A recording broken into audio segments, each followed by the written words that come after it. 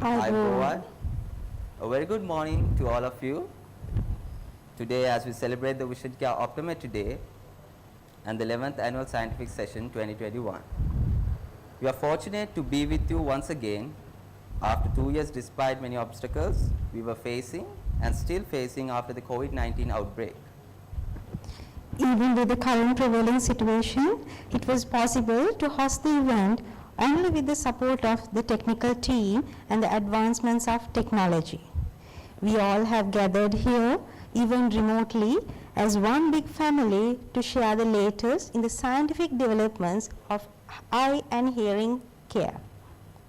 The sessions today would give us a different kind of experience as the event marks a remarkable history, as this is the first live event organized in our country to virtually present the scientific researchers.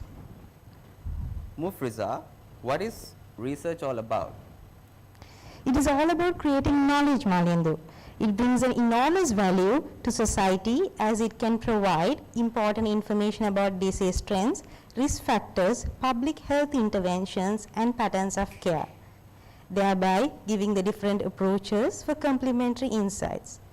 So all these research findings are expected to enhance expertise and the clinical skills of our clinicians. That would provide a rich environment in teaching and developing our trainees at our academy. Let's go with the tradition, beliefs of a nation and its people. So let us start our Vision Care Optometry Day and 11th Annual Scientific Session 2021. Let's all join for the national anthem.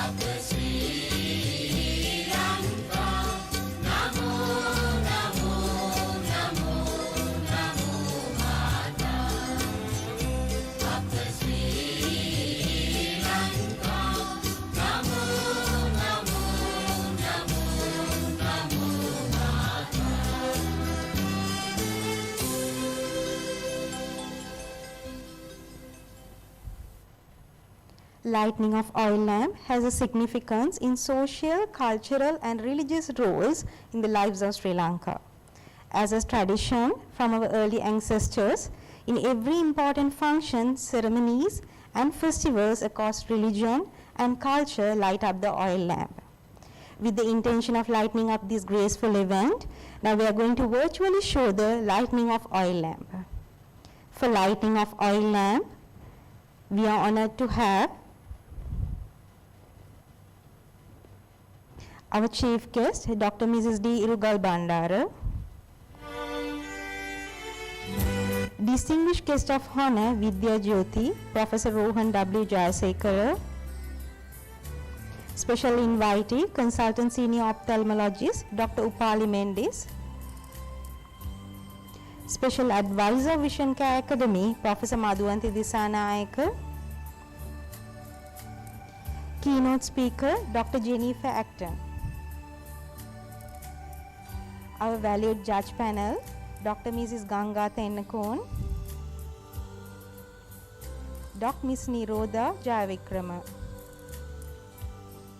Ms. Ananta Lakshmi, Dr. Mrs. Vasantika Estuduagi, Directors, Mr. Dasanta Fonseca, Mrs. Kumari Fonseca, Mr. Janaka Fonseca, Mr. Harsha Maduranga, representing the entire island-wide branches. Representing Audiology Department, Ms. Chatira Sirivardhana. Representing Financing Department, Mrs. Hiranti Pereira. Mr. Srimanta Vevalvala, representing entire Sales Department. Head of HR and Admin, Mr. Sudarshana Vikramarachi. Representing entire testing staff, Mr. Manjula Ranavira. Representing Vision Care Academy lecturers, Mr. Chaturanga Fernando and Mrs. Geeta Vijayaratna. First employee at Vision Care and representing all Vision Care employees, Mr. Manulal Laknatha. Head of Vision Care Academy, Mr. Vidya Jayaratna. And President of Optometry Day 2021 and representing all students from Academy, Mrs. Sachinta Dasanayaka.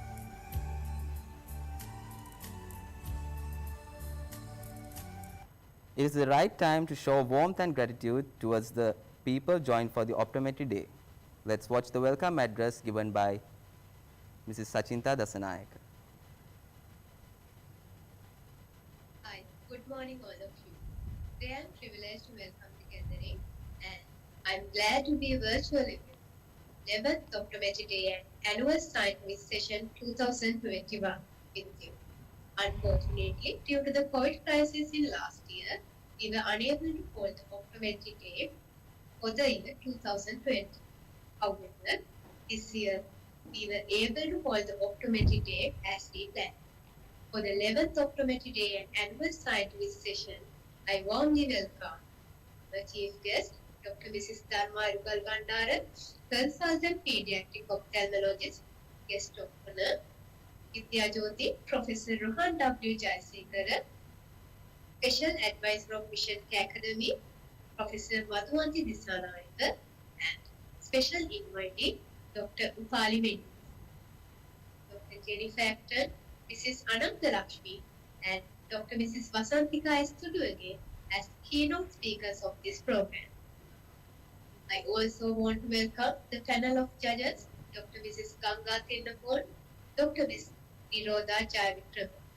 I also want to welcome Mr. Dasanta Fonseca, Chairman of Vision Care Optical Services, Mrs. Kumari Fonseca, Director of Professional Affairs and Vision Care Academy, Mr. Janaka Fonseca, Managing Director, and all the managers of Vision Care Optical Services. And I also want to welcome committee members and all the staff members who are watching this live video feed across the country. I think this will be a remarkable experience to all of us. Because this is the first time we are doing such a virtual program with live stream in the field of optometry. This year, our theme is Vision for Reality. To spread the message about the significance of scientific application in the daily life of people and to display all the achievements, efforts, and activities in the field of optometry. And I would like to take this opportunity to show the competitors who are doing research studies. So I'm quite sure today's scientific session will help you to reveal the science for practical life. So now let the 11th Optometry Day and annual scientific session begin. Welcome to the great learning session. Thank you.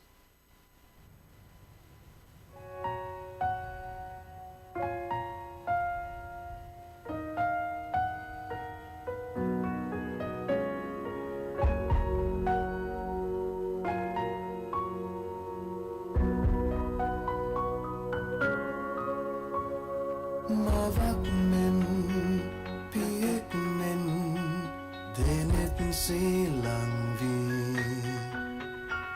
Desavane, denayane, surakumai dakme. Samage, suasada, yugaye, navadanu yoda obaha.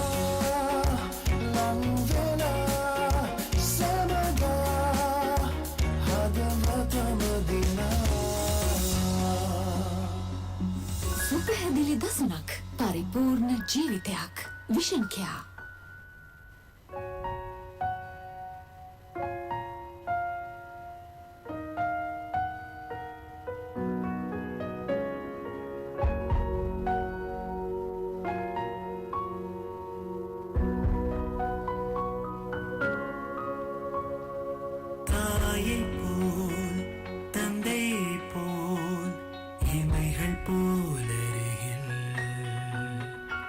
செவிகளின் விழிகளின் நலனை தேடியே சுகமாய் வாழ்ந்திடவே யுகத்தின் உயர்த்திடனுடனே எமது மனதுடனே என்றும் வருகில்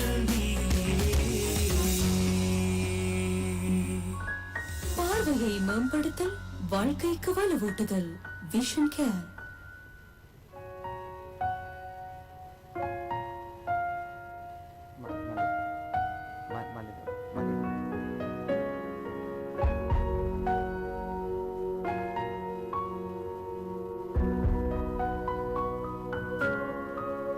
Like a mother, like a father, watching over you.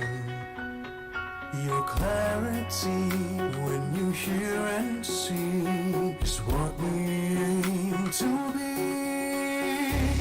For you and everybody with the latest in technology, caring for your health and happiness every day, giving you all very blessed. Enhance vision, empower life, vision care. It was enthusiastic to listening the song. Now it's an immense pleasure to introduce our Honorable Chief Guest, Dr. Mrs. Irugal Bandara, who studied at the Medical Faculty, University of Peradeniya, Sri Lanka, worked as a postgraduate trainee at York Hill Children's Hospital, Glasgow University, Scotland, UK in 1998-2000, and also as a postgraduate trainee at Eye Hospital, Colombo. Madam has involved in publications of college guidelines for screening of retinopathy of prematurity in Sri Lanka in 2009 and updated guidelines of ROP screening in 2019. She has won the prize for the best paper on ocular injuries presented to Casualty Unit, Eye Hospital, Colombo in 2003 since 2000. She has rendered her services as a consultant ophthalmologist and a medical officer. At present, she is a consultant pediatric ophthalmologist at Lady Ridgeway Hospital, Colombo, Sri Lanka. We are very grateful to you, Madam, for joining here with us. I request Madam to enlighten the audience with your words.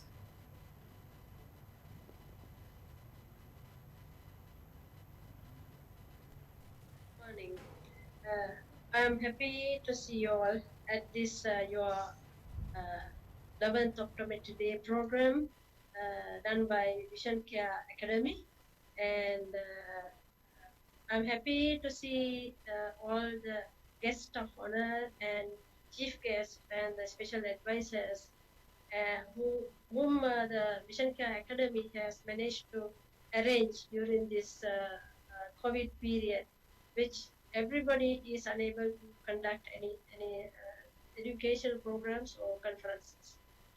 And I'm happy to see my teacher, Dr. Upali Mendis, who is coming here as the special advisor, and he is the senior consultant ophthalmologist who was at Eye Hospital Colombo, and he is the one who inspired me to do pediatric ophthalmology, especially when he arranged me to have a training in Scotland under Professor Gordon Dudley. And the guest of honor, Vidya Jyoti, Professor Rohan Jayasekara, the chief guest, the keynote address done by Professor Madhuvanti Disanayake. She is the professor in anatomy and consultant ophthalmologist and one of my colleagues. And the keynote speech, Dr. Jennifer Acton, senior lecturer optometrist and the director of recruitment and admissions, School of Optometry and Vision Sciences, Cardiff University. Miss Anand Lakshmi, who will be giving the keynote speech, and she is the AGM ECP Training and Development Professional Service Department in Isla, India Private Limited. And the keynote audiology is done by the Dr. Mrs. Vasantika Tuduagi, consultant ENT and head and neck surgeon. I'm happy to see all these eminent speakers the Vision Care Academy had managed to arrange for this program. And I'm here to present my speech that is long-term follow-up of ROP. Actually, the long-term follow-up of ROP is something which is new to us. It's because we had retinopathy of prematurity patients earlier in our country. They were not surviving much longer to have retinopathy of prematurity. But since the Vision 2020 program was from its inception in 2000, in the year 2000, the premature babies are surviving, and so more and more we are seeing retinopathy of prematurity. And as a Vision 2020 program, there is a prevention of blindness program in children, which is specially addressing the retinopathy of prematurity in our country. So as a result, now we are seeing more and more bigger children or adults coming up with retinopathy of prematurity who are surviving as adults. So as you all know, retinopathy of prematurity is a disease of developing retinal vasculature in premature infants, especially the babies who are born less than 32 weeks. It depends on the country. Actually, in our country, it is less than 32 weeks, and the birth weight less than 1,500 grams, and who have other comorbidities like sepsis, and whether they have undergone surgeries and whether they had received blood transfusions. All that matters when they develop retinopathy of prematurity. So each country has their own screening criteria. In our country, the screening criteria is 1,500 grams birth weight and less than 32 weeks of gestation. But I think you all may be knowing the babies in our country now they are surviving even at 25 weeks of gestation.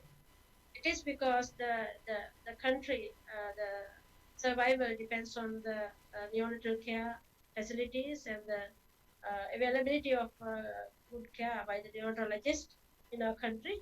which is happening, and as a result, we are seeing more and more bad ROPs, which we have to manage, and ultimately they will survive as adults, and and it is our part as ophthalmologists, it's our duty as ophthalmologists to make sure they are seeing well. And it is a disease of the modern era where application of technology to save lives of these premature children is associated with sight-threatening consequences. The first ever cases have been this ROP was first reported in 1940, and since then, earlier it was called to be associated with oxygen, and but nowadays we know it's not only oxygen, that is the baby's prematurity and low birth weight and poor weight gain, and all that is important in deciding whether they are going to develop a retinopathy of prematurity or not. And actually, the WHO is estimating by 2020 the ROP will be the single largest cause of potentially vulnerable blindness in children. And I'm happy to inform you all that even in our country, we are able to we actually as a team, all our ophthalmologists are screening our babies at their units, and there's a good referral system in our country. And as a result, we are able to avoid blindness in many children. So, and when they are surviving, the various retinal and non-retinal complications have been reported in children with ROP, and there is complications also increase with increasing severity of the retinopathy of prematurity. And when they become adult, actually the following the acute phase of ROP, the vascular activity diminishes and the retinopathy of prematurity may regress. Once regressed, the retinal changes may occur, including peripheral vascular abnormalities, pigmentary changes of the retina, cicatricial vitreoretinal interface abnormalities, the peripheral retinal folds, lattice-like degenerations and dragging of the retina, retinal breaks, and tractional and reticular detachments. All that is mainly in patients who have not undergone successful treatment of retinopathy of prematurity. And there are complications which are occurring due to poor control of their retinopathy of prematurity or poor treatment they receive in infancy. At the earliest stages of retinopathy of prematurity, we have to treat them. Sometimes when they are around 3 weeks or between 3 and 6 weeks, we have to treat them. Otherwise, they will develop all these retinal changes, retinal complications later on in life. And but there are some complications which we are unable to prevent, like myopia, which is occurring in about 80% of patients with retinopathy of prematurity, and they can develop strabismus, they can and amblyopia, and they are common residual findings. And according to this study, the prevalence of strabismus ranges from 23 to 47% of patients who have retinopathy of prematurity. And other complications are decreased visual acuity and macular ectopia, nystagmus, and retinal breaks, cataracts, microcornea, and ankylosing glaucoma, and the macular degeneration, which also will lead to poor visual outcome later on in life. So strabismus, there are 2 studies done in India. They have found that there's a study of principles that is given in my previous slide, done by Dr. Subhadra Jalali, who is a leader in managing retinopathy of prematurity children in India. And they have found that 13 to 20% of patients who have ROP will develop strabismus. Compared to normal children without ROP, there's only a 4% incidence. So it shows the importance of the opticians and the orthoptist and low vision technologists who are important in managing all these patients long term. So this slide shows that is retinal tear and fibrosis and the partial retinal detachment in a patient who is an adult now. And this shows minimal peripheral retinal changes with adult ROP, including vascular straightening, which is shown by the yellow arrow, and the pigment stippling, which is shown by the black arrow, those are late persistent changes of ROP, and which is not related to the whether they have received the treatment or not. And this type of breeze dragging and the straightening of the vasculature in the posterior ball, they are related to poor control of retinopathy of premature. That is poor treatment. These are due to poor treatment, which is not done early. And I must tell you that in our country, we used to treat patients between 3 and 6 weeks, and sometimes it may be quite late, as 45 or 50 weeks of gestation. And the bottom slide 3 shows the changes which is occurring in the retina in a OCT. There is a foveal contour abnormalities. There's a broadening of the foveal contour and flattening of the chylus and macular atropias, which sometimes we are unable to prevent. And so the following acute phase of ROP, the vascularity will diminish and the ROP might regress. Once this regress, retinal changes may occur, including peripheral vascular abnormalities, pigmentary changes of the retina, cicatricial vitreoretinal interface abnormalities, peripheral retinal folds, and lattice-like degenerations, dragging of the retina and retinal breaks, and tractional and regular-genus retinal detachment. This shows a retinal fold which is occurring in the periphery of the retina. And it is known that the preterm birth affects the normal retinal development and function. Optical coherence tomography studies have demonstrated that the total retinal thickness at the fovea is increased and the foveal avascular zone is smaller in children born premature than in the children who are born at term, regardless of the presence whether they have ROP on. So the foveal contour abnormalities with shallow or absent foveal depression in infants born premature, and the relevance of the changes on vision is yet to be established. There are some cortical cerebral effects as well, which can be confused with the retinal changes. It's because this retinal changes itself can lead to blindness, but sometimes we tend to see that children who are not reading, they are treated as having cortical visual impairment. So we have to find out whether it's cortical visual impairment or whether it is due to retinal problem. So cortical visual impairments were mainly these babies who are born premature, who will have hypoxia, who had received oxygen, who had prematurity, low birth weight, transfusions, all the problems may show periventricular leukomalacia. Periventricular is the nerve fibers which is around the ventricles are affected. That is where the visual optic radiation fibers are going on the visual cortex. So once that is affected, patient can have cortical visual impairment, no vision, and all that. So,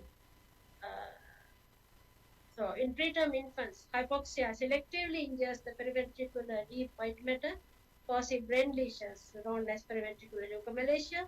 Since the optic radiation and the cortical spinal motor tracts travel within the periventricular white matter, periventricular leukomalacia is strongly associated with cortical visual impairment. The reported incidence of periventricular leukomalacia ranges from 4 to 15% in most studies, An Indian study found an incidence of 36% in cohort of very low birth weight infants. Very low birth weight is considered as babies who are born less than 1,000 grams of birth weight. And the presence and severity of perpendicular brain damage may be more important than consideration of birth weight alone in extremely low birth weight in predicting which preterm in children will be greatest at risk for experiencing visual-motor problems at 6 years of age. The babies also are more prone for, as adults, they are more prone for glaucoma and cataracts. And so early onset cataract and acute angular closure glaucoma frequently occur in the third decade. And it is mainly due to abnormal development of anterior segmental structures and anterior displacement of the lens iris diaphragm. That is proposed etiology of this anterior pathology. And this patient's glaucoma is an important sight-threatening complication among the children, particularly with severe stages of ROP, and which nearly one-third of all eyes which are operated at stage 5 ROP. Stage 5 is where there is detachment, and so they are developing glaucoma. And elevated intraocular pressure can occur secondary to advanced ROP itself, and the following surgical treatment of retinopathy of prematurity. It's because as a result of the treatment, also they can develop various mechanisms of glaucoma in eyes with retinopathy of prematurity has been proposed. These include forward displacement of the lens iris diaphragm with progressive or acute angle closure glaucoma, cicatricial ROP, neovascular glaucoma, glaucoma following intraocular surgery, ciliary block glaucoma, and arrest or delay of angle development. So all that postulated to cause glaucoma. And laser for ROP can rarely be associated with recurrent hyphema or elevated intraocular pressure secondary to angle closure, and which may result with long-term sequelae or may need intervention. The refractive errors associated with glaucoma are mainly myopia, astigmatism, and asometropia. And they have found that it's more common in prematures than in full-term infants. And in the neonatal period, the preterm infants have mainly against the rule astigmatism. The astigmatic axis in contrast with the rule astigmatism in full-term infants. However, preterm infants usually lose their astigmatism or become with the rule astigmatic by 6 months of corrected age. In school-age children with preterm birth, there is an increased incidence of myopia, hyperopia, and astigmatism. So, refractive errors at 10 years of age are 4 times more common in those born premature. That is about 29% and, than in those born at birth.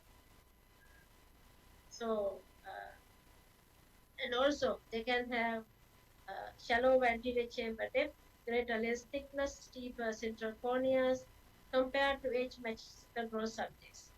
So, the presence of ROP is associated with considerably shorter anterior chamber depth, thicker lens, higher myopia, and astigmatism. So, it has been stated that whereas hyperopia is due to short axial length, myopia is formally preterm baby is mainly attributable to the anterior segment components rather than to increased axial length.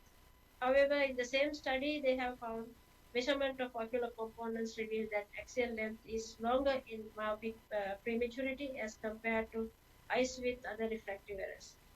This implies that myopia of prematurity is mainly axial, but axial length appears to be relatively short, as steep cornea, shallow anterior chamber depth, and thicker lens also contribute towards the myopic error, as opposed to ordinary myopia, where these components tend to reduce the myopic error. So, in conclusion, for a foreseeable future, ROP is here to stay, not just in United States and the developed countries, but globally. The current population of formerly premature adolescents and adults is comprised of two distinct subgroups based on whether peripheral retinal ablation was performed or not. The common denominator of these groups is the significant incidence of late retinal complications even with minimal cicatricial ROP changes. So lifelong monitoring is necessary, and these patients should be regarded as forever being premature. And especially in our country, the Vision Care Academy and the people who are dealing with control of the myopia, the refractive errors, the correction of refractive errors, astigmatism, amblyopia, uh, and also the cortical visual impairment are very important. It's because we have only few pediatric ophthalmologists in our country.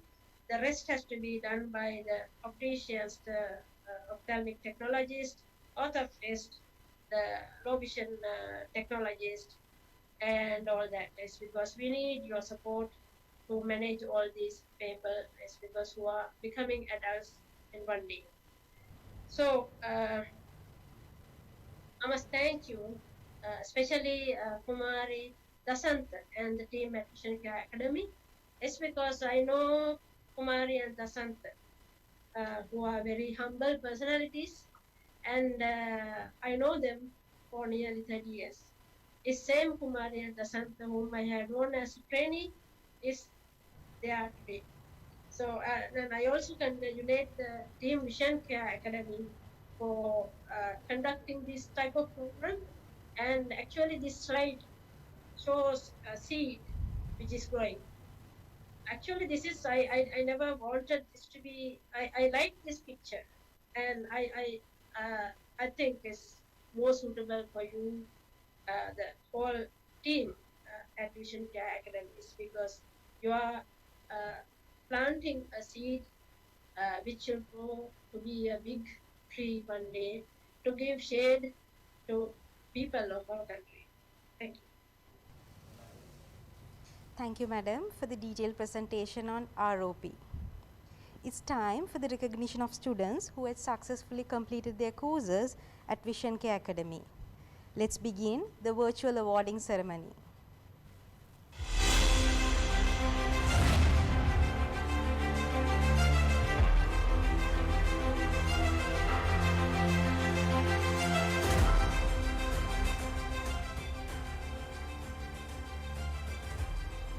Certificate for the ophthalmic assistant batch for the year 2019. Miss Sanduni Asha, Miss Ashan Pramila Madhushankar, Miss Devumi Devanarayana, Miss Nuwandara Netsarani Pereira, Mr. Dushan Dilka Anthony,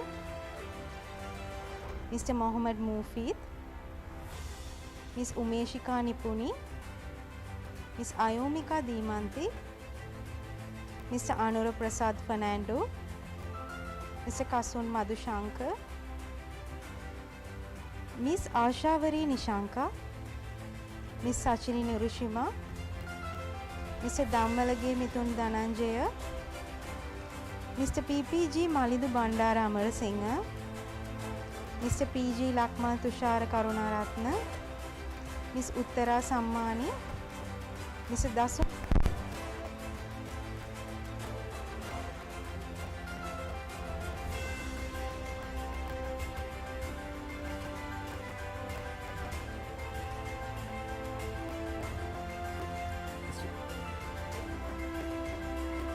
Miss Rajini Anupama, Miss Samadhi Madhushani, Mr. Nadira Pratibha, Miss Sitmi Kavisha,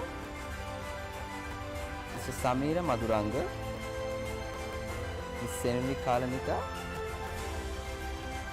Miss Samila Sandamali, Mr. Nimesh Rashmi, Miss Punsara Ranatunga, Miss Lakshika Rasangi, Miss Sanduni Tatsarani, Mr. Yasite Madhushan, Mr. Ramal Shaluka, Mr. Arudupragat Kirtanan, Certificate in Dispensing Optician, Batch 7, Year 2019, Miss Shiny Koshila, Mr. Dylan Savinder, Miss Manavadu Ishanka Suraji, Miss Sachini Navanjana, Miss Linda Menu, Miss Hansika Sandamali, Mr. Sohan Sandakalu, Miss Saranya, Miss Sanju Selim, Miss Induni Mandira, Miss Sandeepa Jayalal, Mr. Dinusha Chaturanga, Miss Lekika Kaushalya, Mr. Tirina Fernando, Miss Diana Sasikumar, Miss Navanjana Ranatunga, Miss Pamoda Madhushani, Miss Sintusha, Mr. Lahiru Udayanga, Miss M.A. Dilrukshi, Miss Sitara Pannilage, Miss Y. Usha. Certificate in Dispensing Optician, 6th batch, year 2018, Mr. H.M. Chintaka Niranjan, Miss K.A. Nishadi Kalpana, Miss Dedunu Pereira, Miss Apeksha Veerasinghe, Mr. Ganeshan Premaraj, Mr. Sandakalu Mudavatta.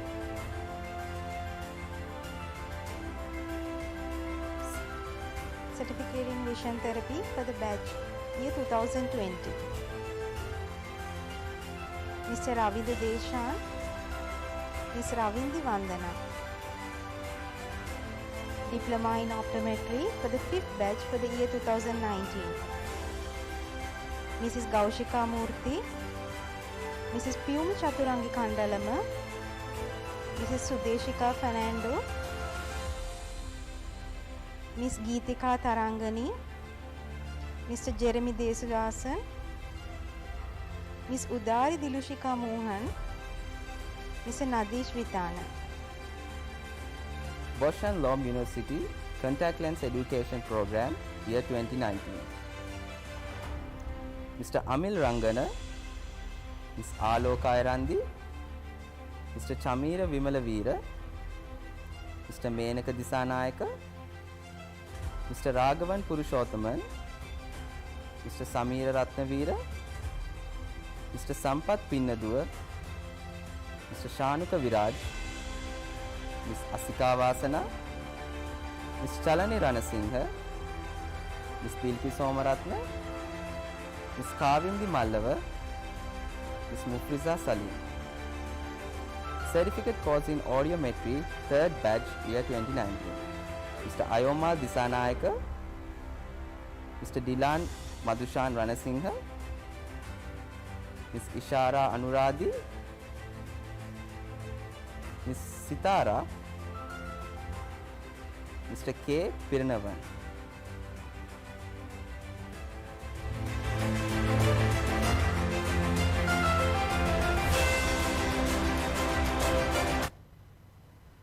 Optometry ranks amongst the leading healthcare profession.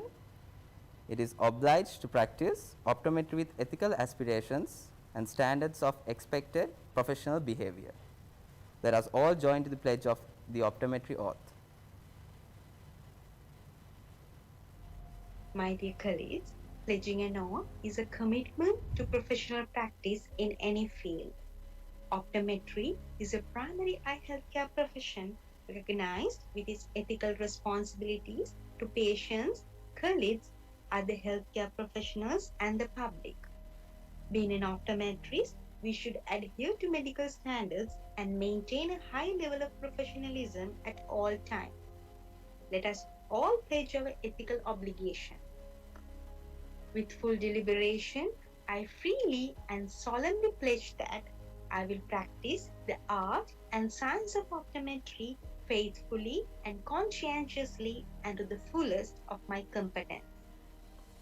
I will uphold and honorably promote by example and action the highest standards, ethics, and ideas of the profession of optometry. I will provide professional care for those who seek my services with concern, with compassion, and with due regard for the human rights and dignity. I will place the treatment of those who seek my care above personal gain and strive to see that none shall lack for proper care. I will hold as privileged and inviolable all information entrusted to me in confidence by my patient.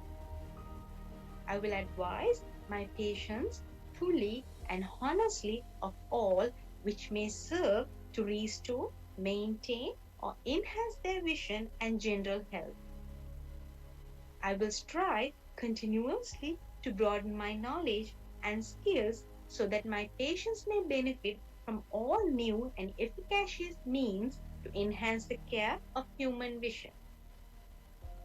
I will share information cordially and unselfishly with my fellow optometrists and other professionals for the benefit of patients and the advancement of human knowledge and welfare. I will do my utmost to serve my community, my country, and mankind as a citizen as well as an optometrist. I hereby commit myself to be steadfast in the performance of this solemn oath and obligation. Thank you.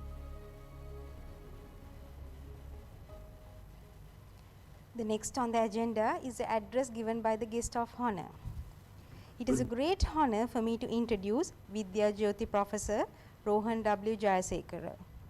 He is a medical geneticist, a fellow of the Galton Institute, London, a chartered biologist, a fellow of the Royal Society of Biology, London, and a member of the New York Academy of Sciences. He is also an honorary fellow of the College of Surgeons of Sri Lanka, an honorary fellow of the College of Ophthalmologists of Sri Lanka, a Commonwealth Scholar and a Commonwealth Senior Medical Fellow. Professor Jayasekara holds a PhD in cytogenetics which he obtained in 1981 while on a Commonwealth Research Scholarship at the Department of Human Genetics, University of Newcastle, UK. He was a chair and the senior professor of anatomy and the founder director of the Human Genetics Unit of the Faculty of Medicine, University of Colombo, which he established in the country in 1983. A pioneer in the field of medical genetics in Sri Lanka. He introduced and formally established the field of human genetics in Sri Lanka. Professor Jayasekara had an illustrious teaching and a research career spanning of 48 years in the Faculty of Medicine, University of Colombo, and is also one of its former deans. He is presently Emeritus Professor of Anatomy at the Faculty of Medicine, Colombo, and continues with his undergraduate and postgraduate teaching commitments. At present, he is a medical director of the Selinko Radiation Center and the chairman of the advisory board of the Golden Key Hospital. Today, we are privileged to have an opportunity to listen to you, sir. Good morning, ladies and gentlemen. The chief guest, Dr. D. Irugal Bandara, consultant pediatric ophthalmologist. Mr. Dasanta Fonseca, chairman and CEO of Vision Care Optical Services Private Limited. Mrs. Kumari Fonseca, director, Vision Care Academy. Mr. Vidya Jayaratna, head, Vision Care Academy. Members of the board of directors of the academy. Dr. Upali Mendis, special advisor and senior consultant ophthalmologist. Professor Madhuvanti Disanayaka, professor in anatomy and consultant ophthalmologist and also special advisor. Dr. Jennifer Acton, senior lecturer, optometrist and director, School of Optometry and Vision, University of Cardiff in the United Kingdom. Mrs. Anant Lakshmi, Assistant General Manager, Essilor India Private Limited. Dr. Vasantika Tuduage, Consultant ENT and neck surgeon, Consultant Ophthalmologist, Optometrist, special invitees, ladies and gentlemen.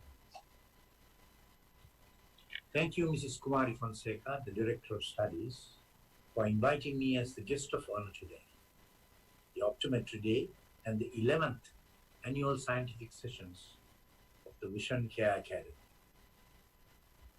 I remember quite vividly my presence at your 5th annual sessions in June 2014 as your chief guest. I'm extremely happy to be present here today and share this special occasion with you. In an attempt to foster and contribute to the development of the field of optometry in this country, the Fonseca's Dasanta and Kumari founded the Vision Care Academy. This academy, a well-equipped academic institution, has blazed a trail of progress and success, which is very plain to see, with its wide range of certificate and diploma courses in optometry and practice, audiometry,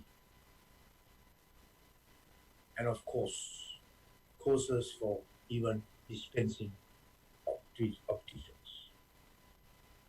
I'm not one bit surprised at the success the Academy has achieved in this short span of 13 years. This pioneering couple always had the essential ingredients for success.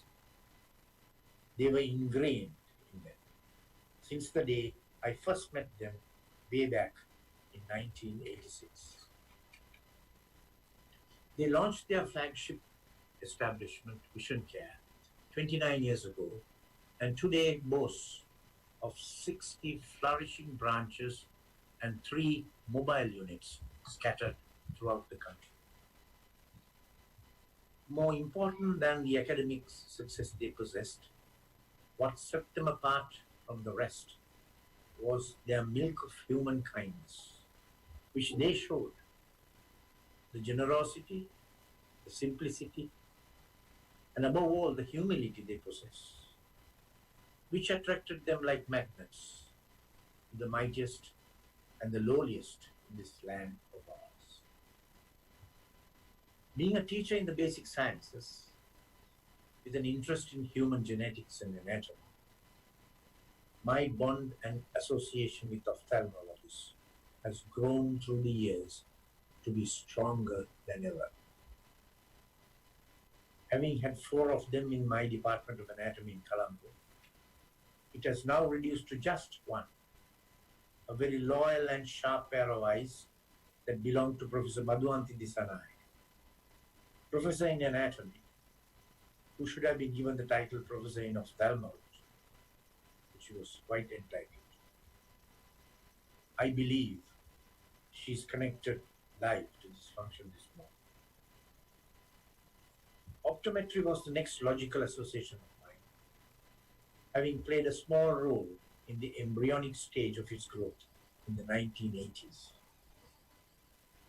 In 2014, at the 5th annual academic sessions of the Vision Care Academy, I spoke of the concept of behavioral optometry, which explores and examines how the visual input at the eye is dealt with in the brain and how it integrates with other brain processes. Example, hearing movements, touch, and so on. I'm so happy to observe that during my frequent visits to your academy, that a fully developed service has been established at premises 505 for the analysis, diagnosis, and treatment of problems, particularly in the vision of children and, of course, in adults, including the analysis and strengthening of visual skills of sports persons, a service presently used by many national sports persons. My heartiest congratulations to you, Mrs. Kumari Fonseca, for spearheading and establishing this unit, catering to a national need. This year's theme of the sessions is Vision for Reality. This concept, it seems, is a very relevant and appropriate theme at the present time, with the SARS coronavirus 2 impacting all health services in Sri Lanka, including that of eye care.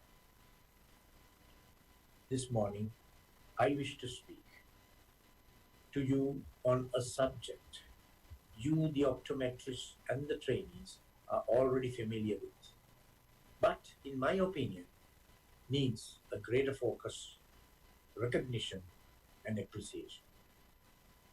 It is about the greater usefulness of a comprehensive eye examination. A comprehensive eye examination conducted by an ophthalmologist or an optometrist doesn't just determine if you need eyeglasses or contact lenses. It is not just vision screening, the reading test which is carried out as a part of the general health examination for the purpose of employment or an annual checkup. In fact, you, the optometrist, should also carefully look at all aspects of eye health, which can help provide a clearer picture of the overall health of the patient. They say now that comprehensive eye examinations go well beyond the goal of 20/20 vision. The American Optometric Association, AOA, through their IQs survey of 2020 realized that it is time to make comprehensive eye examinations a critical part of one's overall health maintenance, equal to the annual physical examination with the primary care physician. In my mind, I felt that an optometrist, when requested to perform a test on a client, should, before doing so, spend a few minutes in front of the clients, observing their faces, speaking to them, and observing the movement of the facial musculature. Next, one should look at both eyes critically from outside and instruct the patient or client to blink a few times. Then, gently, the optometrist should begin their observational tour, making their way from the skin of the face around the eyes to the lids, observing their state of health, then move towards the conjunctiva, sclera, and cornea, observing their state, and finally, they should end this general clinical tour, assessing the status and functioning of the iris and pupils. This journey alone, which may take less than 2 minutes, may reveal volumes of information on the general health status of the patient. The real journey begins when you decide to examine the chambers of the eye. The retinal vessels, for example, are unique in a way, as they are the only blood vessels of the body that can be observed live. So, what you see is a sample of the vasculature of an individual. No wonder then that the eyes were referred to as the windows to the soul. In my opinion, the eyes are not only windows, but unopened doors for clinicians and optometrists to unlock, enter, and discover the malfunctioning human body. Perhaps I should modify it and say that eyes are the windows to the heart too. Alicia Rudnicka, a professor at the Population Health Research Institute at St. George's University of London, and lead author of a study in 2020 said, I quote, when blood pressure and arterial stiffness levels go up, this translates into a change in the small vessels at the back of the eye. These microvessels, she said, get narrower and more wiggly or tortuous. While these changes don't signal vision problems, Rudnicka said, if what's happening in the rest of the body is reflected in what's happening at the back of the eye, what we see there could be a flag. This makes us shift retinal morphology assessments from being just a research tool to incorporating it into clinical practice. They found that greater arterial tortuosity or curvature in the retinal vessels was associated with higher systolic blood pressure. They also found that narrower retinal blood vessels were associated with higher mean arterial pressure, and stiffness of the walls of the arteries supplying the heart. As you can see, the optometrist is in a crucial position to observe and detect the early signs of conditions or diseases, a list which, when compiled, is very, very long. Just to name a few, there are rather simple observations: the drooping eyelids in myasthenia gravis, protruding eyeballs in Graves' disease, skin cancers on the lids or on the faces of your clients, skin cancers such as melanomas and other types of cancers. As you examine the retina, copious or large volumes of information in cells, diabetes and macular degeneration come to the forefront, with even evidence of possible leukemias, lymphomas, retinoblastomas, or metastatic diseases. In addition to the detection of possible high blood pressure, as discussed earlier, aneurysms, suspicion of giant cell arteritis, evidence of multiple sclerosis, pointers to the detection of possible rheumatoid arthritis, sarcoidosis, lupus, and sickle cell disease come to mind, just to name a few. So what happens next if such a detection is made by you, the optometrist?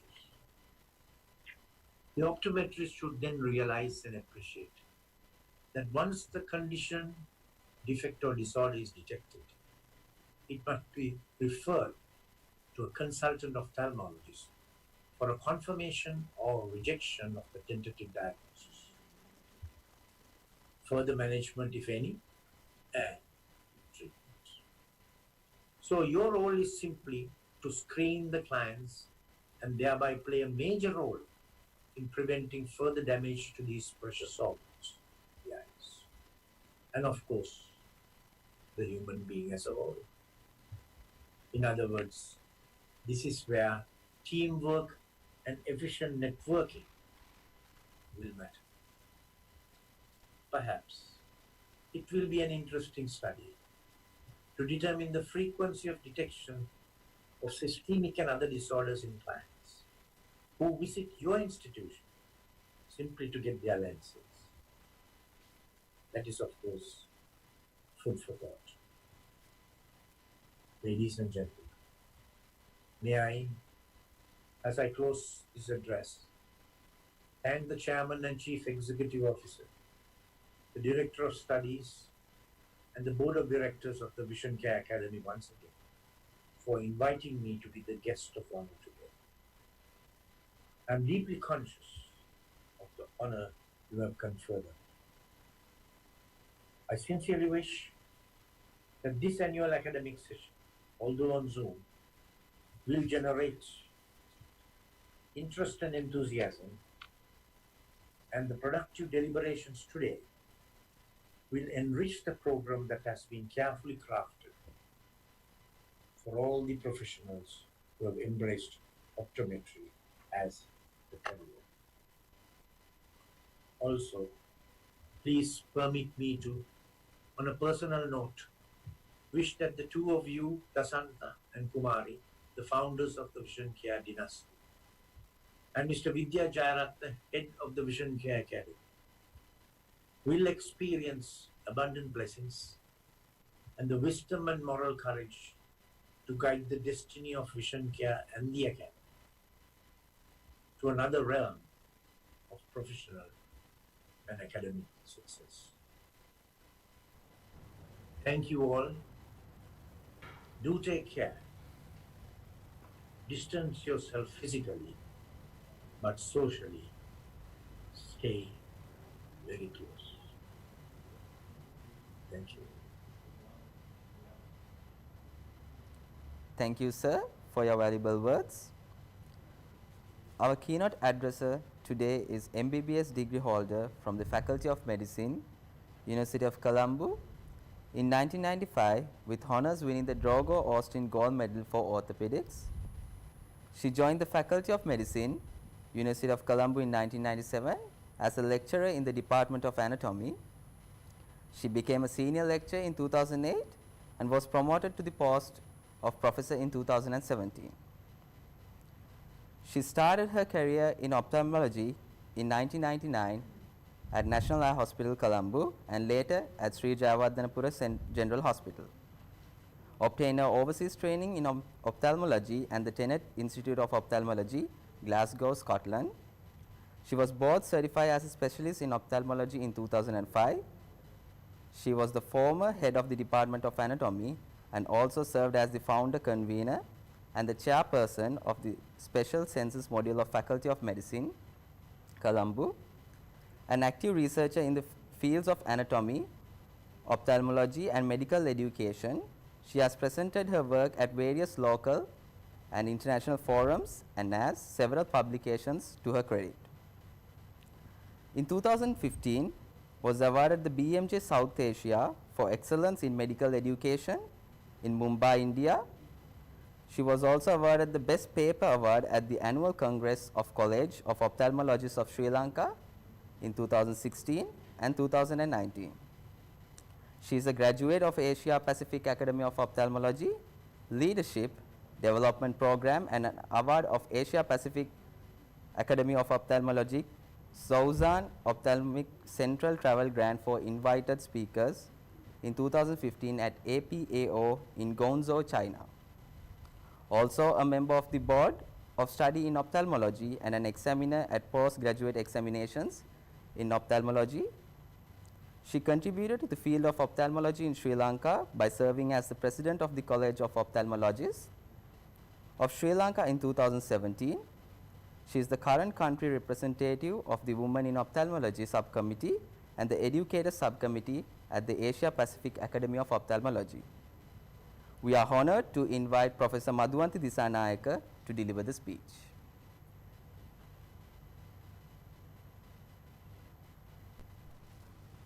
Thank you for the kind introduction. Chief guest Dr. Dharma Irugal Bandara, guest of honor Emeritus Professor Rohan Jayasekara, distinguished invitees, ladies and gentlemen. Good morning to all of you. At the outset, I would like to thank the organizing committee for inviting me to deliver the keynote address for the Optometry Day and the 11th Annual Scientific Sessions of the Vision Care Academy 2021. I would like to congratulate the staff and the students of the Vision Care Academy for their continuous progress. It is my privilege and pleasure to be here today with you at this wonderful event amidst the unprecedented challenges of a global pandemic. Topic of my address today is computer vision syndrome, a condition you deal with on a day-to-day basis, especially during a period of online working and work from home environment. The new normal is that not only the adults but even children have to be in front of a digital screen literally from dawn to midnight. Though it may seem like a panacea, it is not as it shows at all. Patients line up in the outpatients department with numerous complaints related to prolonged working conditions in front of the computer. Not only headaches, blurriness, and red eyes with tearing and difficulty in concentration, but also backache, neck pain, and several other symptoms and signs are there in a number of adults and children. All these symptoms and signs collected together has been given the term computer vision syndrome. The eye-related symptoms include pain, irritation, and grittiness in eyes, blurriness and difficulty in focusing, tearing, photophobia, increased blinking, especially in children, and double vision. Extraocular symptoms include headache, joint pains and muscle pains in the neck, shoulder, elbow, wrist, as well as in fingers, and back pain, as well as leading to inability to concentrate, dizziness, and even aggressiveness at workplace. If you analyze these signs and symptoms, the main etiological factors could be divided into 5 main categories: related to posture, related to computer setting, related to eye muscle fatigue, dry eye, and uncorrected refractive errors. Posture is a key factor that determines these signs and symptoms. As you are working for a prolonged period, if the posture is not correct, most of these signs and symptoms would arise due to the incorrect posture. If you take a person, when he is seated in front of the computer, he should be sitting erect with the back supported well by a chair, and the head should be in the neutral head position with the shoulders relaxed and the back straight. The top of the monitor should be at the same level with the eyes, and the monitor should be about an arm's length away. If you are talking about a mobile phone, it should be at least 1 foot away. If it is the TV screen, it should be at least 10 feet away. In this posture, the elbows should be at 90 degrees bent, and the hip as well as the knee should be at 90 degrees. The chair should be adjustable in height, as the feet should be well rested on the floor. If it is not possible, you have to get a footrest and keep the feet on that. In this diagram, there is something missing, that is the armrest that should be there for the forearm to be rested. As you can see in the other pictures, if it is too further away, or if the screen is at a higher level than the eye level, or it is too close, there can be several problems related to these signs and symptoms. Let's next take the computer related settings. The computer should have a monitor with a anti-glare screen, or the settings should be corrected so that the glare is minimized, and the background lighting should be not too strong, not too dim, so that it doesn't disturb the person who is working.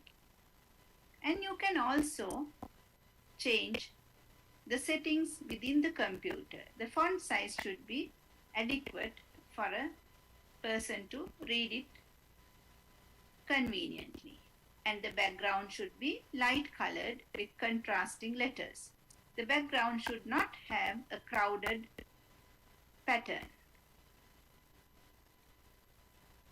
Next, we talk about the eye muscles. The eye muscle fatigue, or the excessive working of eye muscles, can then cause some of these symptoms.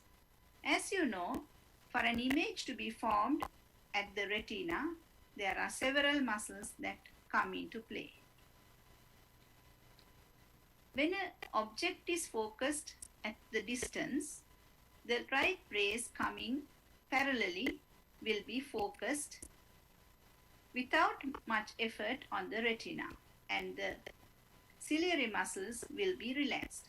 However, when the focus is at a closer distance, the light rays have to be bent, and this will be taking place due to the increased convexity of the lens.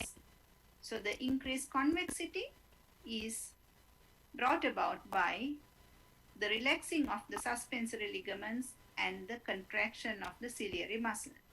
So as you see, when somebody is at close work, the ciliary muscle is always acting excessively.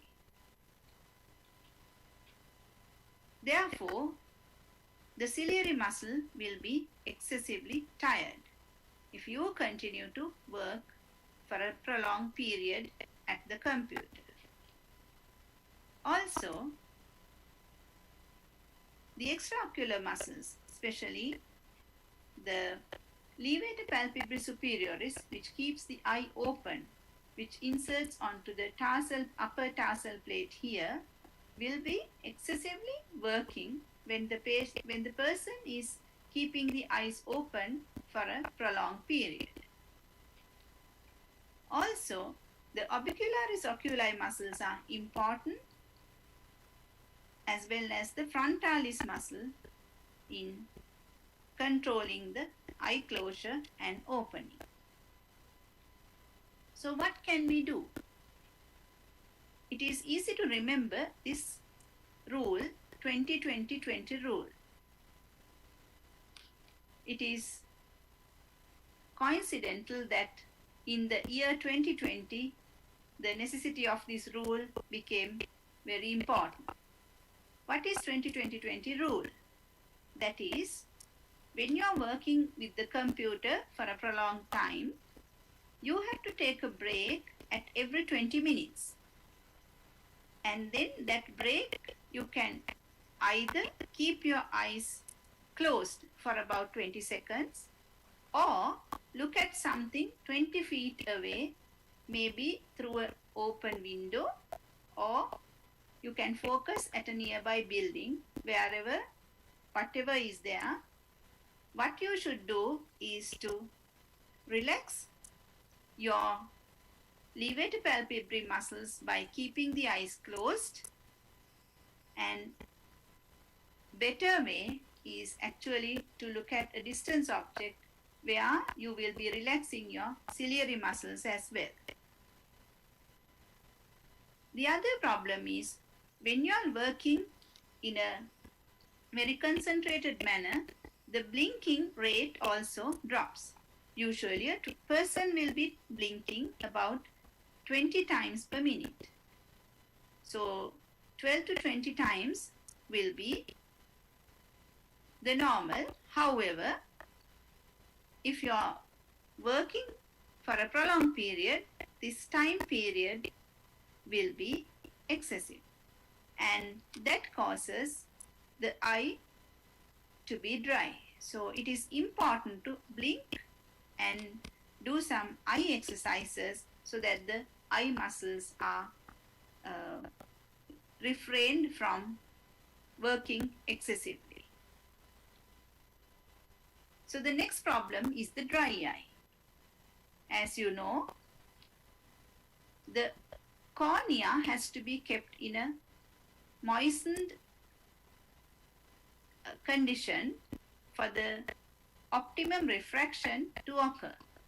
Out of the 60 diopters, 45 diopters refraction is by the cornea-ear interface. So for that smooth interface, the tear film is the key factor. As you know, the tear film is conventionally divided into three main layers. The mucus layer, which is secreted by the goblet cells in the conjunctiva, and the aqueous layer, which is secreted by the aqueous component comes from the tear glands, the lacrimal glands, and secreted onto the ocular surface. The outermost or the third layer is the oily layer, which prevents the excessive evaporation of these watery layers to the outside surface, outside environment, and this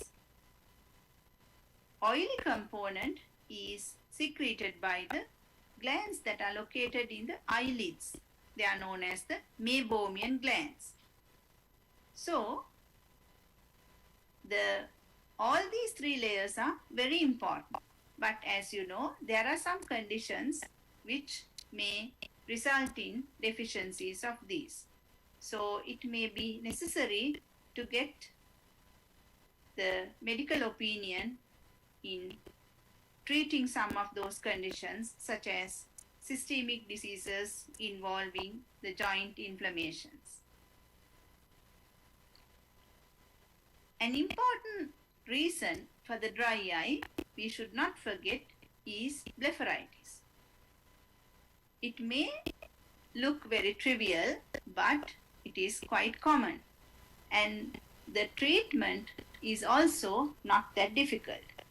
As you can see in these gross examples, you can see the crusting and inflammation of the lid margin, but most of the time the patients are having very mild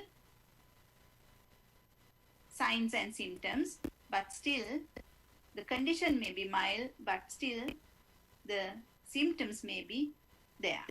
So it is important for you to examine a patient who comes with computer vision syndrome with regard to the eyelids, and if the blepharitis is there, you know the treatment, the lid cleaning with baby shampoo mixed water, hot water. So remember to do that, and the patient will be thankful to you because it may totally relieve his signs and symptoms in some patients. The next, of course, is your familiar grounds, that is the refractive errors. The uncorrected refractive errors are most of the time the main cause of these symptoms, because if the image is not very well focused, the time duration where you keep your eyes open will be prolonged, and that will add to the digital eye strain.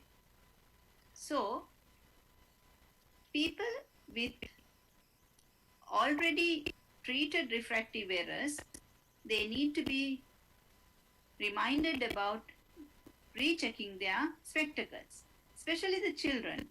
Unless they check every 6 months, the growing child's refractive errors, the changing refractive errors, may not be corrected. And the other category is the presbyopic patients. They may not be using their spectacles properly.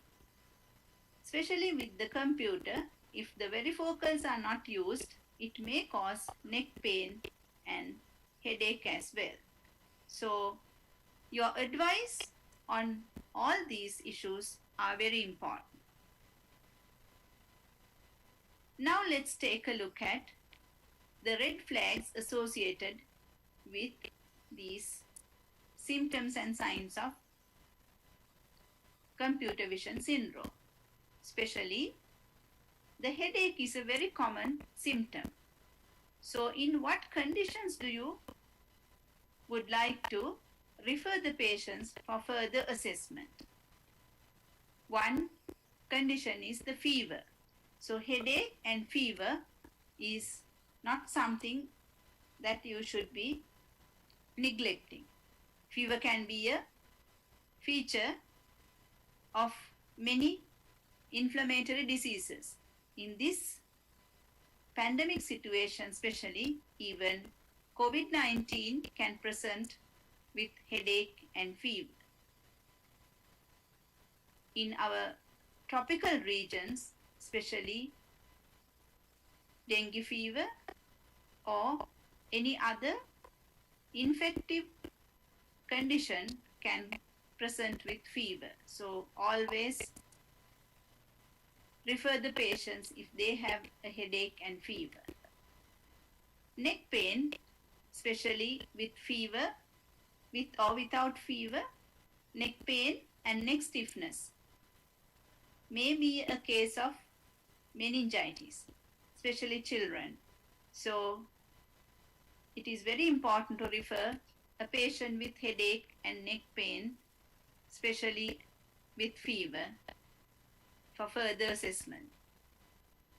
Nausea and vomiting, as you know, can be there in any medical condition. However, when it is associated with headache, the vomiting is very significant. Just before the COVID lockdown, which occurred last year, there was a patient who came to me with vomiting, with a history of vomiting, which was treated by another doctor, but he came to me to change his glasses. When I looked at the fundus, I could see that the optic nerve head was totally edematous and there was venous engorgement, so much so that the blood was trickling inside. It is the first time that I have seen this. So this patient was immediately sent for imaging, and then there was a brain tumor in the temporal lobe. So that is why he had headache and vomiting, which had been suppressed by treatment given earlier.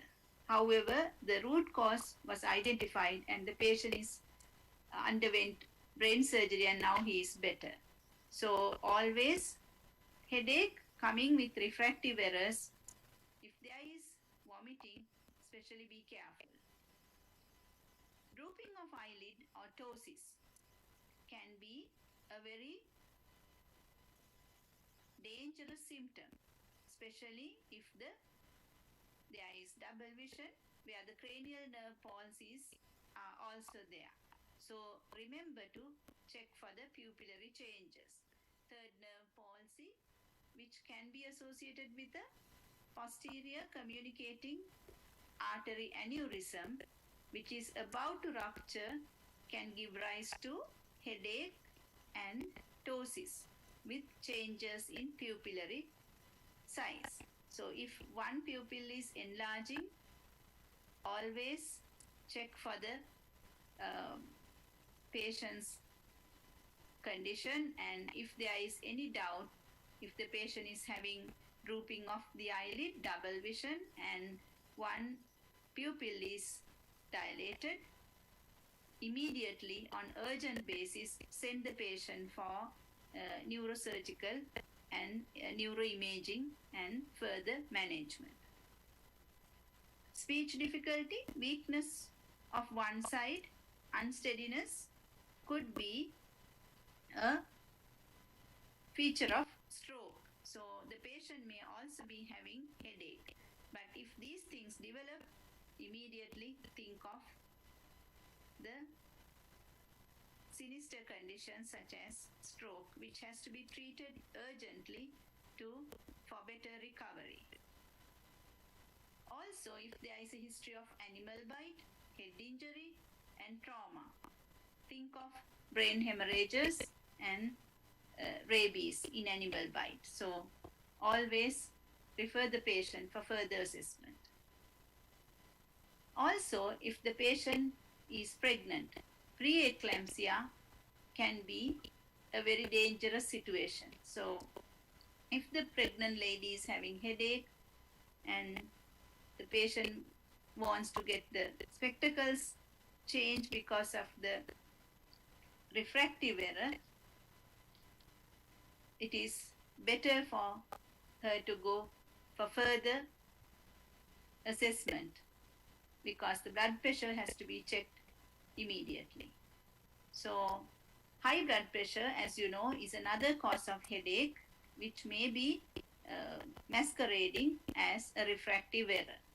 And glaucoma is also another condition that we have to assess, because 50% of the patients who have glaucoma are not actually they don't know actually whether they have glaucoma.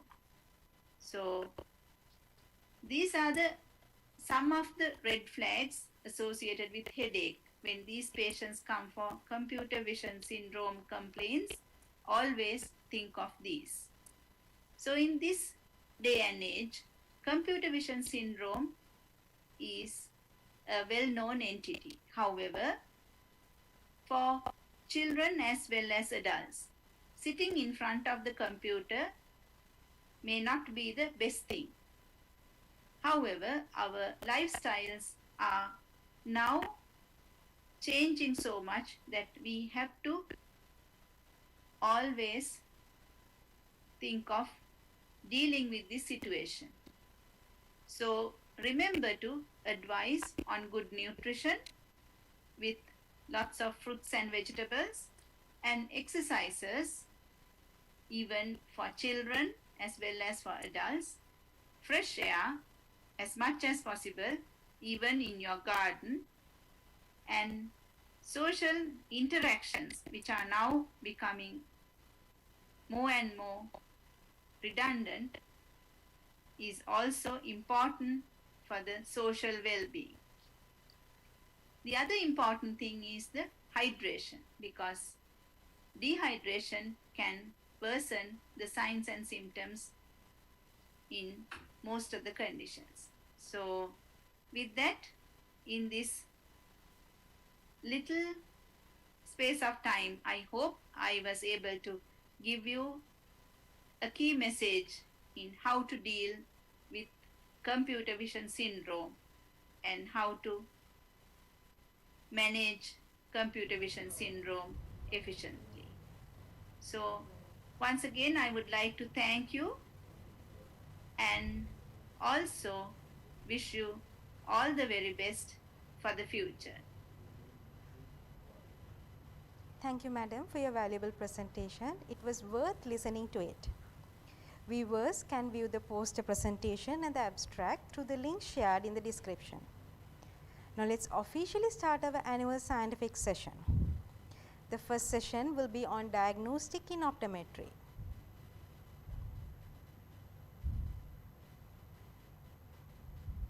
Our first keynote speaker in the first session is Dr. Jennifer Acton. She completed her undergraduate degree at Cardiff University and worked in clinical practice as an optometrist for several years before undertaking a PhD. She then did postdoctoral fellowships at Columbia University and New York University, USA, before taking a lectureship in optometry at Cardiff University in 2012. She is involved in clinical teaching of the optometry undergraduate students. Her research interests include evaluation of visual function in retinal disease and public health research related to eye care. We kindly welcome Dr. Jennifer Acton, Senior Lecturer, Optometrist, and Director of Recruitment and Admissions from Cardiff University, to deliver her speech.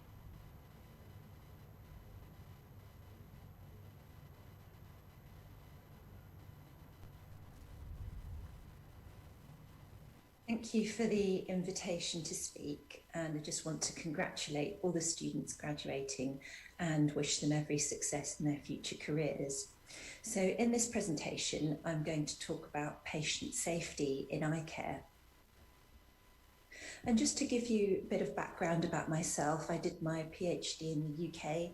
After that, I did my postdoctoral training in New York at Columbia University and NYU. Then I returned to Cardiff University, which is where my research sits, in the Ophthalmic Public Health Group. I'm going to talk about patient safety in eye care, which is a new field of research. However, in general healthcare, there's been quite a lot of research already into patient safety, which has been done for GPs, in therapeutics, in dentistry, and some others. But there's not really very many studies in this area that relate to eye care. And those that do exist are in ophthalmology, mainly relating to the hospital. And the reason why this is important is because although things like errors may not occur very often, when they do happen, we can learn from them to reduce risk and make eye care safer for patients. A patient safety incident is defined as any unintended or unexpected incident that could have or did lead to harm for patients receiving healthcare. The other thing that's also of interest here is a prevented patient safety incident, also known as a near miss. And there's some theory we can use to model some of this. So the Swiss cheese model is a simplified way of looking at accident causation based on some work around human error. And this shows how incidents can occur through gaps in system defenses. These gaps or holes can represent failures, which could involve things like management decisions and organizational processes, so-called latent failures. And the idea is that if a hazard can pass through any system barriers or defenses in place, this can result in an incident occurring. Now, when we evaluate safety incidents, we can look at the factors that contribute to an incident occurring. We can categorize these factors into types. System or organizational factors can mean systems already existing, which could be continuity of care for patients or working conditions. Now, equipment or environmental factors come under what we call error-producing conditions, which could be things like faulty equipment or any hazards in the physical environment. And then human factors are considered active conditions, things like staff making mistakes or not adhering to guidelines, or it could be patients' behaviour, perhaps language capabilities. And this is not about pointing blame so much as identifying the factors to reduce the risks in a healthcare system. And by learning about these factors, we can understand the reasons why care can be unsafe and then use these reasons to help to design safer healthcare systems. And so we research patient safety incidents to get an idea of the incidents getting through the system barriers in order to facilitate learning. And this can then be used to drive policy. Generally, this can be done through the reporting of incidents by practitioners. The reports can then be classified and analysed, which can then be used to help develop interventions to prevent against further incidents. A number of analysis methods have been used in published literature and applied in more general areas of healthcare. And this includes significant event analysis, also root cause analysis. And in fact, there are lots of other ways we can learn about patient safety incidents, not just from incident reporting by practitioners. And so these other sources of evidence can include review of case notes, patient stories, also audits of clinical care and complaints, even mortality figures and so on. And all of these provide different types of information about patient safety. Most of the published research, however, is from analysis of patient safety incident reports.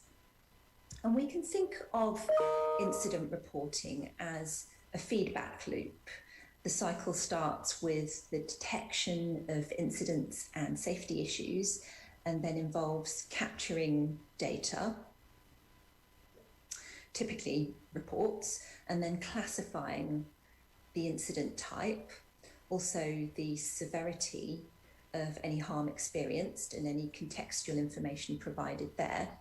And then we have analysis, prioritization of issues for intervention, then investigating the contributory factors. After that comes formulating intervention solutions. And moving around the circle, we have implementation next. So that would be implementing targeted safety changes to improve the quality of care. And after that, monitoring, which would be monitoring the effectiveness of the interventions, which then leads into detection of any further incidents, and the cycle restarts again. So in our research team in Cardiff, we're looking for the work to cover from about 2 o'clock down to 5 o'clock of this circle. We hope to identify priorities, hypotheses around where to focus more in-depth inquiry of specific incidents and their contributory factors. The World Health Organization have a framework for classifying harm severity. It ranges from no harm in green over here through to death on the right-hand side. And with mild to severe, the boxes, the classifications here, these relate to short, medium and long-term harm respectively. And you'll see in these boxes that we have emotional distress as a feature that's being considered. And in the mild stages, in the yellow box, emotional distress is considered to be sort of transient, going up to more permanent difficulties you can see in the severe classification. And we can relate these stages, these classifications, to optometry.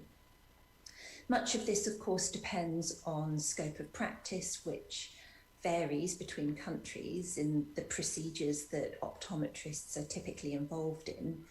And so to give you some examples, under none in the green box, this could be perhaps antibiotic drops were prescribed for the incorrect eye, but then this was realised and amended at the last minute, and so there was no harm experienced. Going up to mild harm, this could be a corneal abrasion, say, from doing contact tonometry. Under moderate, that could be getting contact lens cleaner, rigid lens cleaner, or hydrogen peroxide in the eye, which could lead to a toxic corneal epitheliopathy, a corneal disruption. With severe harm, we're talking about significant vision loss from, say, delayed treatment, which we would define as loss in at least one eye of 3 lines of letters of visual acuity.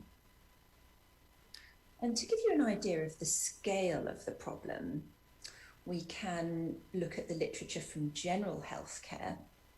And in the general healthcare literature, there's evidence that around 1 in 20 patients are harmed, and of those, around 12% are severe. Mostly, we know it's a system problem rather than individuals, but really very little is known about the errors in eye care, and certainly those in primary care optometry. So having a system to report patient safety incidents is important.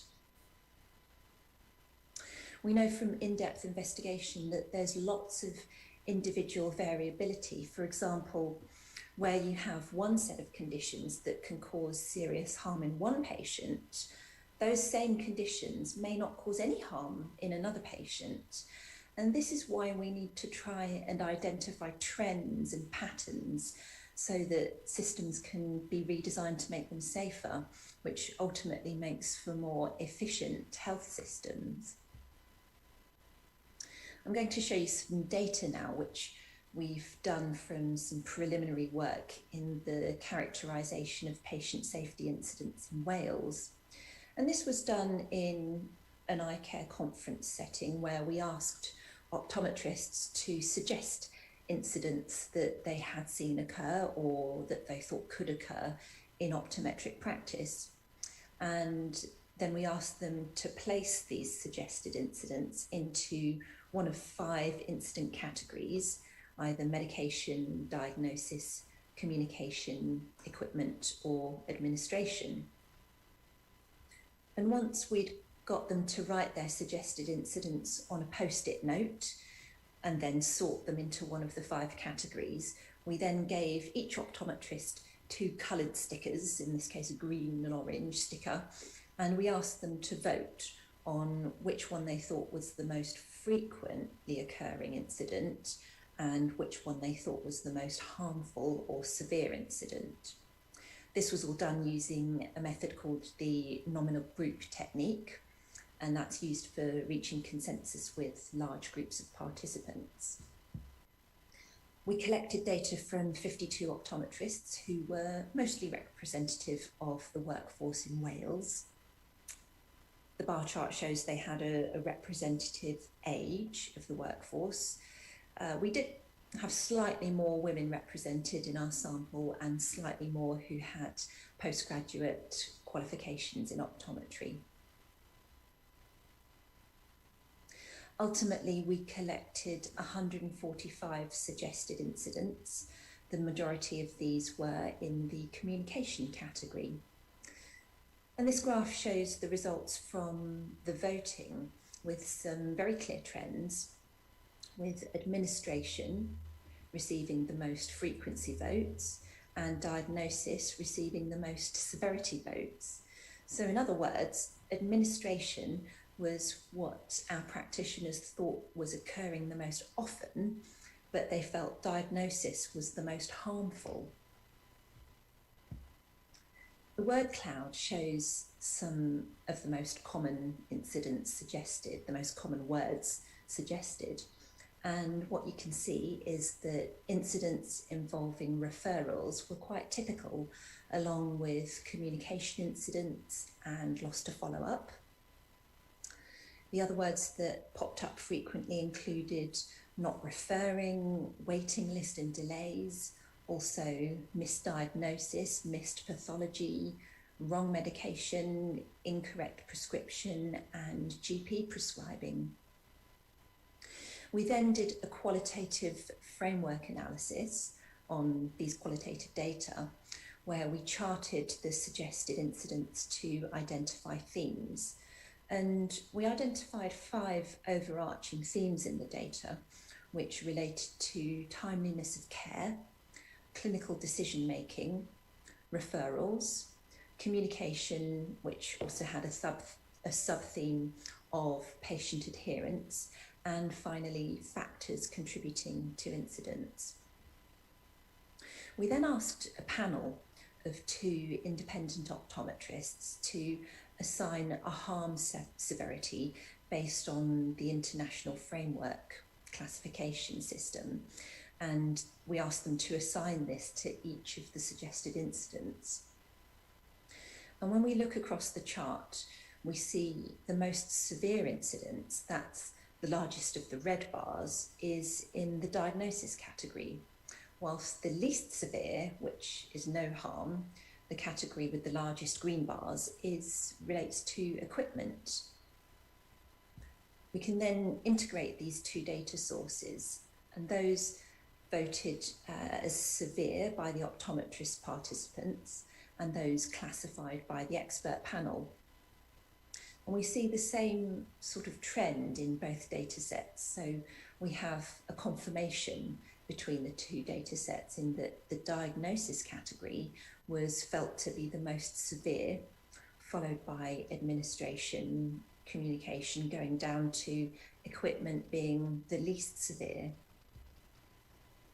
We were then able to use these results in Wales to help develop a new reporting form for optometrists to report any safety incidents. And we contributed to writing the guidance for the new form and a training module for the profession to use the new form, which was then launched in April of this year to all optometrists in Wales. So I'm just going to show you some screenshots from the new incident reporting system for optometrists in Wales. This is, of course, all done online. There's a drop-down menu to select incident category, then free text boxes for what happened and why. We're also asking about contributing factors and the severity of the harm, whether it could happen again, whether there was any emotional distress. And finally, we're asking practitioners to give some information about what actions that may have been done to prevent a reoccurrence of the incident. They don't have to have patient consent to fill in this form. The reporting of the safety incident overrides consent in this case. We also advise the practitioners to record only facts rather than opinions, as well as encourage them to report near misses.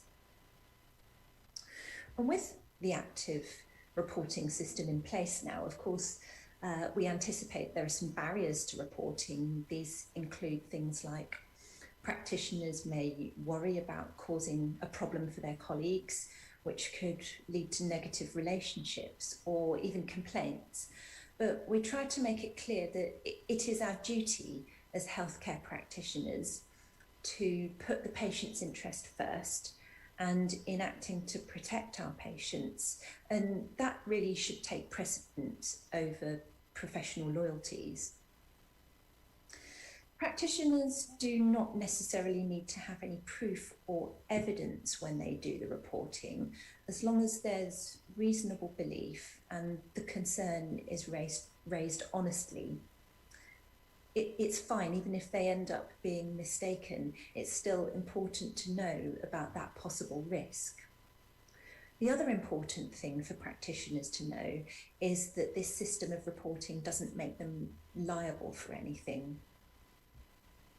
In conclusion, we know that harm exists and can have major impact on people's lives. Having a safety incident reporting system will allow us to learn from hindsight and to design safer eye care for patients, which ultimately will help to improve the safety of optometric care. Lastly, I just want to acknowledge these people, Eleanor, my PhD student who collected all the data and did the analyses, colleagues from Cardiff University on the research team, Andy Carson-Stevens, Rachel North and Barbara Ryan, also colleagues from Optometry Wales and the Welsh Optometric Committee, as well as funding from KES2. Thank you. Thank you, Dr. Jennifer Acton, for an informative presentation on patient safety. Before we commence the presentations of the first session, let me introduce the esteemed panel of judges. Dr. Mrs. Nirodha Jayavikrama, a senior registrar in ophthalmic plastic and reconstructive surgery at National Eye Hospital. Graduated with MD in ophthalmology with special interest in orbit and ocular plastic surgery in 2019 from University of Colombo. Dr. Ganga Jayasena Tennakon, a medical officer from Sri Lankan Medical Council, a graduate in community medicine and researchers including ophthalmology. Ms. Ananta Lakshmi, an optometrist, heads the Professional Services Department in Essilor India Private Limited and as the Assistant GM for ECP Training and Development. Dr. Mrs. Vasantika S. Tuduage, she is a senior lecturer at the Faculty of Medicine, General Sir John Kotalawala Defence University, and at the moment working as the consultant ENT head and neck surgeon at University Hospital KDU.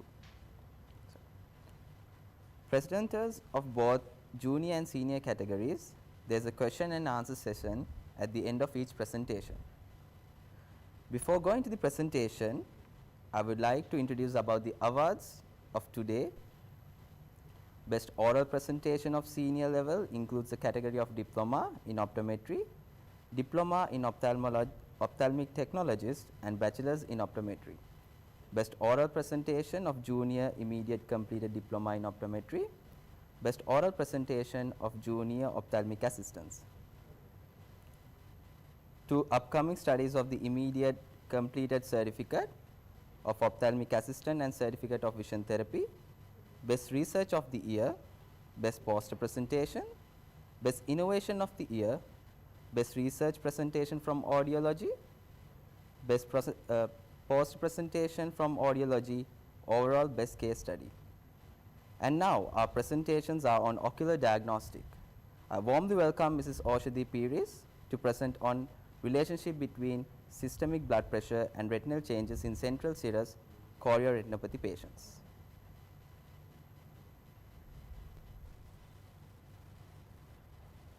Hi everyone, I'm Mokshadee Piris, working at Vision Care Head Office.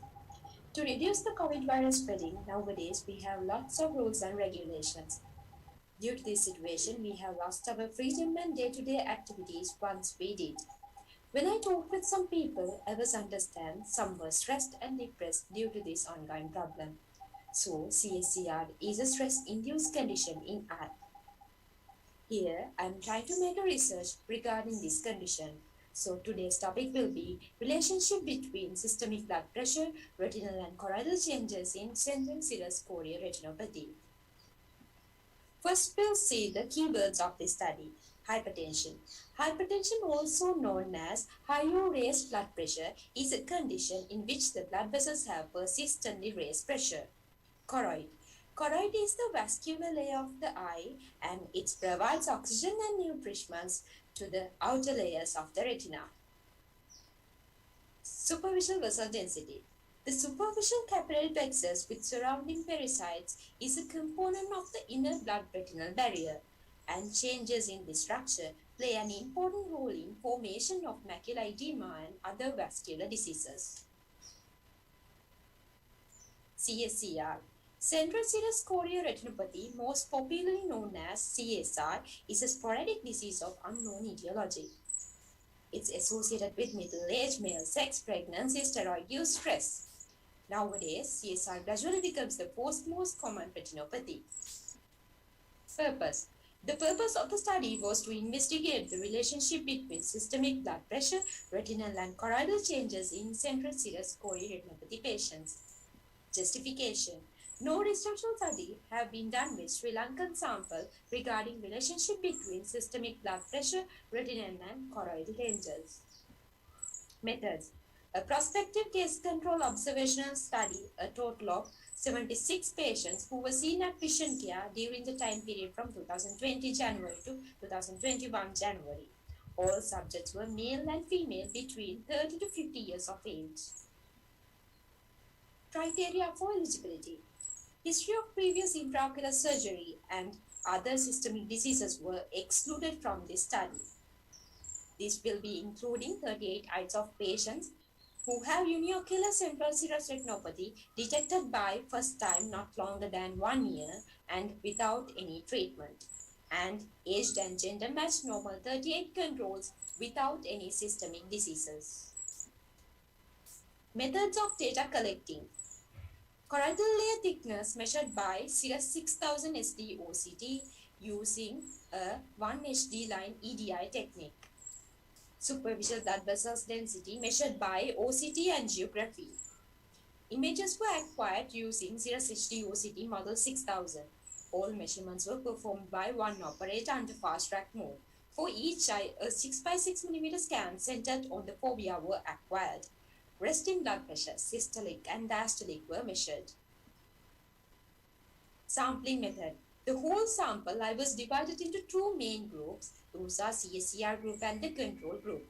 CSCR group again divided into two subgroups according to the blood pressure, normotensive and hypertensive. Data analysis. All data was statistically analyzed by SPSS software. The mean thickness of all layers were calculated. One-way ANOVA tests were used to assess the difference among eyes with CSR and age-matched control for each of the EDI OCT thickness parameters. Okay, then we'll move to the best part of the study results. This table shows the demographic and comorbidities of patients. Control group has 38 of eyes. Normotensive and hypertensive CSCR group have 15 and 23 participants. Percentage-wise is 39.4 and 60.6. Mean age value of the sample is 48.21 plus or minus 10.2. The ratio between male and female in CSR patients group is 1 to 6. Systemic duration is 0.8 plus or minus 0.3 months in normotensive CSR group and 0.6 plus or minus 0.2 in hypertensive CSCR group. I took this data from my previous study. From this study, you can get an idea how macular thickness was derived in patients with CSCR and normals. Okay, then we'll move to the today's results. First, we'll see the correlation in systolic blood pressure between CSCR patients and the controls. Here you can see the healthy control group mean systolic blood pressure is 170.24 plus or minus 0.2, and in a normal intensive CSCR it was 118.1 plus or minus 0.5, and in hypertensive CSCR it was 144.2 plus or minus 0.8. These results confirmed hypertension CSCR patients' systolic blood pressure significantly higher than the healthy controls and normal intensive CSCR group, P equals 0.2. Next, we'll see the correlation in diastolic blood pressure between CSCR patients and the control group. Here you can see the result shows hypertensive CSCR patients' diastolic blood pressure also significantly higher than the healthy controls and the normal CSCR group, P equals 0.2. According to the data analysis, mean choroidal thickness significantly higher in hypertensive CSCR group than the healthy control group and the normotensive CSCR group, P equals 0.1. Here you can see the control group choroidal thickness is 550.33 plus or minus 18.6 micrometers, and in normotensive it was 670.21 plus or minus 16.3, and in hypertensive CSCR it was 695.42 plus or minus 20.2. Mean vessel density in superficial capillaries in control group is 17.34 plus or minus 0.02, and mean vessel density in normal intensive CSCR it was 18.11 plus or minus 0.08, and in hypertensive CSCR it was 18.51 plus or minus 0.02. These results confirm vessel density significantly higher in hypertensive CSCR group, P equals 0.3. All the p-values were less than 0.5. That means all the data were statistically significant. Discussion. The CSCR is often self-limiting and spontaneous resolution and complete free reabsorption after occur. The visual prognosis is good in 90 to 95 cases. The visual acuity returns to normal within a few months. In the present study, I use OCT and OCT angiography to investigate the choroidal thickness and the superficial vessel density of systemic blood pressure in patients with CSCR. The mean choroidal thickness of hypertensive CSCR were thicker compared to the healthy controls, P equals 0.1. The mean choroidal thickness of normal intensive CSCR were significantly thicker than those of controls, P equals 0.2. There was statistically significant difference in mean choroidal thickness between normal intensive and hypertensive CSCR patients, P equals 0.1. An increase of blood flow in superficial capillary plexus was observed in CSCR patients, but not in healthy controls. My findings suggest that the physiological mechanisms controlling the homeostasis of superficial capillary plexus circulation during high body pressure in CSCR patients. The baseline values of systolic blood pressure and diastolic blood pressure were significantly higher in patients with hypertensive CSCR group, and body pressure in normotensive were significantly lower. Hypertension is already considered to be a risk factor for CSCR. Compared to healthy subjects, CSCR patients present a significant sympathetic and parasympathetic imbalance. This may be related to the modulation of the choroidal blood flow, thickness of the choroid, and the superficial vessel density by the autonomic nerve system, and appears consistent with damages induced in vitro by epinephrine on RPE cells, ultimately leading to apoptosis. Conclusion. The role of hypertension and its effects on choroid vasculature in CSCR has not been previously explored. Majority of CSCR patients in this study had hypertension, and choroidal thickness was thickest in this group. This indicates hypertension is an under-recognized risk factor in the pathogenesis of CSCR. The superficial capillary plexus of hypertensive CSCR may be more vulnerable to systemic changes than that of normotensive CSCR. Take-home message. If you have hypertension and getting stressed, most of the time you are more likely to develop a CSCR. These are my references. and thank you. Be safe.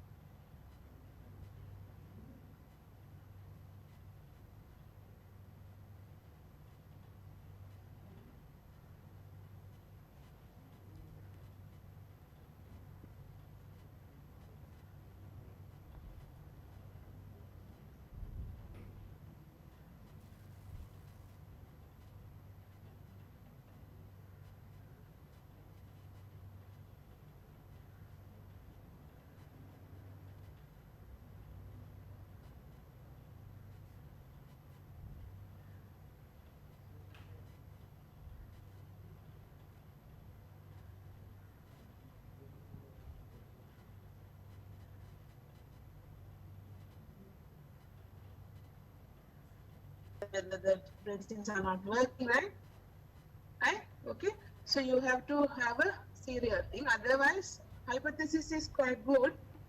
And again, another thing, male to male, female. CSCR is more seen in females, right? More or less. Mostly in males, madam.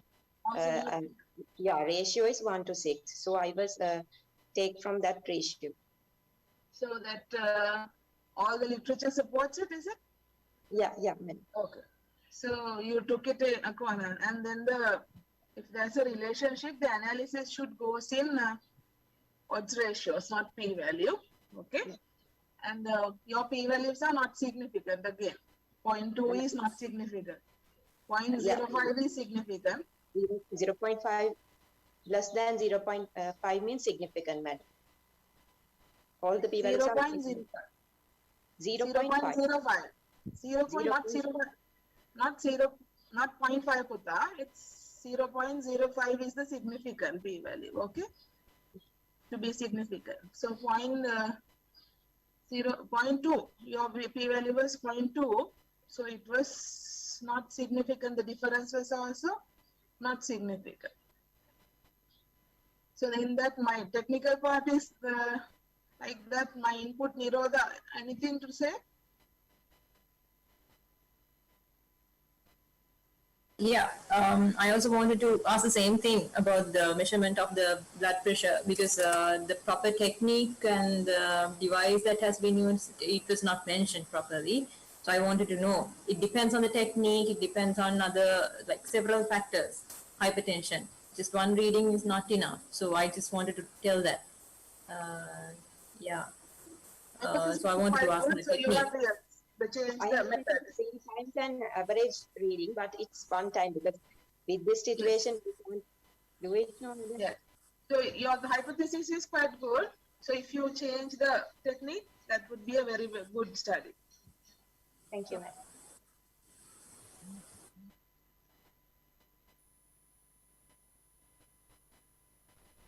The next presenter is Ms. Pramodya Satsarani, presenting on relationship between the foveal vascular zone parameters and its association with visual performance in healthy emmetropic young adults.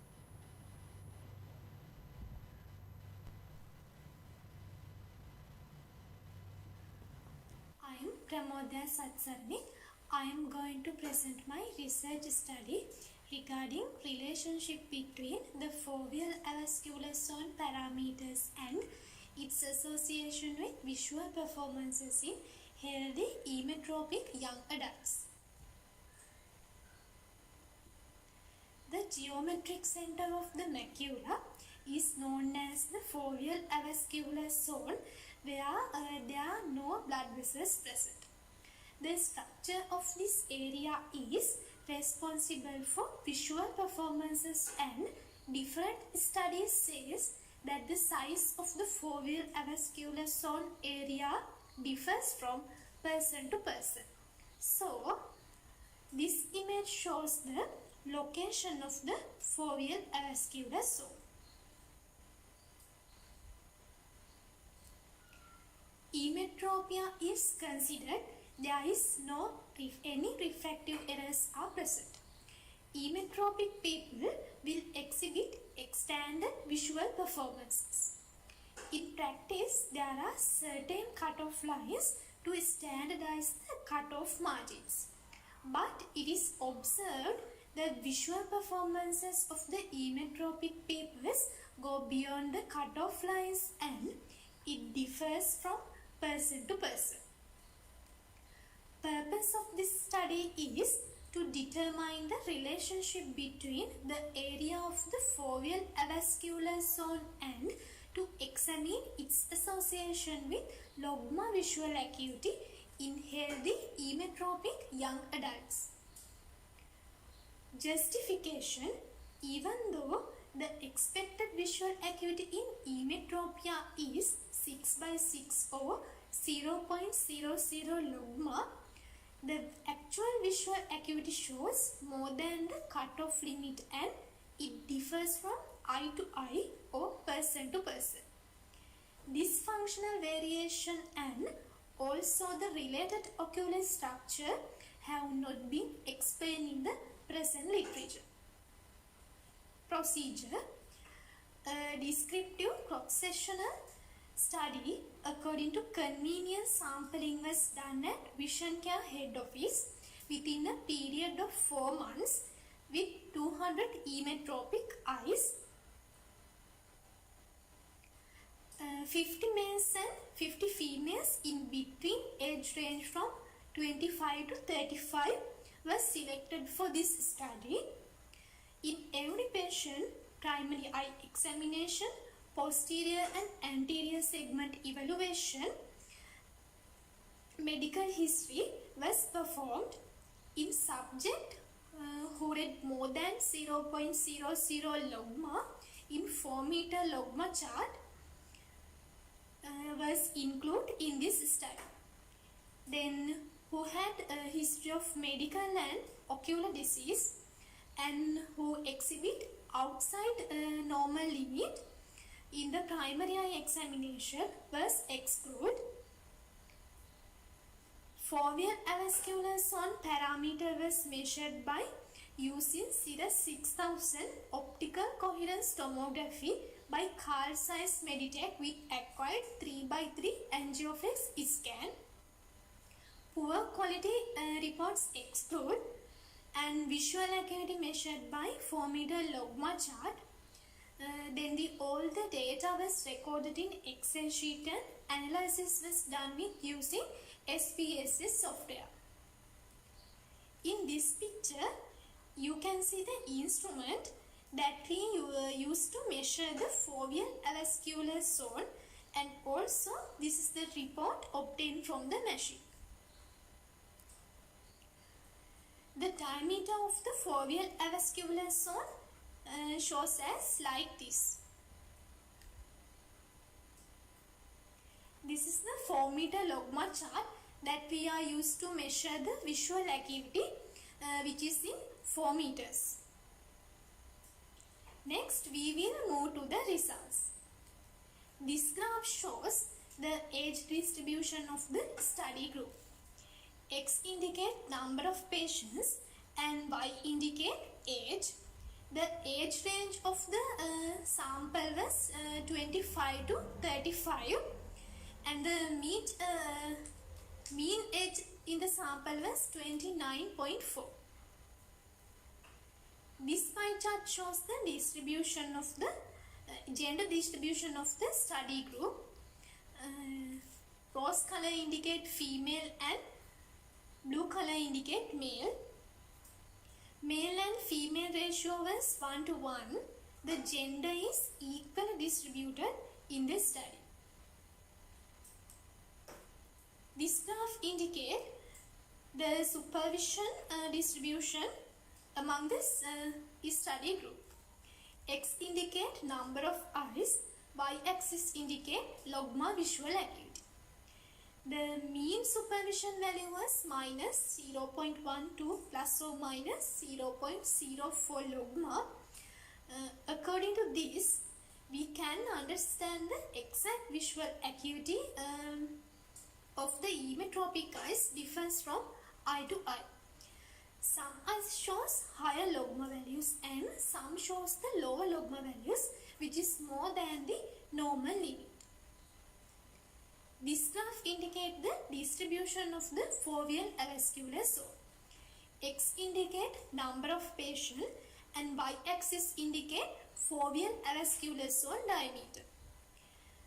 Mean foveal avascular zone diameter was 0.29 plus or minus 0.23 millimeters.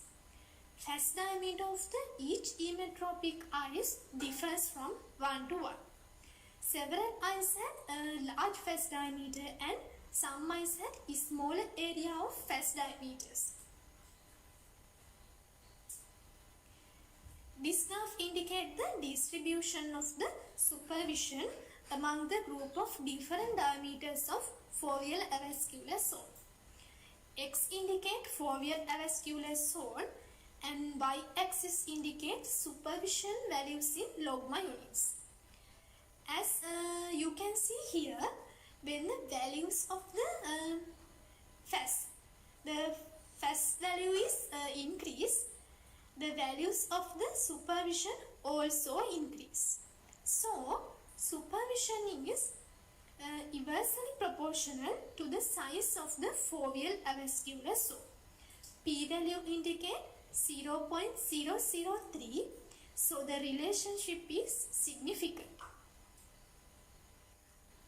Conclusion: value of the supervision changes from subject to subject in the emmetropic group. Diameter of the foveal avascular zone also different from eye to eye. Supervision values significantly improves with the diameter of the face. A correlation was noted on the structure and functional parameters of the study group.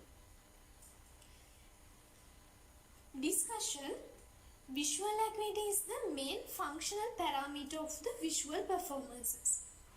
According to the study, the visual acuity is dependent of face. According to the previous studies done by different authors says that the face parameter could affect the functional vision such as contrast sensitivity and visual acuity in patients with different disease. And also some studies were conducted to analyze the structure of the fovea and the functional outcome of the vision. There is no any studies found in a literature regarding the structure and the functional outcomes of subjects with normal eyes. This is the first study which analyzed the structure and functions of the subjects with emmetropic eyes who exhibits normal visual performances. Here there is message for you. Dimensions of the foveal parameters plays a major role in the functional outcome of visual acuity. If you notice any change of the functional vision in people with normal fundus, it is important to access dimension of the fovea to rule out the possible reason. These are my references and thank you all for your kind attention.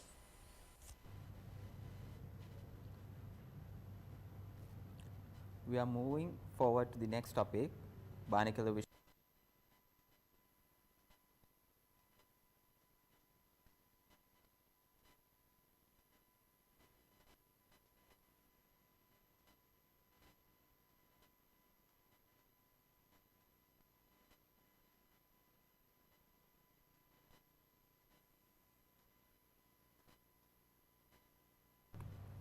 Judge panel can ask questions from the presenter.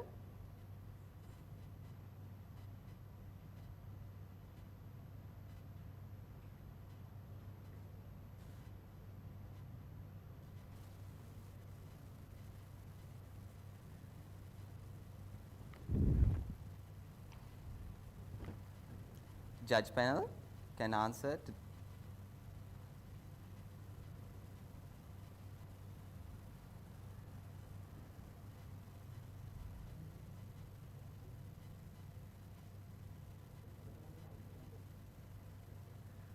Judge panel can answer questions to the presenters?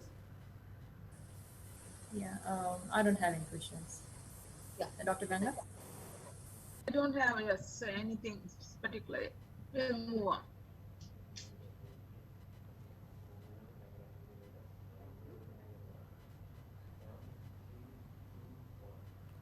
We are moving forward to the next topic, binocular vision and vision therapy. I cordially invite Mr. Lars Jacob to conduct the speech on sports vision for athletes, high performance.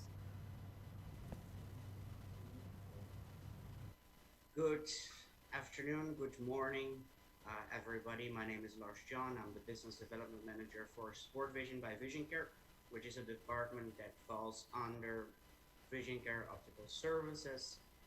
I'd like to congratulate you with the World Optometry Day of 2021. Wish that we could meet in different circumstances, but you know what they say, it is what it is. Very honored and pleased to deliver this presentation to you all, which is the Sport Vision for Athletic High Performance. So without further ado, let's just jump right into it. So let's, first of all, a disclaimer. We are working with Synaptech, especially also with the CEO, Mr. Joe Bingold, OS Optical, Mr. Ali Satur, which are our partners, and you know, Mrs. Kumari Fonseca, the Group Director of Vision Care, have added significant value in developing this presentation, so I just want to mention it before we start. So what is sport vision? Sport vision is the visual processing in a competitive environment, and it's part of behavioral optometry, the way you interpret what you see. Behavioral optometry has been developed by the late Alexander Skeffington in the 1920s. He's from Oklahoma, which basically led to sport vision enhancement training on the premise that visual skills are learned and could be improved, and the source is here as well of that research. So one of the most significant findings that we had in the early 1920s was Babe Ruth, you know, by many considered the greatest baseball player in recorded history. And the Colombo University did a research where his eye were 12% faster, his iris were 10% faster, and his perception, how he was gathering critical information, was 150% better than his peers of that time. So when we really look into, you know, like, okay, you know, what is high performance in sport? There are 4 categories. You have the physical, tactical, psychological, and then we are going to the sensory, cognition, and neural, which we are focusing on today. So that includes sight, perception and awareness, and information processing. So vision, the dominant source of information. Why is vision so important, not only for sports players, but also beyond? 70% of your sensory receptors are in your eyes. 130 million receptors in each eye, which are in the area of the size of a postage stamp. And we are processing 109 gigabytes per second of information, which is being sent to the brain by 1.2 million neurofibers in each eye. So it's like we can all, you know, accept that it's, you know, vision is the dominant source of information. So when we are really looking in like, okay, you know, that's all great, Lars, but how do we integrate sport vision in modern day sport? Well, for a player, in order to understand where you're going, you need to know where you are. It's basically like a GPS.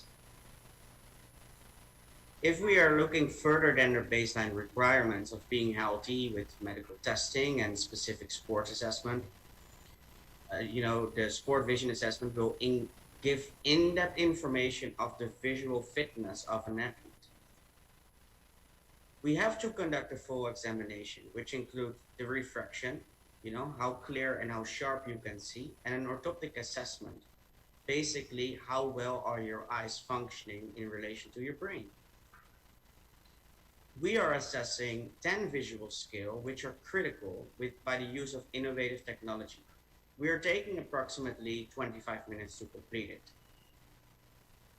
After the sport vision assessment, there will be a report, and this will be the report will be generated, and only with the guidance of a certified sport vision coach at Sport Vision by Vision Care, a unique training plan will be developed, which is unique for every player because the results are different. We are wired differently. So here you can see an example of an assessment. This is the eye-hand coordination. It's important that the screen is adjusted on the eye level. You know, this has to do with like, okay, how fast you can basically move your hand to a visual signal. So here are the visual skills. You can find the visual skills, you know, that how we assess them with the synaptic sensory station. So the visual clarity, see details at distance. Now here I have to add a point that we are only, you know, assessing it at distance, approximately 10 feet. So the refraction, of course, will be like, you know, details at distance, but also nearby. The contrast sensitivity, how you judge differences in contrast. Depth perception, judge depth perception information at distance. Again, this is being done with the orthoptic assessment also up close, but for this particular assessment, we will do 10 feet. Near far quickness, see details quickly in distance and nearby. We have to rapidly shift our attention. Perception span, visually acquire critical information in a split second.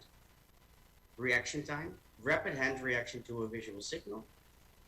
Target capture, rapidly shift and recognize peripheral targets. Multiple object tracking, tracking of objects moving in a space accurately. Eye-hand coordination, accurate and fast hand reaction to changing targets. The example from the previous slide. And go no-go, make accurate decisions to react in pressure situations. Fun, isn't it? So here we can see a sensory performance report. We can see all the 10 visual skills mentioned before. We have to mention our field and position, right? The field is sport. The position is where I play. For tennis and badminton, for instance, we only have one position. And the level. Then we go a little lower here, which are the strengths, what I'm already great at. We don't have to put much attention to that. But we want to focus on the opportunities. And then basically the improvement plan. So I have to do the Brock string and stroke training. We will tell more about stroke training later on in this presentation. And then the score. The score is basically an average of, you know, you add up all these numbers, 67, 37, 90, etc. And then the average score will be 68, which is pretty good. We can also compare athletes with different databases. For example, I can, you know, compare myself to a high school field hockey player or even a cricket player without it hurting the database. So how do we execute sport vision training for athletic high performance? Well, after the training plan has been developed, I have to train, right? I have to put in the work. So the synaptic sensory station is reliable with small learned effects for visual motor tasks. Hence, it is significant part of training at Sport Vision by Vision Care Center. On this sensory station, there are 12 plus modules, which are each customizable to the needs of the athlete.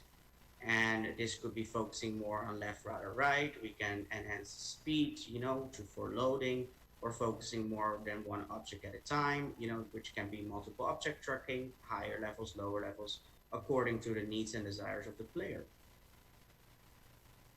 Then the synaptic stroke eyewear, which is an essential tool for the training. So these goggles, if you will, have a flickering effect with like different speeds. So level 1 goes really fast, which is easier, as opposed to level 8 where the lights go very slow. This enhances the connection between the body, brain, and the eyes. So we basically, what these goggles do, they remove visual input. So your brain has to work harder, you know, together with your eyes to basically fill in that gap of information required to complete the task. This leads to enhancement of reaction time, improves short-term memory, improves like you can move quicker towards the target, and also your balance. So here you can see those strobes. So what have research, what has research proven? So improve cognition through strobe training, improve visual memory with a retention of 24 hours,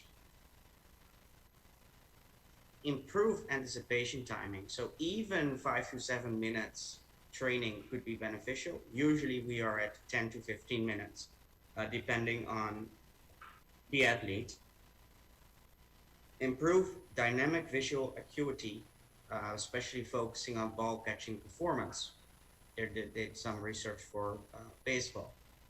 Okay, so it's also fair to mention that people who have a history of intense migraines or the disease of Meniere, and also people with epilepsy, or seizures would not fall under the category that could use the strobe as it is damage them more than it is doing good. So what is the conclusion? Sport vision training could be the next great thing in athletic high performance areas, if that is not already the case. Because you simply can't play without vision, right? Your eyes lead the body. The visual fitness, which is essential for every athlete and beyond, can be assessed using sensory technology, which is the first step in understanding what needs to be enhanced to reach the next level of performance. The full examination, the full eye examination, is foundational in this regard. We have to assess how healthy the eyes are, and this is a crucial part of the visual fitness of a player. We need more research, both vertical, we need to go deeper, but also we need to go wider, right? We need to see like different sports on different levels, right? So we need more pro, but also we need more high school athletes going through this, especially on Asian games like cricket and volleyball, etc. Especially the stroboscopic training. At Sport Vision by Vision Care, we will keep guiding and training athletes. We love helping athletes, giving them the expertise and technology they need to reach their next level. This will be ultimately paramount to put Sri Lanka on the map. And this is also in line with what the Honorable Namal Rajapaksa has planned for the coming 5 years. So I want to thank you so much for your attention. Like I said, I'm really honored and grateful to be able to deliver this presentation to you all. So we are located at the heart of Colombo, Union Place 505, right? It's actually the first floor. You can reach us by phone, the English one, which is stated here, or Sinhala if you want to talk to Ravindu, by email, and also our social media handles at Sport Vision as well. You can find us on Facebook and also on Instagram. So thank you again and hope to see you soon. Thank you, Mr. Lars, for a wonderful presentation on sports vision. The next presentation is on acute concomitant esotropia from excessive application of near vision during the COVID-19 lockdown by Mrs. Chandra Mahindapala.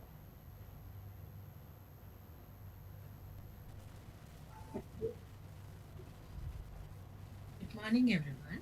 I'm going to present few cases about acute acquired concomitant dystropia from excessive application of near vision during the COVID-19 lockdown.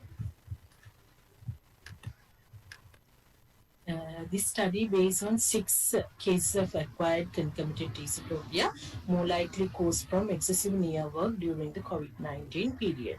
First, we'll see the introduction about acute acquired concomitant esotropia. This is a relatively rare subtype of esotropia present in older children, adult, and even the elderly. This is characterized by a sudden onset of concomitant esotropia with diplopia.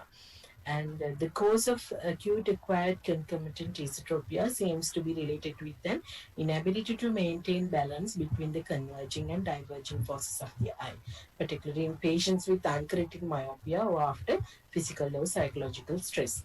Recently, acute acquired concomitant esotropia has been associated with excessive application of near vision due to the widespread use of computers, tablets, and smartphones. This is the traditional categories of acquired acute concomitant esotropia. There are three types according to Barren and Miller type 1, according to Barren and Manchester type 2, and according to Bilchowski type 3. This is the ocular movements chart with acquired acute concomitant esotropia. Now we'll see the methods. All the cases seen from August 2020 to February 2021 at the Vision Care Orthoptic Unit, and all the patients between age 4 to 18 years old with concomitant dystropia with acute onset, and they are experiencing diplopia or visual confusion, and also best corrected visual acuity less than 0.1 logma in each eye were included.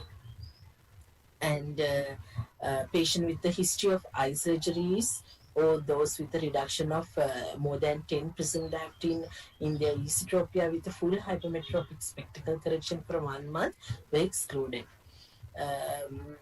And comprehensive medical histories, ophthalmologic and orthoptic examination were performed for all the patients. Deviation size was assessed using prism and alternative cover test in the 9 cardinal position gazes, and other orthoptic methods were used to evaluate the 3 grades of binocular single vision and neurological examination findings done.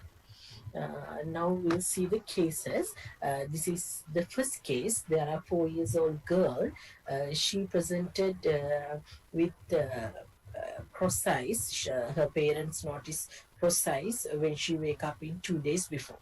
And she had no history or recent infection or physical or psychological stress. And main thing, she used tablets and smartphones approximately 6 hours per day in the past 2 months.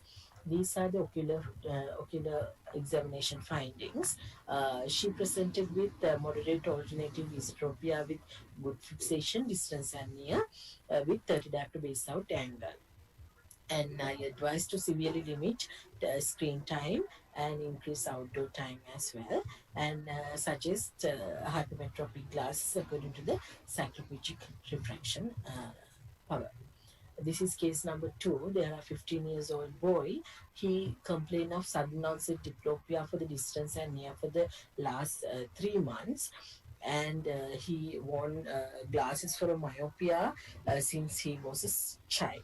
And he had no history of recent infection or physical or psychological stress. And he reported an intense use of computers for more than 8 hours per day. These are the findings. He presented with the moderate alternative esotropia with the reductive base out angle for distance and near, and I suggested presbyopia for a temporary and vision therapy in clinic, and if possible try to Botox prior to bimedial medial rectus decision symmetrically. This is case number 3. 17 years old boy. He is complaining sudden onset diplopia and pain for the last week. He had no history of recent infection or physical or psychological stress, and he reported an intense use of the computers for more than 10 hours per day. These are the examination findings. He presented with a moderate alternative esotropia with 20 diopter base out angle, and I suggested presbyopia temporary and vision therapy in clinic. And case number 4, there is a 9 years old girl. She complained sudden onset diplopia and spin for the last 10 days. And she had no history of recent infection or physical or psychological stress. And the parents noticed the use of computers for more than 8 hours per day since the introduction of the homeschooling. And the main point, after the onset of diplopia, the patient discontinued the use of devices and experience improvements of symptoms during the next days. These are the ocular examination findings. She presented with the moderate alternative esotropia with 20 diopter base out angle for the distance and near. And I advise to limit screen time and increase outdoor time as well, and vision therapy in clinic. This is 7 years old boy. He completes undanced squint for the last 3 days, and he had no history of recent infection or physical or psychological stress. And the parents noticed the use of smartphone for more than 8 hours per day. These are the examination findings. He presented with moderate alternative esotropia with 20 diopter base out angle for the distance and near. And I advise to limit computer using time and increase the outdoor activities and vision therapy in clinic. This is the last case. They are 18 years old boy. He complained of sudden onset squint and diplopia for the last 5 days. And he had no history of recent infection or physical or psychological stress. The patient reported insane smartphones, computers used for more than 10 hours per day. These are the examination findings. He presented moderate alternative esotropia with 20 diopter base out angle for the distance and near, and I suggested to him presbyopia for a temporary and vision therapy in clinic, and if possible try to Botox prior to surgery.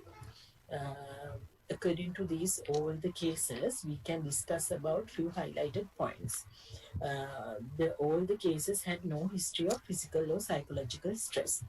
An interesting thing, all the patients spent 6 to 10 hours per day using computers, tablets, and smartphones to play games, assess the school lessons, and navigate the social networks. And some researchers emphasize that acute acquired concomitant dystropia can be associated with intracranial diseases. But in here, all the cases presented neurological examination and neuroimaging were unremarkable, and no ophthalmological signs related with the neurological involvement were observed. And although the etiology for this kind of condition still debated, it has been associated with sustained near-point demand due to the excessive use of computers, tablets, and the smartphones. And other important thing is our cases are very recent. No follow-up visit to assess the cause of ocular deviation over time are available. So this is the issue represent the main limitation of the present case series. Finally, I conclude two main points. The first one, reducing the number of total hours of screen time and the number of consecutive hours without visual break should be recommended to prevent acquired acute concomitant dystropia. And also use of wider screen images displayed within the high definition television might extend the distance of vision and prevent the onset of acquired acute concomitant dystropia. And we have to advise to all the patients increase outdoor activities as well. These are the references, and thank you all of you.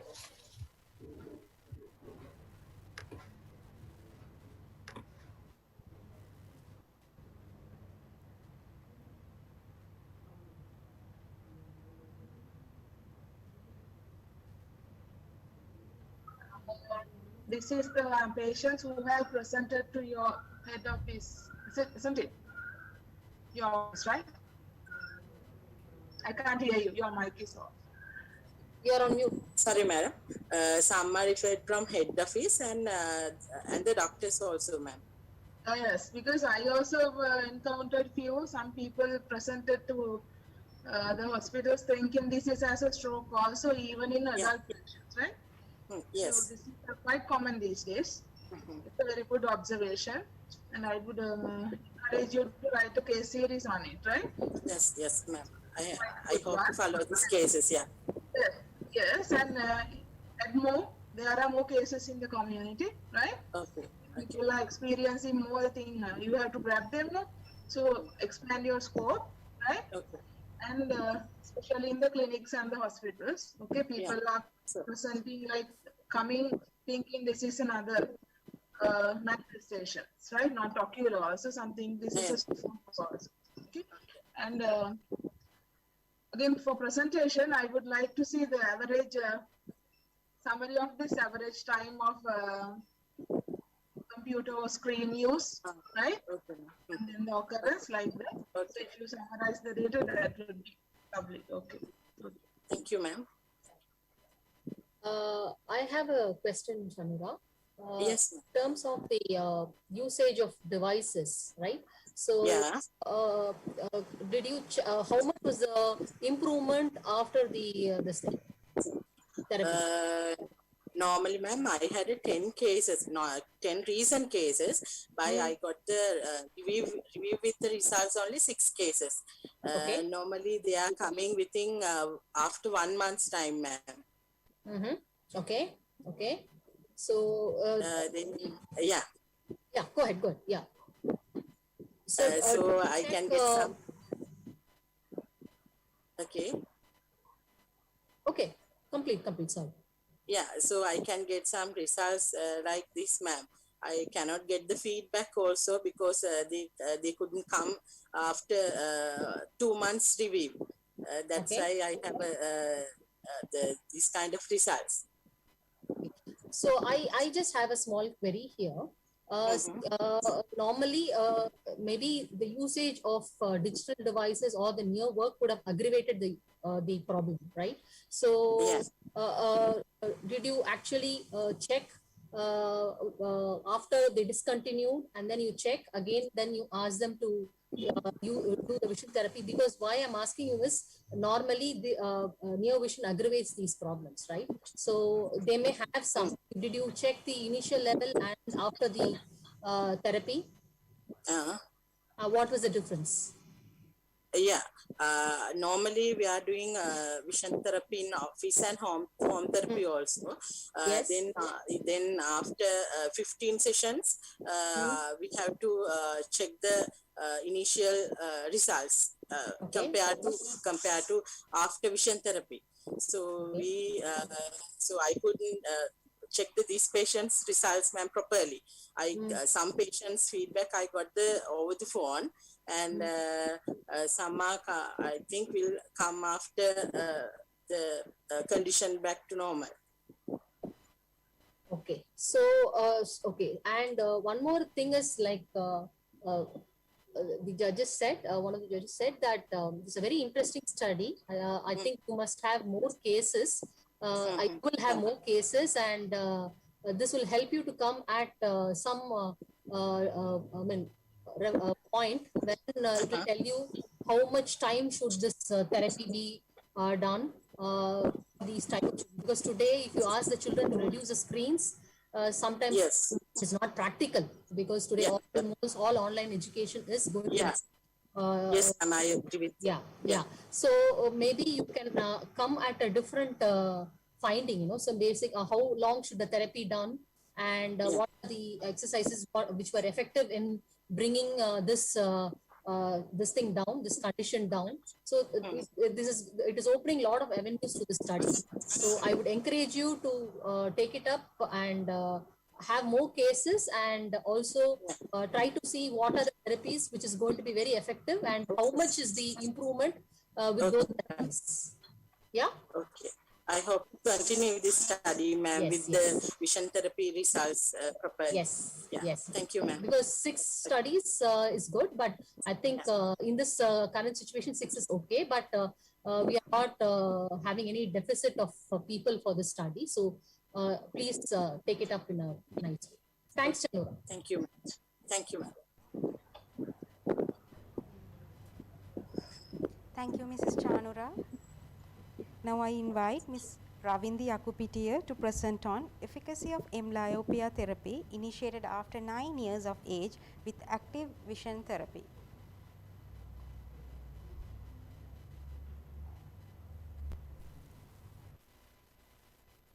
Hi everyone, I'm Ravindi Vandana from Vision Care 505. Today I'm going to talk about efficacy of amblyopia therapy initiated after 9 years of age with active vision therapy. So first I'm doing a brief introduction about amblyopia. Amblyopia is also called lazy eye, is a disorder of sight in which the brain fails to process input from one eye and over time favors the other eye. It results in decreased vision in an eye that otherwise typically appears normal. What is vision therapy? The art and science of developing visual abilities to achieve optimal visual performance and comfort is called vision therapy. Patching is a conservative management for amblyopia. Patching is done full-time or part-time. Full-time 8 to 12 hours per day, part-time 3 to 4 hours with office therapy and home therapy. Patching is done for the good eye so that the eye with poor vision starts functioning. Next, I'm going to talk about the types of amblyopia I took for my research. First type is strabismic amblyopia and the second type is anisometropic amblyopia. First, I'm doing a brief introduction about strabismic amblyopia. Strabismus is the most common cause of amblyopia. To avoid double vision by poorly aligned eyes, the brain ignores the visual input from the misaligned eye, leading to amblyopia in that eye. This type of amblyopia is called strabismic amblyopia. Then the next type is anisometropic amblyopia. Anisometropic amblyopia is a second cause of amblyopia. Anisometropic amblyopia occurs when unequal focus between the two eyes causes chronic blur on one retina. Anisometropic amblyopia can occur relatively small amounts of asymmetric hyperopia or astigmatism. The normal age range for patching. Up to age 8 years, patching gives optimal results for improving visual functions. This is because it is considered the neuroplasticity range in which the brain is able to adapt and make changes faster, therefore improving visual acuity in a child more than 2 lines. This is what is normally done in the clinic, but my study will show that patching can be done over the age of 9 and you can still achieve good visual acuity results. And my objective is to evaluate the efficacy of amblyopia therapy in children over the age of 9 years. Design of the procedure. Descriptive cross-sectional study according to the convenience sampling. My study area was Vision Care 505 Vision Therapy Unit. Time period was 6 months. Sample size was 20 studies. Inclusion criteria was visual acuity less than 624 between the age of 9 years to 35 years, diagnosed with strabismic or anisometropic amblyopia. Exclusion criteria was cases diagnosed with strabismic or anisometropic amblyopia patients with coexistent other pathologies were excluded. In here, therapy is divided into two parts. One is part-time and the other one is full-time. Instruments for the part-time therapy, as I mentioned in the slide, we can take amblyopia iNet as a home therapy, anti-suppression with red-green or red-blue glasses, accommodative flippers. So, as full-time therapy, we give eye patching for 8 to 12 hours. The methods was 20 studies with strabismic amblyopia and refractive amblyopia were identified with visual acuity less than 624. All 20 patients did minimum 20 sessions before doing the first review. After the first review, the patients were advised to continue the therapy for 3 to 6 months according to the diagnosis by the orthoptist. The refraction is done by the optometrist to get the optimal vision through the glasses before starting the vision therapy. Visual acuity was assessed using Snellen's chart at 6 meters. Orthoptic assessments were done at the first visit by the orthoptist. For example, stereo acuity, fusion, accommodation. My results are patients with strabismic amblyopia and refractive amblyopia before doing vision therapy, the total mean deviation was 2.276. After doing vision therapy for 6 months for 20 patients, total mean deviation was 0.575.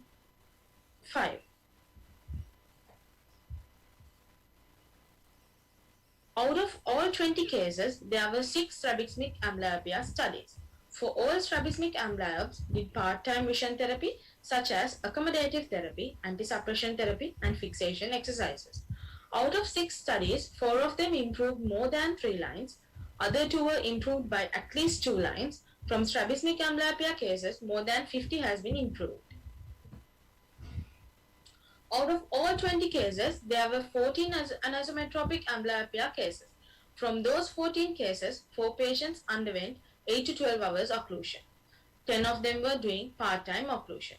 The patients who has done full-time occlusion therapy has improved at least 2 lines. And the ones who has done part-time vision therapy, 4 of them were improved more than 4 lines. Other 6 has been improved at least 2 to 3 lines. Here I have shown in pie charts and bar graphs.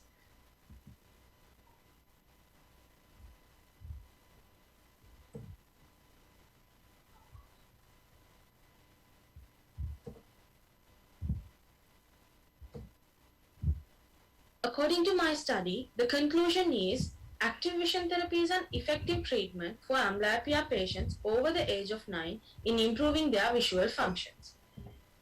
Some research is done in other several countries about the same study I have done. My take-home message is, through normal treatments, suggests that active vision therapy should be only done up to 8 years. But this study shows that with proper home and office therapy can improve visual functions of patients over the age of 9. Here are my references.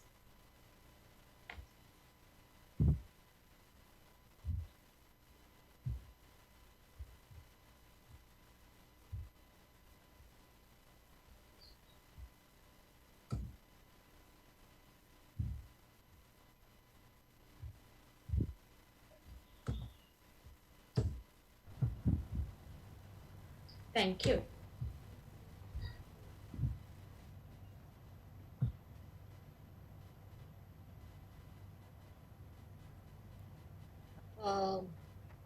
I have a question here, Mindy. In terms of the ametropia, which you amblyopia, which you have taken here, what are the categories? Is it mild, moderate, or severe? Some are severe, madam. I didn't categorize that. Most of them were severe. Severe? Yeah.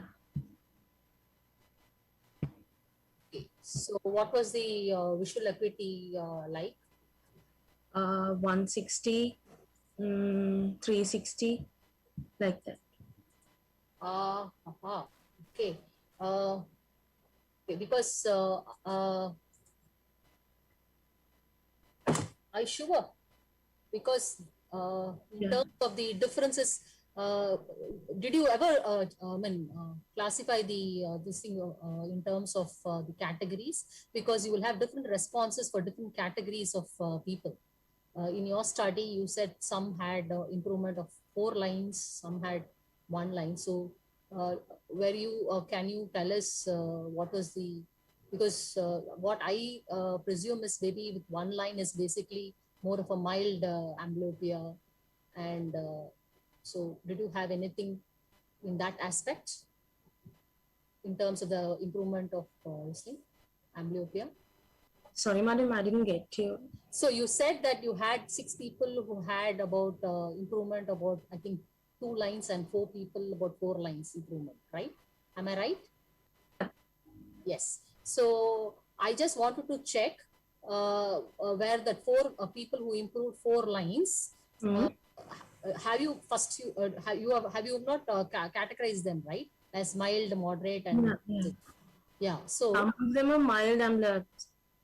Okay, so I just wanted to check people who have improved more have been a mild amblyopia. You're asking that are they mild or severe? Yes. Most of them were severe actually. Some severe amblyopes, 4 lines improvement. No, not 4 lines improved. Mild amblyopes were 4 lines improved. Others. Why I'm asking you this is because the therapy and all these things would also be varying according to the severity of amblyopia, right? And in terms of patching, you said patching was done, right? Yeah. Yeah. So, did you reduce the patching slowly, or how was it? Yeah, I reduced patching slowly, then started binocular vision therapy. Binocular therapy for those patients. Okay. Okay. Because nearly 25% of the people respond to patching, which is decreased on a slower manner. Okay. So only thing I found, one important thing here was you should have actually categorized as mild, moderate, and severe, and then started your therapy, so that you will have a clear understanding as to which category is responding to what type of treatment in terms of amblyopia and in terms of whatever instructions you're going to give them. So I felt that was needed here. Yeah. Yeah. Otherwise, it was good. Good effort. Thank you. Thank you. Thank you, Mrs. Ravindi. The next presentation is on effective of sport vision therapy among athletes by Ravindu Deshan.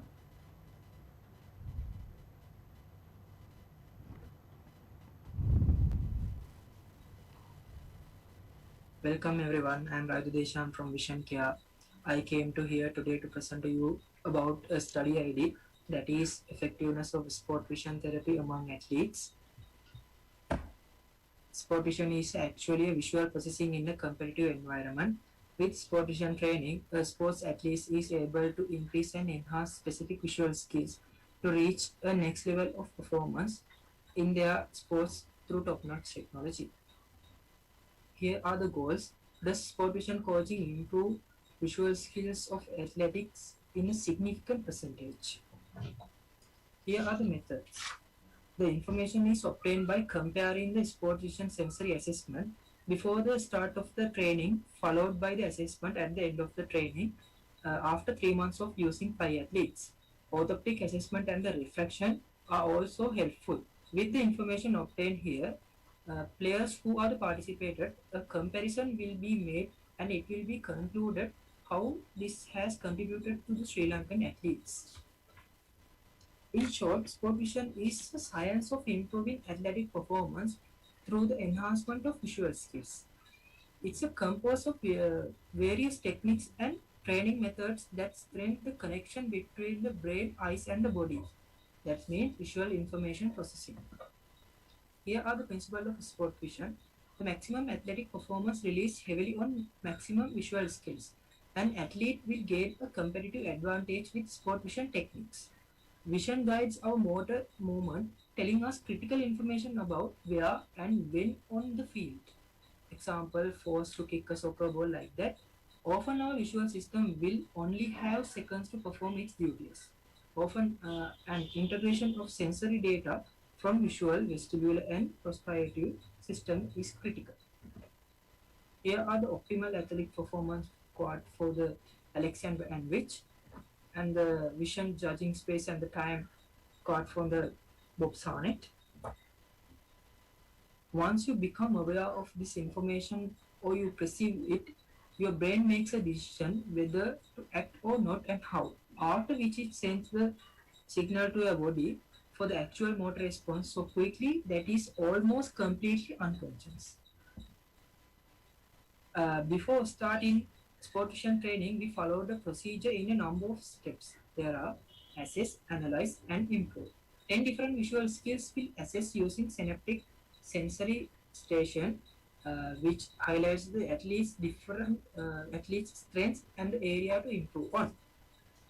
And here are the skills: visual clarity, contrast sensitivity, depth perception, near far quickness, that means accommodation, perception span, that means visual memory, multiple object tracking, reaction time, target capture, eye-hand coordination, and go-no-go. Go-no-go means how to make a decision in a present situation. Here are the sensory station. Sensory station provides the world's most complete automated solution for the sensory skills that matters most in life. The system can correctly assess 10 sensory parameters and provide to train in all of these skills. This is really good. Once the assessment is completed, certified sport vision coach will analyze the data. Thanks to fast-growing sport vision database of assessment from around the world, athletes are able to compare their results with the leaders in their respective sport and certain areas they need to work on with the assistant of the sport vision coach. Here are the three main crucial factors. There are vision, mechanism, and mechanics, and the mindset. They are most important to the players. The main purpose of this study is to compare the results of visual skills before and after sport vision training. This is the method how we use this. We use 5 players and they first faced the assessment on the sensory station, and we collected the information obtained from it, analyzed the results of their assessment, and developed a training plan that suited them. Accordingly, the five athletes participated training sessions 2 hours a week for a period of 3 months. The time duration is 60 minutes. And the periodic assessment performed at the end of the training. The results of initial assessment were compared with the final assessment. And here are the procedure. This one is cross-sectional non-randomized study, and location is Sport Vision Center at Vision Care. Sample size 5 athletes and duration 3 months. Inclusion criteria: athletes who are the part of the professional sporting team.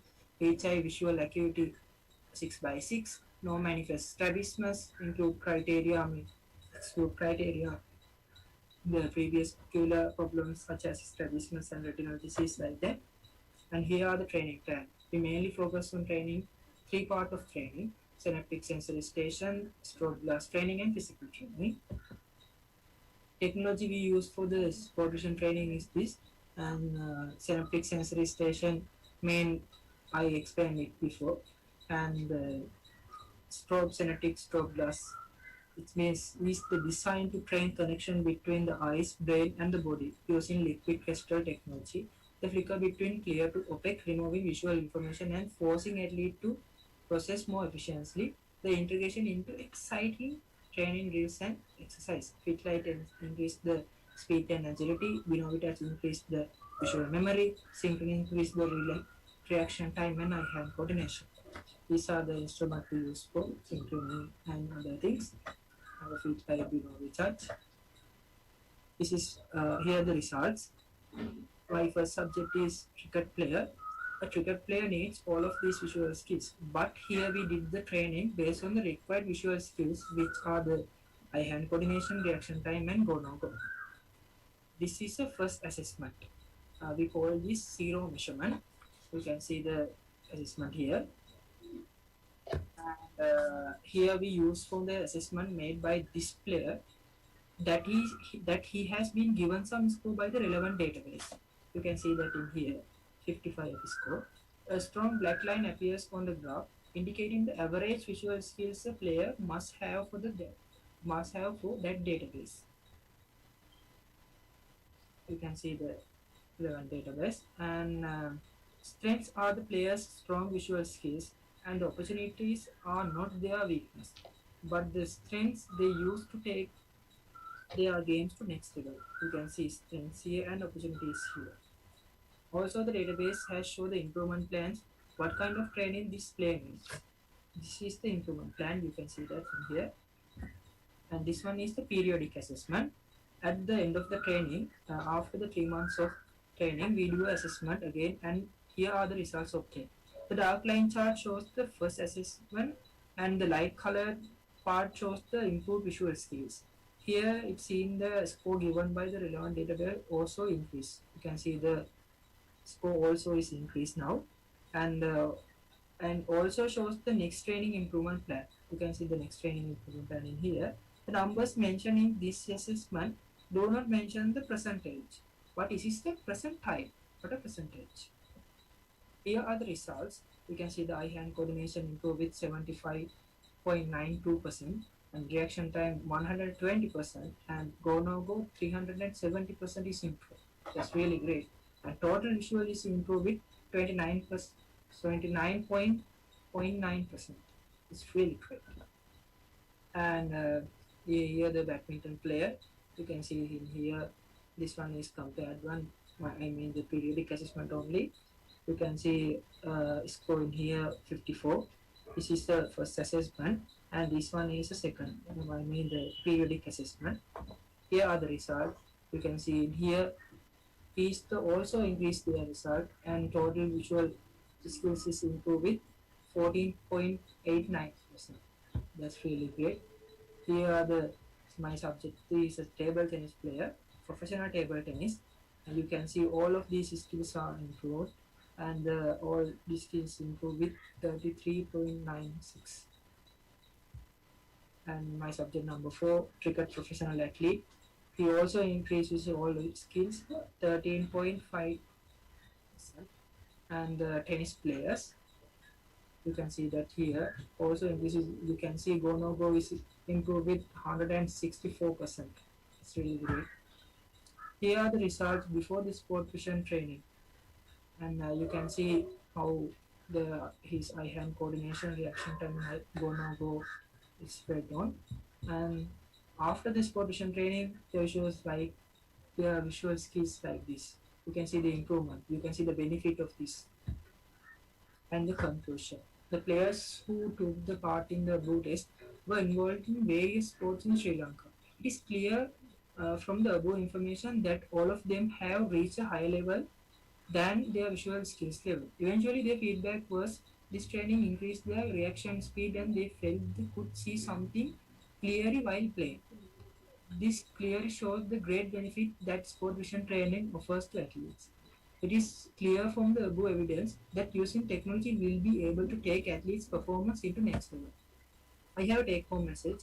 In order to achieve the goal, the training should be continued for 3 months, and we sport vision coach, we as sport vision coach, 100% responsible for the results. Sport Vision Center is using the same technology as professional sports team in USA, such as American football, ice hockey, baseball, and basketball, like that. Any sportsman or athletes will get benefit from the Sport Vision coaching as well as their physical training. Please visit our Sport Vision Center at Vision Care Union Place, Colombo 2. Here are the reference. You can get more information and get more knowledge using this. Thank you.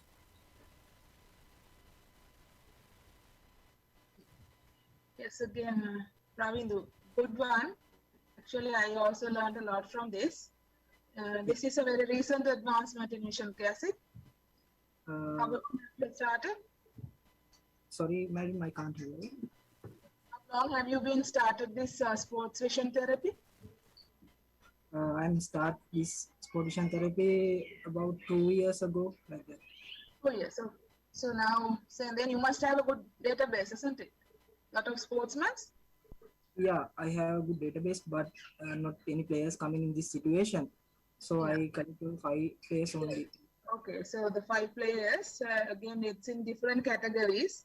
I think this is very good, especially in this fast tracking fields like sports like badminton, tennis and all, right? And table tennis. It's very good. So now my advice is you have to have a very good database, right? Yes, and you can improve this. Now you have shown there's a vision improvement, right? So how this has benefited with their professional life in sports, right? Whether it has benefited for their performance. If you have included it, that's a very good thing. I think this has some future because you have to continue this to most of the sportsmen in this our country also not aware about these facilities now, right? So by continuing your research, it would be like a big advantage so you can give data, isn't it? So yes, please continue collecting this data and analyze it properly and follow up these sportsmen, right? Okay. And with their performances. Okay? Okay, madam. Thank you, madam. Yeah, I also learned something new.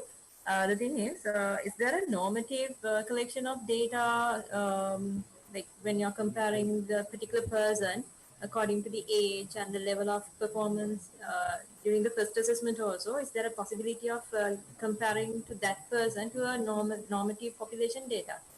Is it like or the player is compared to his or her own performance after doing several times the same thing? Yes, madam.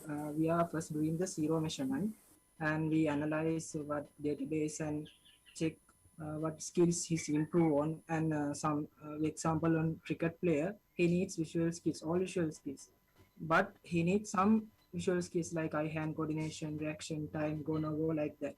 Because of cricket is different sport. Any different kind of sports want different skill is required, most required. So we training on them and last 3 months of that I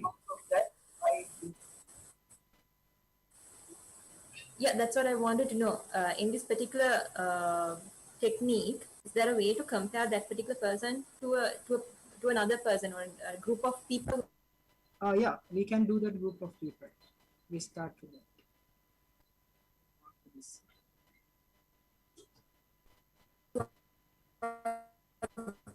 In the same sport.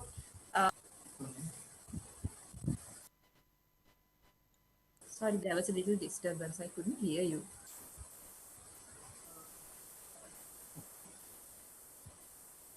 What you asked, madam? And now let's say in visual field, we are comparing one person with a population of people of the same age uh, in visual when we are performing visual field. Just like that, is there a possibility to compare the person with a population of people from the in the normal population, let's say cricketers. If you take a cricketer, Yes, madam. We are compared to big database. The world. 15-year-old, let's say. Sorry, madam. Actually, I can't hear. Ravindu, what she wanted to hear was like whether you are comparing this with the this is the sportsman's no, whether you are comparing it with the other people who are not doing sports. So whether there's a comparison. No, madam. We are comparison to the unique database. Another. So the second thing, whether you have some cut-off marks. Sorry, madam. I didn't catch that. Not really, not with non-sports people, the same people who are doing the same sport. Is there a normative data in this built-in program? Yes. No, it's okay. It's okay. We can clarify it later. It's okay. Okay. I have a small question. Like, how do you decide on the yardstick? In the sense, you say that you are trying to judge the performance, right? So, how are you keeping the yardstick in terms of performance? So, that's exactly what I also wanted to ask. Are you comparing the previous performance with this performance to see how much it has improved? And also, like I understood what Dr. Nirodha said, she said that if you are going to tackle a sports person, basically a cricketer, and you say he needs more of hand-eye coordination and all those things, you need to compare this person with a control group of another set of cricketers and see how much things have improved. Have I understood this right, Dr. Nirodha? The same category of people, you need to have a control group. That's what I wanted to ask. That is exactly what you need to. Then only you can understand the difference. So you, that's the thing. Especially in these studies, you should always have a control group to show what is the impact of our intervention, and you should also have a pre and a post performance. So these things would add more weightage to your study.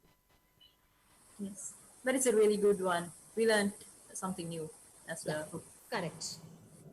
Thanks. Yeah. Thank you. Okay, thank you, madam.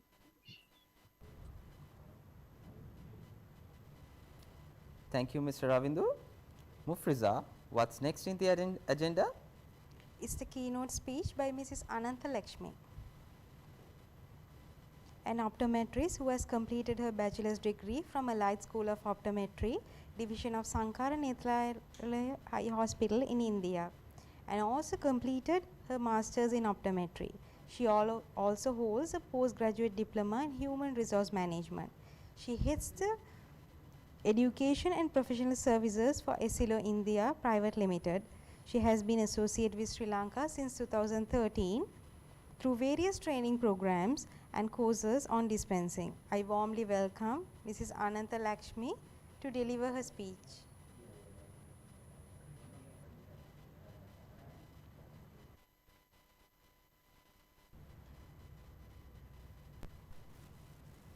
It's time for you, madam, to address the gathering.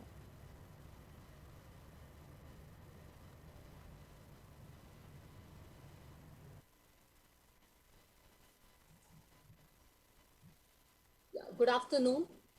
Oh, sorry. Hello all. A warm welcome to everybody present in this forum. I hope all of you are safe. At the outset, let me thank Mr. Dasanta, Mrs. Kumari, Mr. Janaka, and the entire Vision Care team for giving me an opportunity to witness and be a part of this grand day. I've been a part of this event for more than 5 to 6 years, and I must really admit that I look forward to these interesting papers and posters presented at this forum. Well, this year is very different. We are connected more virtually, but I must say that I have a deep praise for this entire team because this show is being conducted very well. Congrats to all the people who are in this attempt. And it's a new and a remarkable experience. So moving across, what I plan to do today is, yes, all of us are amidst this COVID times. It's a novel virus, so there are a lot of things, turbulences prevailing in the industry. So we try to make the best use of what can be done in today's times. So today, what I'm going to do is, in the next 10 minutes or so, see what are the opportunities which exist in lens dispensing. I'm just going to talk about two major aspects which can really contribute to our less dispensing in total.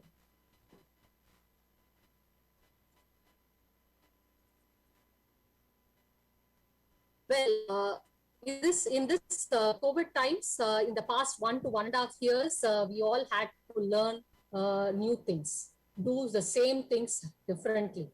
COVID has taught us to be more resilient and focus on safety and health. Yes, let us be very positive. Things are getting better, but we need to understand that things are not over yet. Just a minute. Not over yet. So, while all of us are being excited, and we need to ensure that we get the best what is possible in this situation, and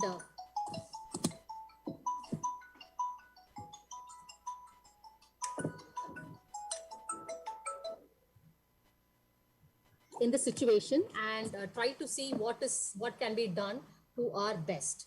We are all preparing for reactivation, and we are all preparing for the reactivation and rebound, and we need to understand what are the opportunities which exist in our industry.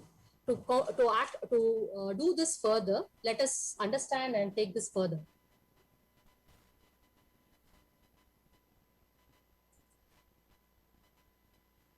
So let us first give us a sneak peek of what is happening in the current scenario.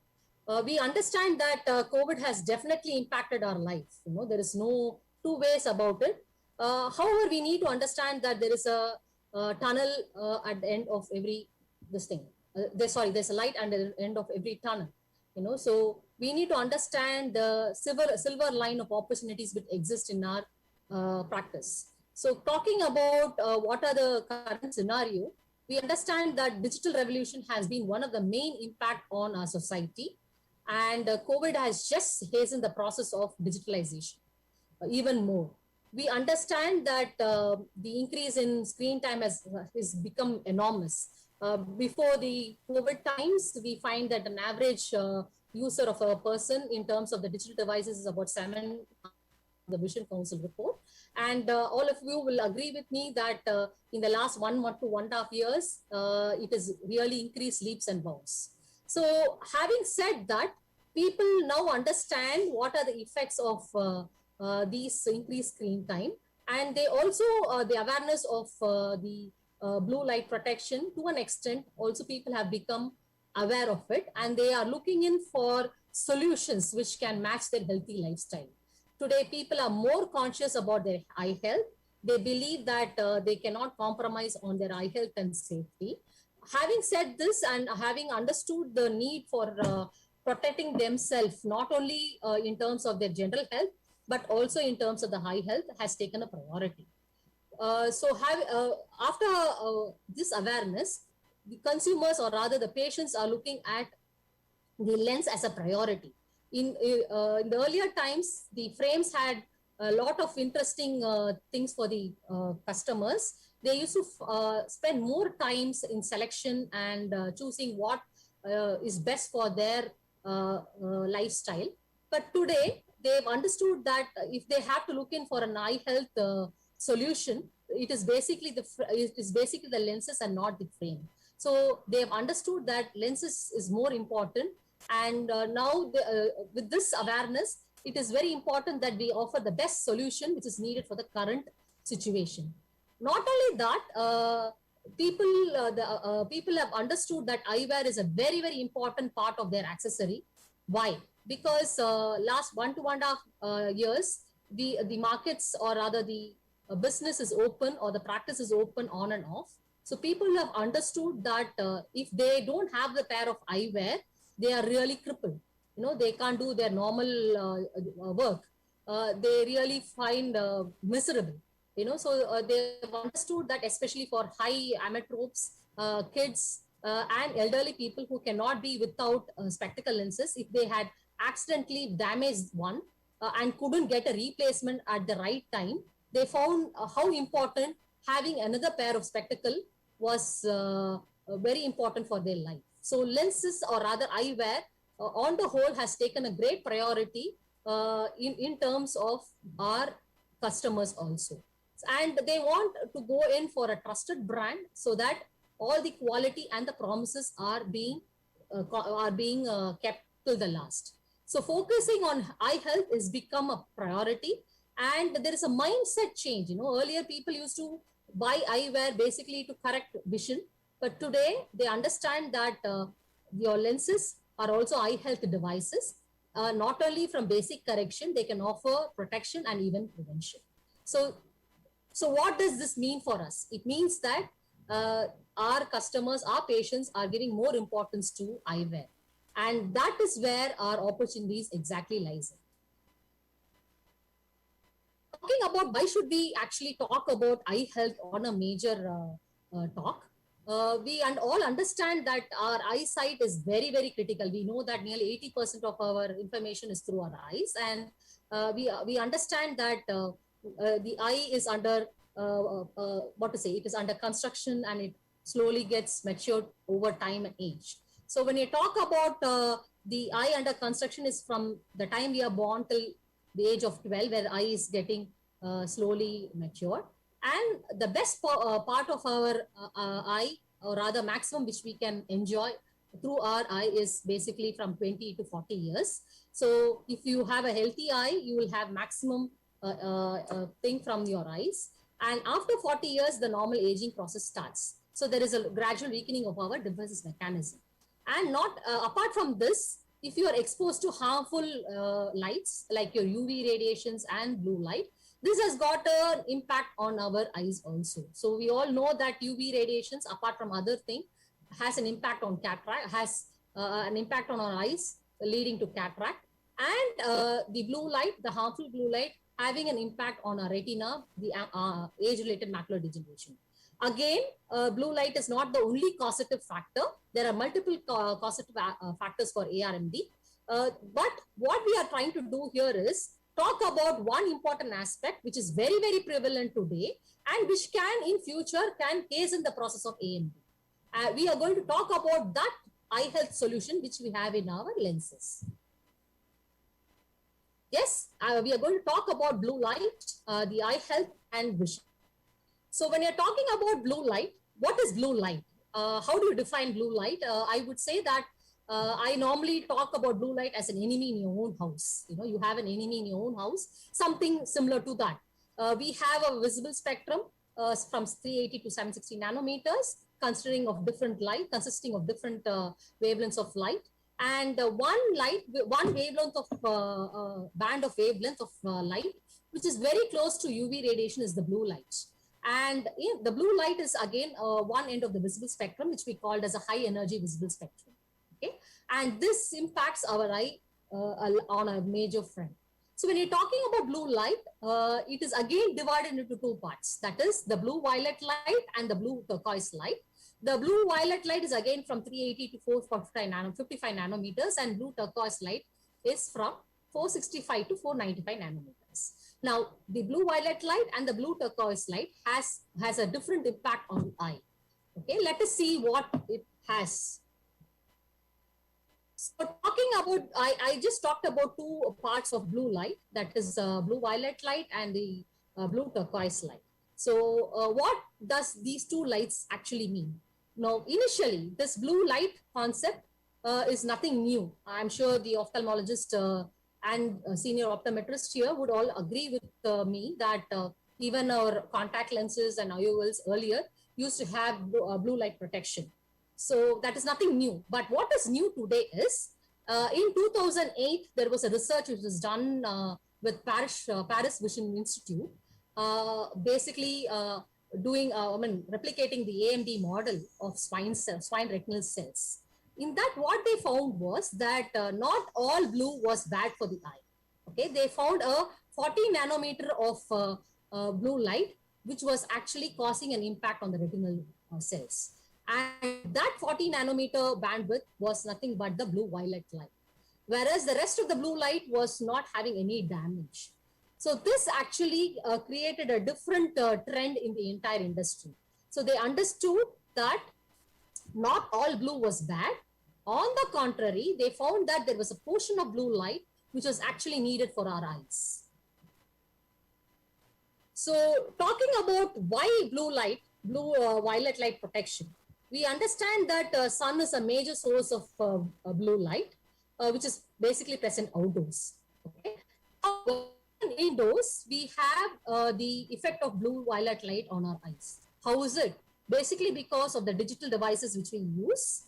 Okay, the screens, I would say the screens on the digital devices, which is actually creating an impact on our eyes, because these are all LED screens compared to the earlier type of screens. And also the artificial lighting, because artificial lighting today are more of fluorescent and LED bulbs, which actually emits blue violet rays and causes a lot of impact on our eyes. Now, while I am saying this, all of you will be thinking that yes, sun is a major source of light, and all of us would say that whatever we are talking about indoors, the lighting and the impact of devices would not be as great as the impact of the sun, right? But we need to consider the existing facts today. What is happening in the indoor, whether it is a digital device or the indoor lighting which is present, we need to understand that the proximity of these devices is very near. Okay, so the impact of the blue light is more direct on our eyes. Second, the brightness, the intensity with which these light falls on our eyes is also going to be very high. The third important thing is the duration of exposure. Okay, so we don't go out and stand in the sun for a longer time unnecessarily. But today we are forced to use our devices and be indoors because of a lot of these situations, and the effect of prolonged usage of these devices will have an impact. And that is where protection from blue light becomes a very, very important thing today. Okay, and that is where our patients, our consumers are looking at eye care solutions. Talking about the intense blue light emission, as I told you earlier, the screens from modern digital devices emit intense blue light. And what we find here is, interestingly, we find that the highest level of emittance is at 450 nanometers. And this exactly matches our study with Paris Vision Institute. And this 450 nanometers is nothing but the range of blue violet light. Okay, so we get a proof that all these devices do emit blue violet radiations. So this very important in today's lifestyle? We can just take one aspect, that is your the devices which we use. I know we've heard about computer vision syndrome, which is very apt for today. Apart from that, in our normal lenses which we prescribe, there can be few suggestions or certain solutions which can exist. Before we go into those solutions, let us understand how our consumer or patient lifestyle has changed today. Today, all of us are remotely working. Today, if you see, we are also connected digitally through digitally. Instead of face-to-face, we are connecting digitally, and we are all glued to our screens right from 8 a.m. till 3 p.m. or 2 p.m. Today, right? So remote working is the new norm, and people have been working at home. So what is happening is they're spending more hours with their laptop or smartphones. Second important thing is today we are not able to move freely, interact with our friends. So social media, social integration, social interaction has taken a bigger front. So again, people are connected socially with their friends and relatives. Again, this calls for continuous interaction or continuous thing with the digital devices. The third important thing is maybe before 1 to 1.5 years back, we would have refrained our kids from using mobile phones or laptops. We would say this is not good for your eyes, go out and play.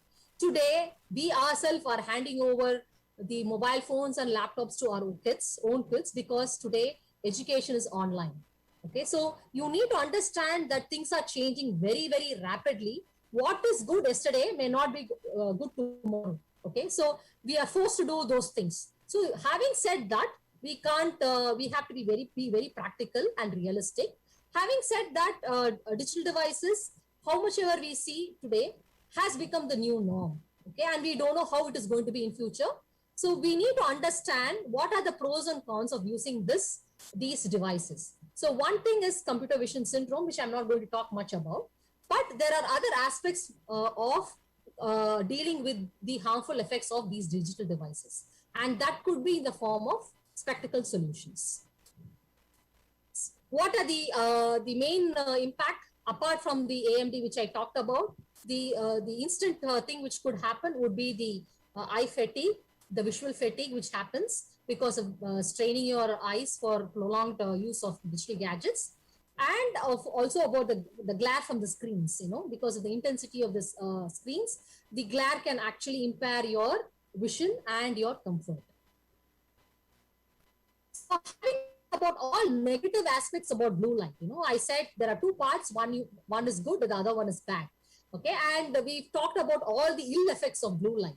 So what is something new about the good blue? Yeah, so why is this needed? The good blue is basically consisting of the blue turquoise part of the visible spectrum, and it is extremely important for our eye and health well-being. Why? Because it is essential to synchronize our biological clock.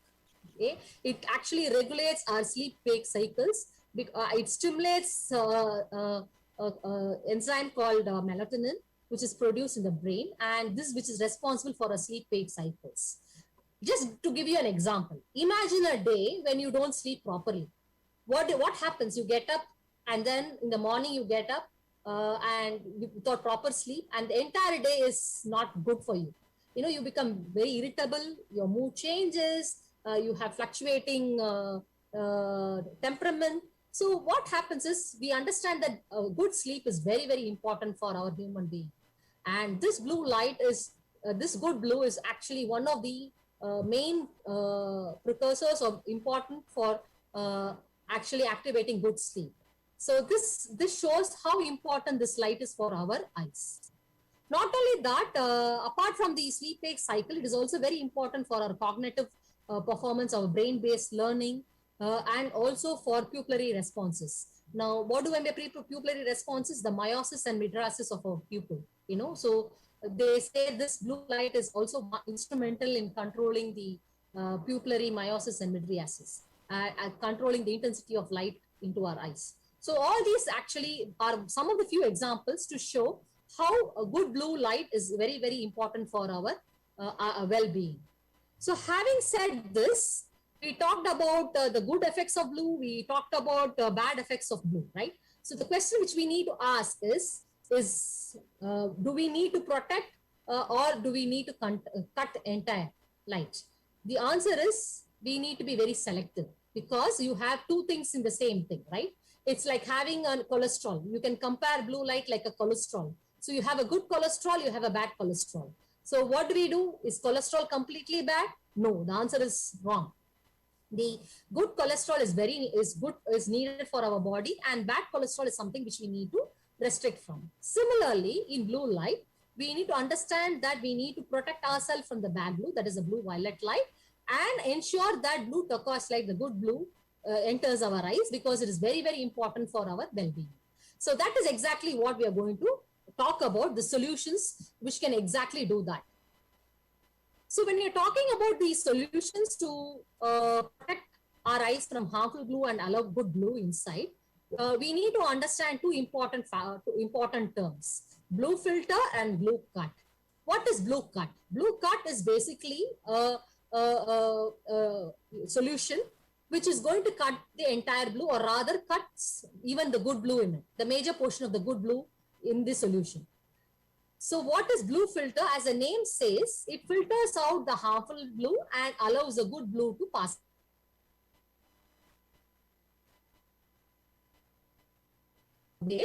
Okay, one is through by means of absorption, and the other one is by reflection. So we understand when you take a lens, you have three things. One is transmission, which is very important for our eyes, the light to pass through. The second important thing is absorption, and the third important thing is reflection, right? So the three basic phenomena which happens in our lenses. So the filtering of blue light can happen in two ways. One, by absorption of the light and harmful blue light and allowing the good blue to pass through, or reflecting the harmful blue light and allowing the good blue to pass through. So we have solutions based on these two phenomena. So talking about the reflection part, the reflection is basically, cutting down, or the blue filters through reflection is basically through a coating on the lens, basically depending upon a light scan technology. What do you mean by light scan technology? Basically scanning the light which falls on the lens and allows the good blue to pass through and selectively filtering the harmful blue light. Okay, again, maintaining the transmission of light, because transmission of light is very, very important for our clarity. So this is one part of the solution which you have as a blue filter.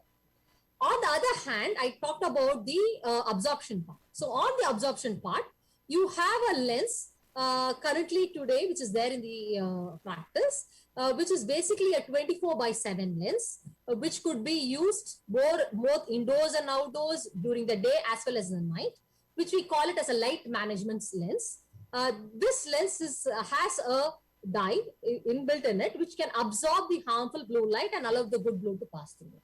So it basically manages the light which is going to fall on it and selectively filters the blue light, the good blue, and absorbs the bad blue. So you have two solutions in the practice, which could be offered to all the patients or consumers who visit your practice today, apart from the regular methodology which you use for in case you have the computer vision. Okay, so especially in the reflection technology, it is going to be a white lens. So basically, it could be only a lens which could be used again 24/7.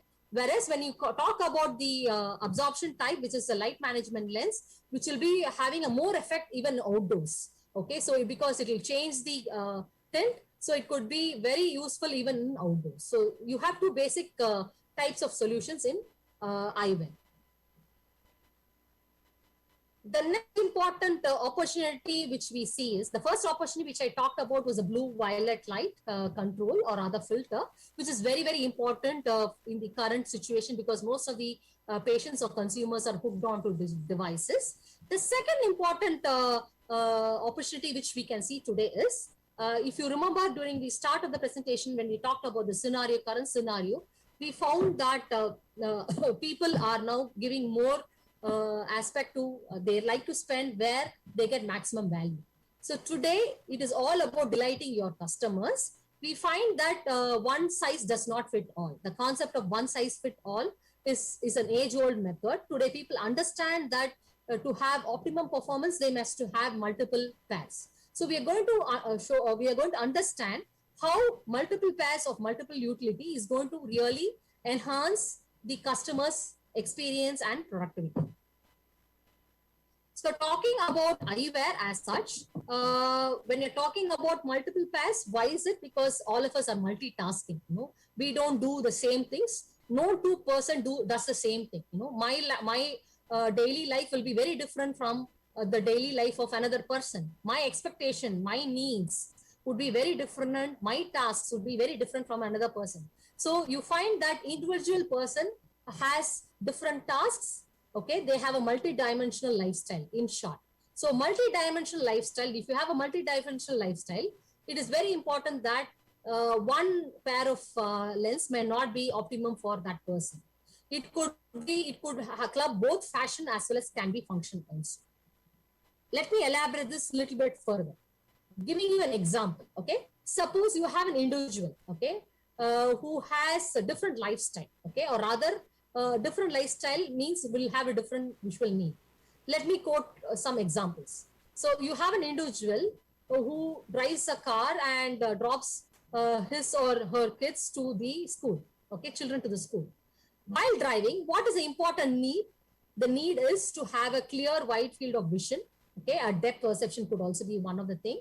Cut from UV, blue light and glare. These are some of the important needs while driving, right? Next, at vehicles, the same person plays badminton and other different types of sports. So like the earlier speakers who talked about sports vision, okay, we are not talking about sports vision as a major topic, but if you play light sports, okay, intermittent sports, during that time, they would require good depth perception, wide field of vision. Safety is a very important thing because if they are going to wear eyewear, safety becomes a very, very important thing. And maybe polarized lenses could add more contrast and more clarity. Coming to the same person may also like socializing, going out with friends. In those cases, he would like to have a trendy pair of eyewear, not only the frame but also lenses. Right here, the look requirement would be to have a fashionable and a trendy lens also. Talking about the work of the individual, okay, he works with multiple gadgets. When he's working with multiple gadgets, as I told you in the previous topic, when you're working with gadgets, there is going to be a lot of blue light. So glare control, blue block is very, very important, or rather blue filter is very, very important. Ensure that your eyes doesn't get strained, okay, and you need good contrast, okay. So these are some of the attributes while I work with my gadgets. Moving across, since I'm really busy throughout the day, I would like to have a durable lens also. So my expectations are that my lenses should be scratch resistant, should be smudge, dust, and give me precise vision. So when you see all these things, you have different tasks and you have different needs. And when you see all these things, you have multiple usage of lenses also. So for different lifestyle, you have different needs. To address all these needs, what should we do is to talk about multiple pair. Because today, this is not a new concept. We need to understand that this is not a new concept. It is well and prevalent with all of us. Even take us for an example. I'll just give you an example. A person, when he gets up, okay, he wears a normal home slippers and walks around, okay, and then he decides to go out for a walk. He would not walk with the home slippers. He would wear a different, a comfortable shoe for walking, right? Then he comes back home and gets ready for work. Then what does he do? He will try to change. He will not use the one which is used for walking. He will have a different formal shoes for work, right? Then when he comes back home and he wants to go out with his friends, he will have a trendy pair of shoes, right? So for different usage, you have different accessories, okay? Even your eyewear can also, not just like an accessory. That's what I meant by saying it is not only for fashion, but it can be functional aspect also. So in my previous slide, I showed you how it can be even functional. So you need to understand that you may have multiple utility according to different needs and different tasks. And this is a very, very good opportunity to talk to our patients. So you need to, what should we do first is we need to think differently. We need to not talk about this as a primary pair. Normally what happens is people say this is, if they dispense more than one pair of spectacle lenses, they know it is a normal practice to say that this is your primary pair, this is your secondary pair. There's nothing like primary pair and secondary pair. Why? Because we are doing different tasks. So what you should do is, when you're talking about dispensing different lenses for the same customer for different solutions, you need to actually tell them that this pair is going to give you maximum productivity when you do this. This pair will give you an optimum performance when you do driving, maybe when you play sports, or maybe when you're working with digital gadgets. So you need to rephrase our way of communication when you talk about this to our consumers, or rather our patients. So multiple solutions are always the better options for our consumers, basically because they have different needs and they are multitasking. So this is a very important concept. So I wanted to reiterate on these two concepts. One, talk about multiple pair, and very important thing, apart from these different lifestyles, we should not forget that today we are amidst of lot of turbulences. As I told you in the beginning, people have a concern that if they break their spectacle lenses, what would happen?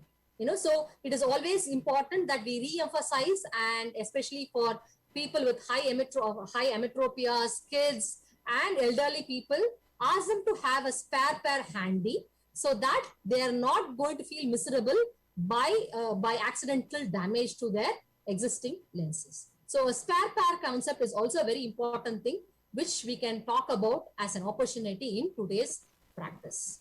So this is what I wanted to talk about today, and thanks a lot for all your patient listening. Let's be very positive. Good days are ahead, and please take care. It's a novel virus, so I would say that things are not fully subsided. So we need to follow all the government regulations. We need to take care not only of ourselves, our family, our staff, and of our customers and patients also.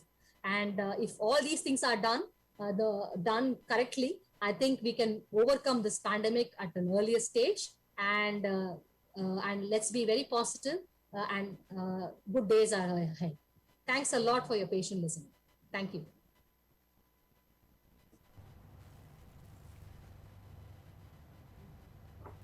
Thank you, Mrs. Anant Lakshmi, for your valuable speech. Next, our presentation are regarding general optometry and low vision. Ms. Tilni Kannangara is going to present on improvement of near acuity and reading speed with cost-effective low vision aids in patients with age-related macular degeneration.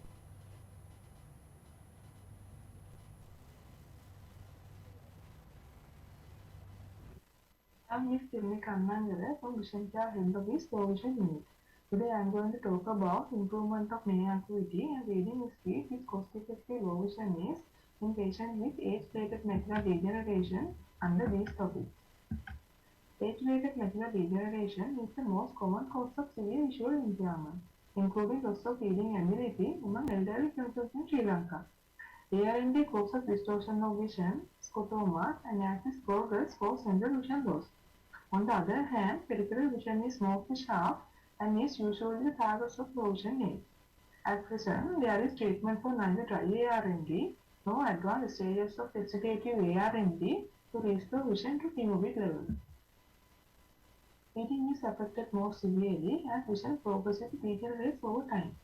Recent researches have shown how vision impairment compromises quality of life and limits social interaction and independence, and has also been shown to be associated with both depression and significant physiological distress. Therefore, management and rehabilitation through low vision aids and option strategies are important for the continued independence of those living with ARND. The aim of the present study was to evaluate improvement of near activities and reading speed before and after providing appropriate cost-effective low vision aids, and evaluate high beneficial effect of appropriate adapted low vision aids in regard to maintaining and maximizing reading ability in a group of low vision patients with ARND. Patients were enrolled consecutively in the present study between January 2019 and December 2020 at Vision Care Head Office Low Vision Clinic. 70 patients with different stages of ARND, aged between 94 to 42 years, were included in this respective study. All patients underwent a standardized ophthalmological and long-term examination as well as standardized protocol of follow-up examination and visual rehabilitation, including evaluation of magnification requirements and careful providing of provision aids. This is how we calculated best corrected visual acuity. Before and after the provision of low vision aids, mean visual acuity and reading speed was evaluated using standardized reading acuity test. Distance visual acuity was measured using EDTRS charts with patient best refractive correction for distance. Mean visual acuity was measured using 7 equivalent N notation chart with proper illumination and with the patient best refractive correction for near. These are the distance acuity chart and near acuity chart what we have used during this respective study. This is how we calculated magnification power. The smaller pin size for reading fluently gives the magnification power, which indicates by how much newspaper test in standard pin size has to be magnified in order to be read at a distance of 25 centimeters. For each print size, necessary magnification calculated using the formula. Magnification is equal to base corrected near visual acuity divided by target near visual acuity. The mean age of the patients was around 73, with a high percentage of the age group falling between 60 to 79 years, and the percentage was 62.9. Age range was 42 to 94, and male percentage was 54 and female percentage was 46. In group, 82.9% of patients age was above 60. For the whole group, the average base corrected distance visual acuity of the beta eye was 0.8 logma, with 70% of patients having visual acuity 0.8 logma or better. Before providing low vision aid, 15.7% of patients read newspaper print with their present spectacle correction. In this graph, you can see age distribution by sex. Here you can see most of the majority was the male. In this chart, we can see age range distribution by sex. Same chart describing through a graph here. Here you can see most of the age group majority was the male. Near visual acuity before low vision aid with present spectacle correction.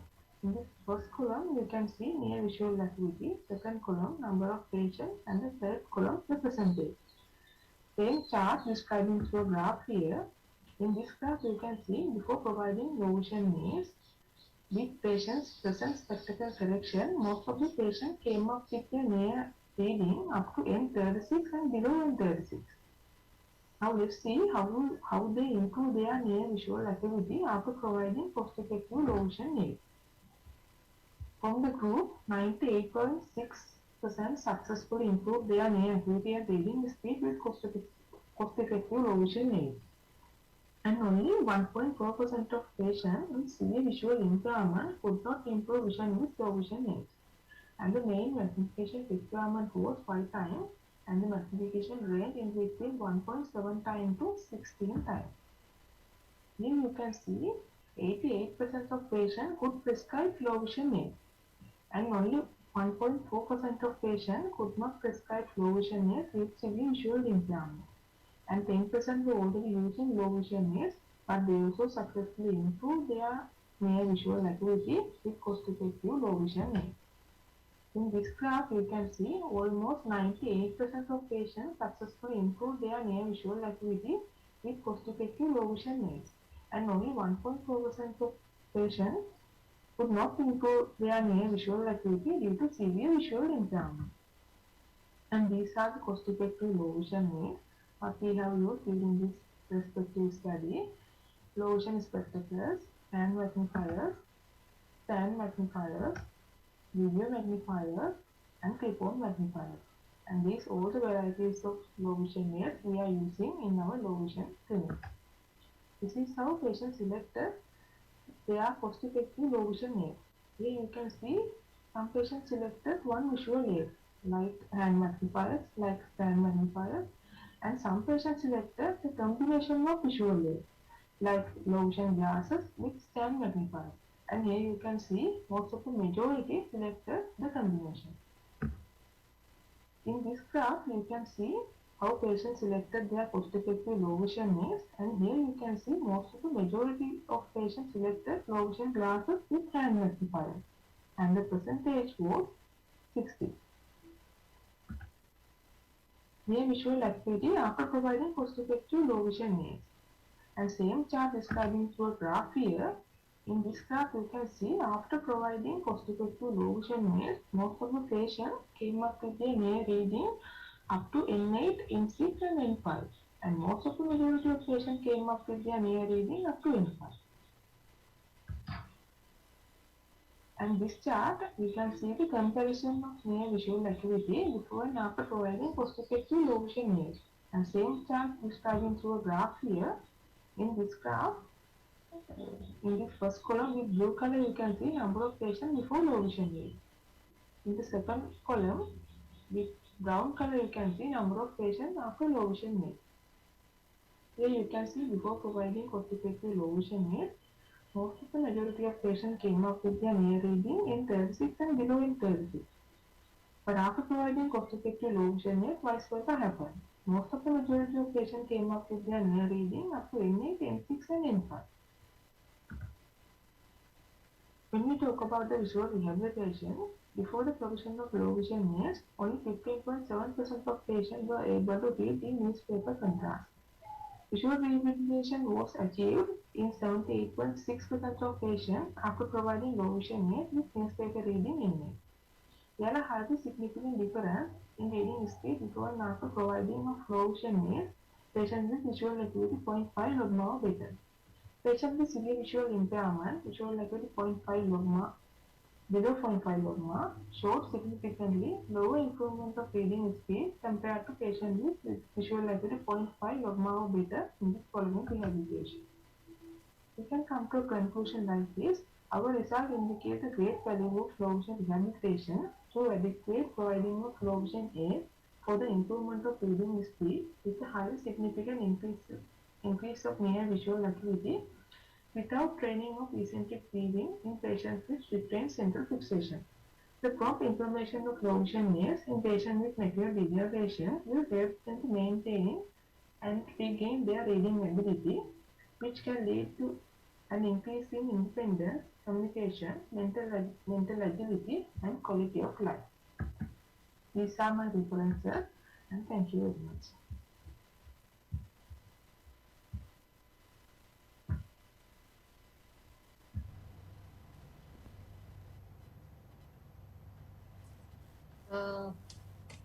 I have a question here, Roma.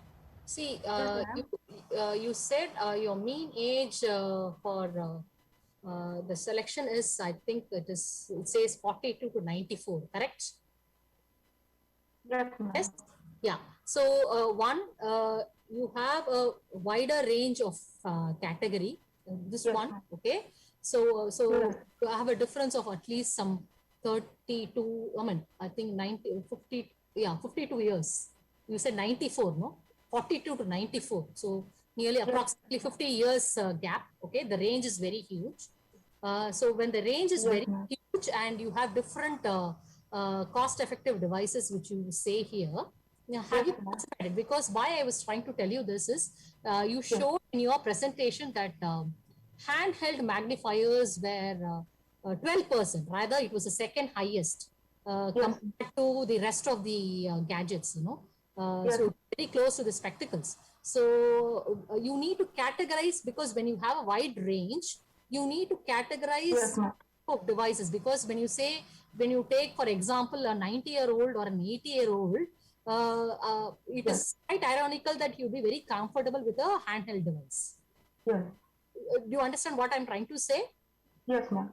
Yeah, so maybe a spectacle or any other device would be much more useful for that age group. Okay, and second important thing is also the magnification level. Okay, so again, the magnification level depends upon the visual acuity, and the more than anything, it depends upon the task also. You know what the person is going to do, right? So you need to also understand, because the magnification level is depending upon the visual acuity and the current visual acuity and the required visual acuity for the task, right? So that is how you calculate the magnification for LVA, right? So you have you actually asked them about the tasks for these people? Yes, ma'am. Some comfortable with the newspaper reading. Some are we need the N5 reading, and some comfortable with N25, N24, and all. What they comfortable, I gave them as a task. Okay, why I'm asking you this is because this is a problem when you have a wide range of sample space in your study. When you have a wider age group, one thing you need to notice, especially when the range is about 50 years gap, like 42 to 94 is a gap. Of course, your mean age is again 73. So when you're doing this, a young adult, say for example, I wouldn't say young presbyope, I wouldn't say young adult, sorry, young presbyope, say 40 years or 42 years, may have a different requirement, for near vision when compared to, that can be his livelihood also, right? When compared to a person of 70 or 70 plus years. Okay, so can I? Yeah, can I? Yeah, so you need to one, what I felt was maybe when you're having a wider age group, you need to understand the age group wise task. Especially you can again subdivide it into 40 to 50 or 50 to 60 and understand what type of task is very important in that. And then the older age group, what would be their requirement. Second important thing is also to understand the magnification level based on the task. So this is something which I felt could have been added to this study. Yes, ma'am, sure. Yeah, thanks, ma'am. Otherwise, it is a good study. Thank you.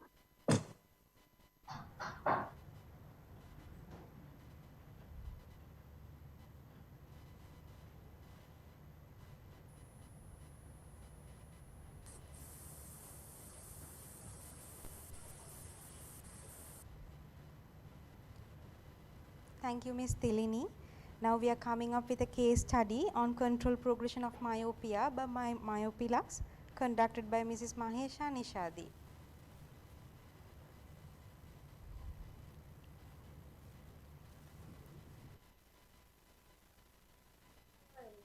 Down the line somewhere, I suppose that you all know something about myopilux lenses. With that expectations, we will move on to the case study which I am going to be present today, the control progression of myopia by myopilux. I am Mahesha Nishadi. Myopia is becoming a real public health concern across the world. The number of myopic patients increasing rapidly. The prevalence of higher myopia is also accepted to rise. And understanding myopia development and methods to slow progression is currently one of the biggest stakes for researchers and clinicians from all around the world. This case study focuses on myopilux, a specific range of ophthalmic lenses which have been proven to effectively correct and control progression of myopia in 5 subjects between 6 to 18 years old. Near addition myopilux lenses have been prescribed for myopic children to slow progression of myopia, and the effect of the additional lenses of myopia progression have often been inconclusive when considering all the children. And this is the object of one study to investigate whether the myopilux progressive lenses control progression of myopia during 1 year time period than the efficacy of the single visual lenses in 5 cases. We all know myopia is a refractive error condition when parallel light rays coming from infinity focus in a point in front of the retina when accommodation is at best. You can see that description from this picture also. So what is this myopia progression? There are a lot of researchers in all around the world done regarding this myopia progression. I have mentioned here some researchers, according to research done by Wade A. and Ferro, myopia is one of the most common refractive errors in children worldwide. It is estimated that about 1 billion myopes globally are at risk of developing myopia-related complications by year 2050, and the prevalence and progression of myopia are known to vary with the various factors such as age, onset of myopia, severity of myopia, country, and ethnicity. According to Verghikharala and Kamari studies indicates that the mean annual myopia progression in children was about half a diopter in Europeans and slightly higher progression rate in Asians. The Northern Indian myopia study that involved 10,000 school children aged 5 to 15 years from one side of India reported an annual myopia progression of 0.27 plus or minus 0.42 diopter. A recent study that involved Indian children and young adults based on hospital-based data indicate that 4.3% of myopes had pathologic myopia similar to that Caucasians and East Asians. In this study, I have explained you how to control myopia by the myopilux glasses. There are two types of myopilux lenses. The first picture shows the myopilux max and the second one myopilux plus. Myopilux max is an executive bifocal glass which including 3 diopter based in pixel. Initially, the researchers have proven that slowdown of myopia can gain through this myopilux max. This executive bifocal lenses 51% via single vision lenses, and the other glass myopilux progressive glass which I have used in this case study, it shows that there is a 37% of slow progression via single vision lenses. So we'll move on to the myopia assessment form which I have given to my all subjects in my case, including my case study. It shows that the children's current age, family history, current level of myopia, progression of myopia over 1 year time period, and time spent outdoor activities and the binocular vision. So we'll move on to the procedure of my case study designed with an interventional case study and 19 January to 20 January. Sample patients were 5 Sri Lankan subjects, both male and female, with phoria between 1 to 2 diopters and progression more than 1 diopter per year. Age range is 6 to 18 years old. I have excluded all the phobias and phorias more than 2 diopters and the astigmatism more than 3 diopters. We'll move on to the methods of my case study. There were 5 subjects included in this study.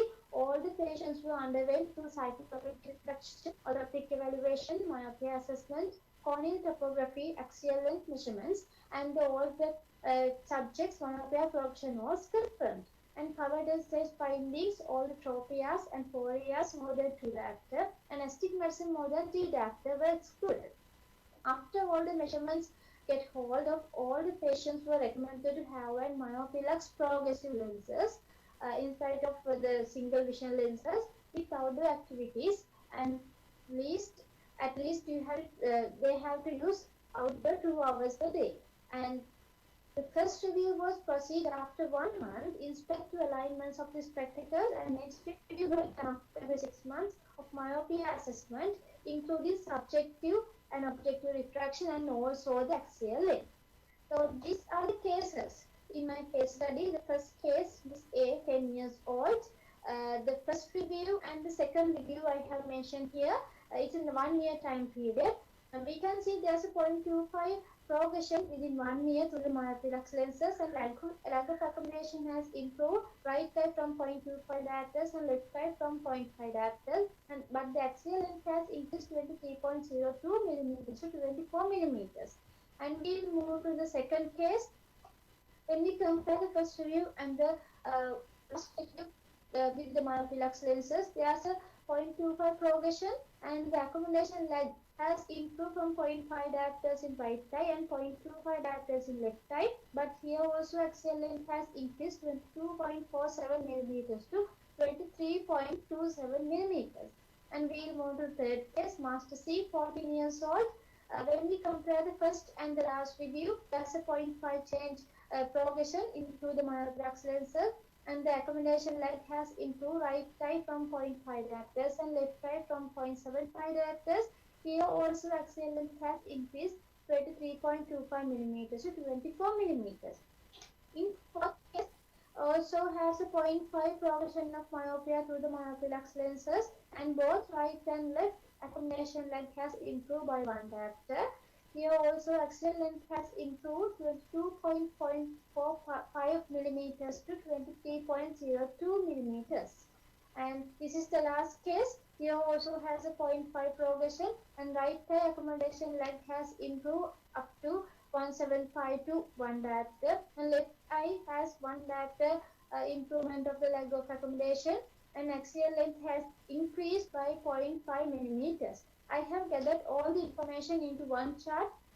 This is the chart of accommodation, and we'll move into the bar charts. The refractive error, I have mentioned here the progression with my single vision distance lenses through the blue color line, and the myopilux lens progression with the green color lines. You can see there's a slow progression through the myopilux lens, which is represented by the green color line. And we'll move to the accommodation leg. The right eye and the left eye, both eyes has the accommodation lag improvement, which represent by the green color line through the myopilux, and the blue color line shows the accommodation lag with the single vision distance lenses. There's improvement to the myopilux lenses. But the thing is, this is the axial length changes. In my older subjects, axial length was increased. It's not controlled through the myopilux lenses, which is represent the green color line by the myopilux lenses and the blue color line by the single vision distance lenses.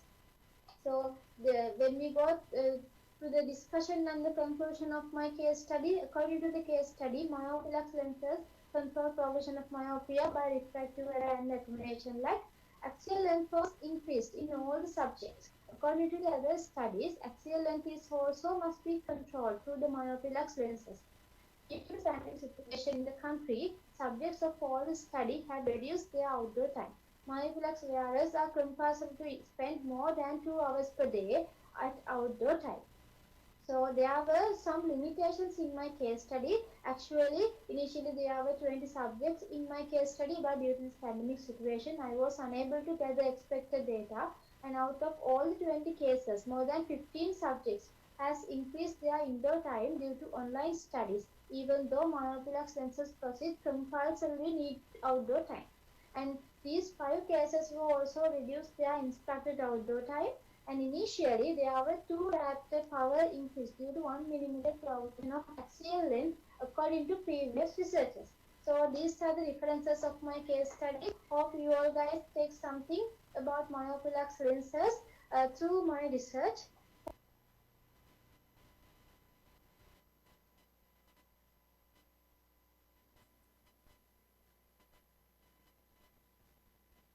Great study, Nishadi. In fact, I like your limitations part, wherein you were very open about, because when you had asked the kids to go to do an outdoor activity for 2 hours, that was one of your suggestion along with the lenses, right? Right? So you're on mute. So the limitation said that nearly 5 people couldn't do that, right? So I think you were very Yes, aware of the limitations. I really like the limitations part. I think you've really taken these you've considered these things and then in your study. It's good. Thank you.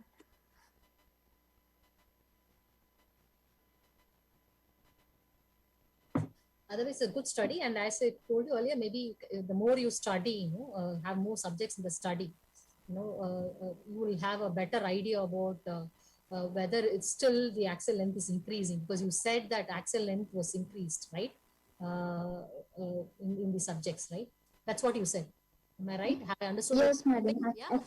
Yeah. So maybe if you have more subjects for the study, then you can see whether is that the trend which is happening, or is it for a specific group of people, wherein they are having severe to moderate progression of myopia. So that could also Yes. be finding which you can hit upon. So I think this is a very interesting subject, and it is a hot topic today, myopia progression. So I think your team, Vision Care team does a fantastic job in this. So I think we'll have more kids for this study. So please enroll them and have a good observation on this part. Okay, madam. Yeah, thank you. Thank you, madam.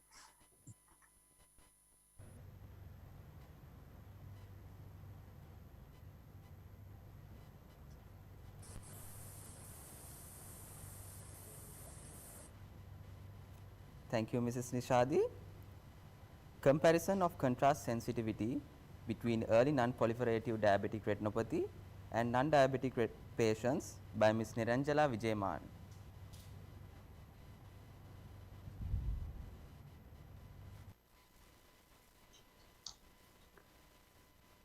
Hello everyone, I am Niranjala Vijayman. My research paper is comparison of contrast sensitivity between early non-proliferative diabetic retinopathy and non-diabetes patients. Diabetic retinopathy is diabetes complication that affect the eyes. It caused by damage to the blood vessels of the light-sensitive tissue at back of the eye, that's retina. At first, diabetic retinopathy may cause no symptoms or any mild vision problems. Major impairment of people of middle and old age. So, due to limitations, there should be early diagnosis diabetic retinopathy.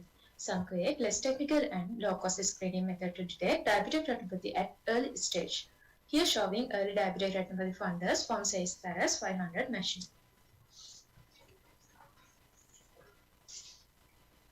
During this study, overall aim is to find out the impact of early NPDR on contrast sensitivity. Here showing early NPDR, micronism, hard exudates, and flame-shaped hemorrhages. And then contrast sensitivity is ability to differentiate minor changes in luminance between two regions and not separated by sharp boundaries. It differs from visual acuity. This case control study conducted from August 2019 to February 2021 at Vision Care Head Office. It included 32 patients with early non-proliferative diabetes, control group 64 non-diabetes patients. There were no other systemic disorders. Consecutive non-random sampling technique was used for NPDR, while purposive non-random sampling technique was used for controls. In NPDR group, patients with 6 years of having diabetic history and best corrected visual acuity 69 - 266.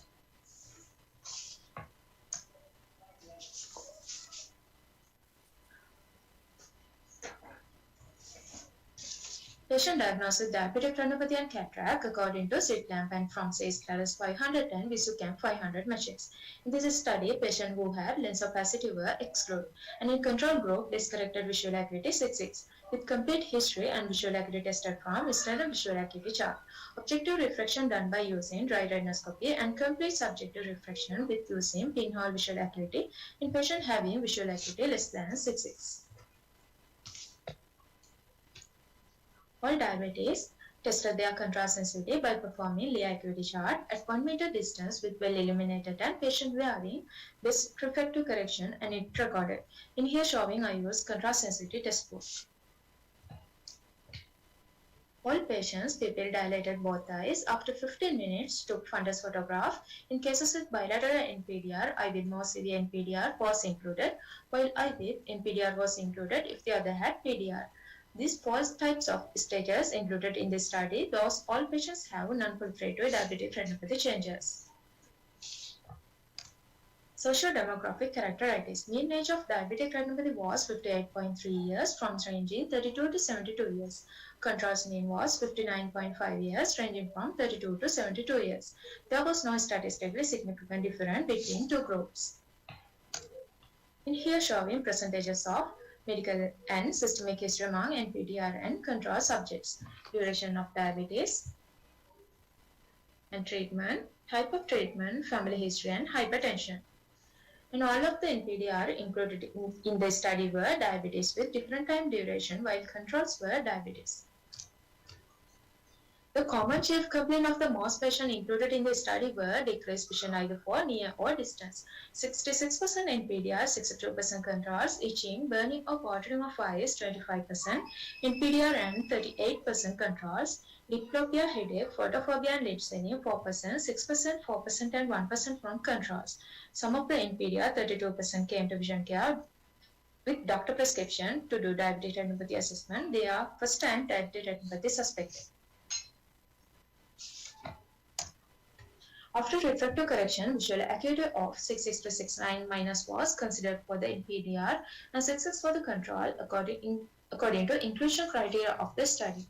Mean refractive correction of the eye included in the study was -0.02 diopter sphere for the NPDR ranging from -3 to +1.50 diopter sphere, and for controls mean refractive correction was 0.18 diopters SPA ranging from -4 to +225 diopters SPA.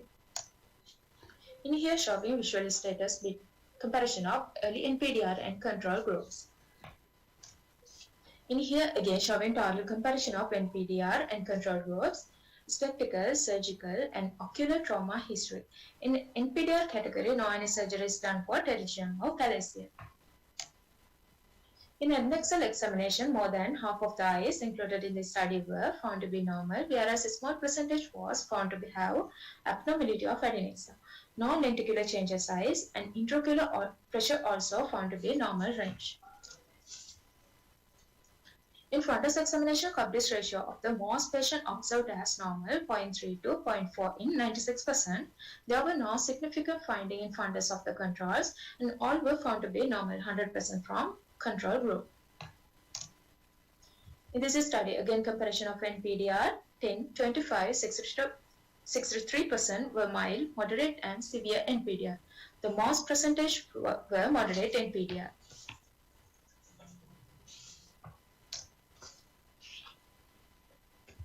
Mean contrast sensitivity early NPDR was 10%, controls was 25%. Mean contrast sensitivity was between early NPDR and controls was 15%.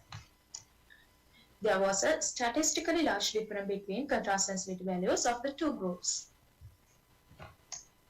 Then again here showing 10% and 25% from NPDR and control groups, and then mean contrast sensitivity different 15%.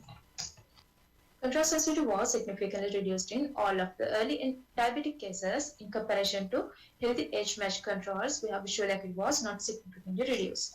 Some other countries are used low contrast ETTRS chart for early detect diabetic retinopathy, and it's noted that it should be a part of regular protocol of eye examination. It takes less time consuming and simple test to perform like visual acuity testing. It takes only a few minutes to test contrast sensitivity. Conclusion, contrast sensitivity in NPDR was way below that of controls present in diabetic retinopathy. So contrast sensitivity testing can be used as a potential screening tool in optometry practice for early non-proliferative diabetic retinopathy. Take-home message, due to limitations in seeking early diagnosis of diabetic retinopathy, we can detect some quick, less technical and low-cost screening method to detect diabetic retinopathy at an early stage to save sight and reduce disease burden. These are my references, and thank you for your kind attention.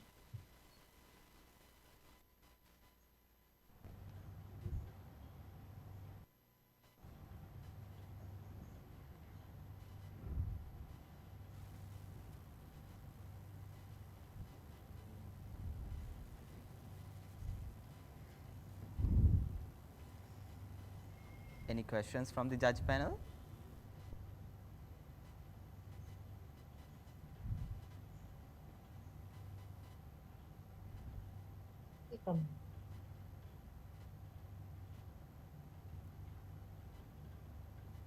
I repeat again, any questions from the judge panel? Not from me. All right then.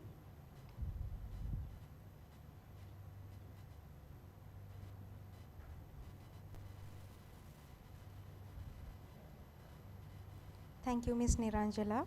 I invite Mrs. Aloka Prematilaka to present on the effectiveness of using monocular makeup glasses on presbyopic ladies.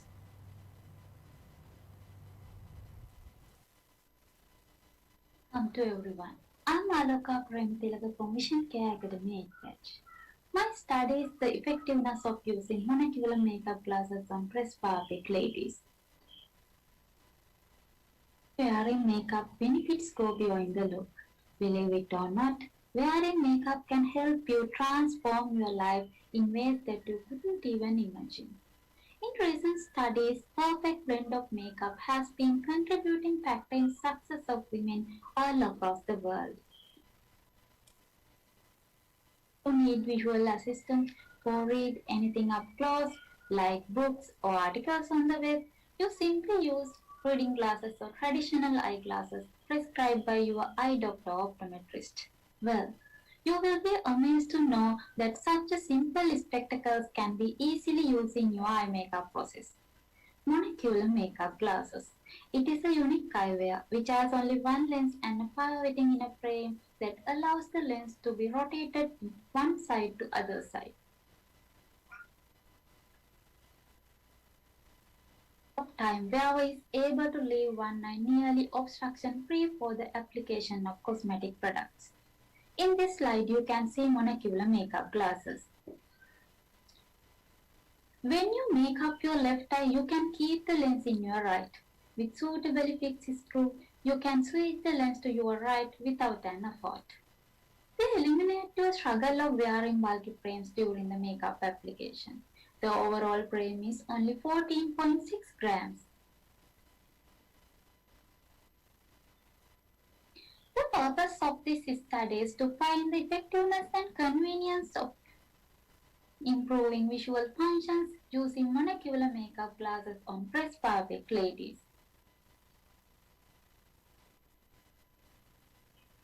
Now, I will explain the procedure. First of all, select the 38 presbyopic females with the age range of 45 to 55 years, and all they had 6x6 best corrected visual acuity. The time period was 1st of April 2020 to 30th of April 2021 at Vision Care Panadura branch. Among the selected females, some were who have been previously doing the self-makeup and who were not satisfied with their self-makeup. Subjects with high presbyopic corrections, more than +1 after hyperopic corrections, myopics, astigmatisms, anisometropic conditions, and abnormal ocular conditions were excluded.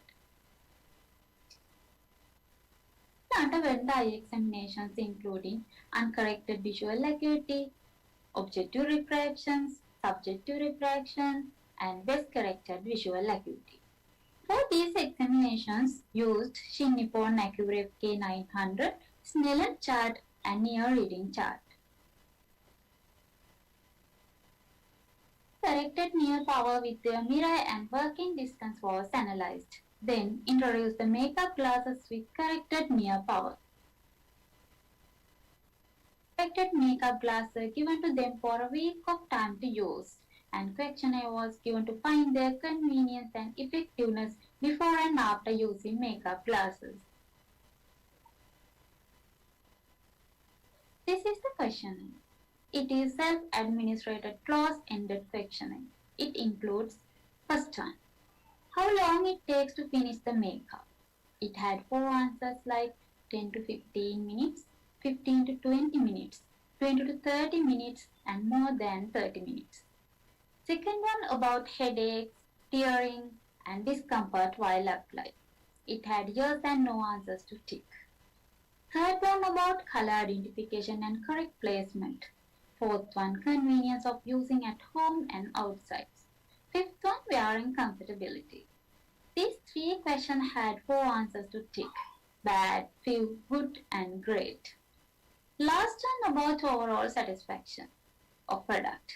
It had 4 answers to according 4 grading levels: 0 to 50%, 50 to 70%, 70 to 90%, and 90 to 100%.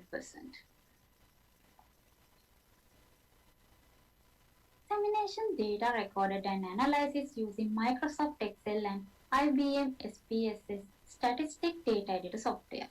Questionnaire form analysis and graded according to the answers. When we look into the results among the all subjects, average age of the participant was 46.1 plus or minus 7.48 years, and average spherical equivalent refractive power was plus 0.68 plus or minus 0.43 diopters. There was plus 1.56 plus or minus 0.48 diopter of near power, as well as average working distance was 48.64 plus or minus 6.48 centimeters. According to the questionnaire, there was significant change in time they finished their makeup before and after using makeup glasses. 88% takes 10 to 15 minutes after using makeup glasses, and before use it 77% takes 15 to 20 minutes. This chart shows the time they take to finish their makeup. When applying the makeup, many of these women had headaches, but with these monocular makeup glasses, 95% haven't gotten headaches, tearing, or discomfort while applying the makeup. When we're looking for the color identification and correct placement, according to the responses, 24% said it was great and 71% said it was good. For those with vertically blurry eyesight, you can imagine that applying cosmetics could become a bit of guessing game. So, the most important factor when talking to these subjects, they were very happily said that it was not difficult as before. As well as according to this chart, more than 70% said it convenient to use at home and same as outside. Also, 91% majority responses as great when asking for the wearing compatibility. The responses has been overwhelming because of the frame was lightweight and easy of handling. When we look into the overall satisfaction, 91% were satisfied with this product within the grading level 90 to 100. Also, 9% responded the grading level 70 to 90. This chart gives information about overall satisfaction. The advantages of monocular makeup glasses make it easy to apply cosmetics on and around your eye. They eliminate your struggle of wearing bulky frames. The silver lens design comes in various colors, offering neat and precise eye makeup application to opposite eye. Makeup glasses are lightweight and extremely easy to use. Now, no more applying makeup blindly and hoping for the best.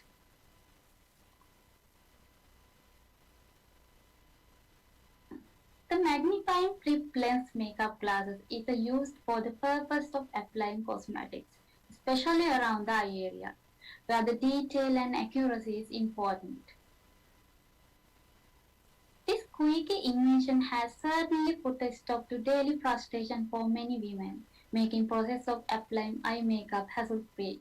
With the silver spectacles, it increased the accuracy as the efficacy of the makeup process, saving the time and effort for busy working women.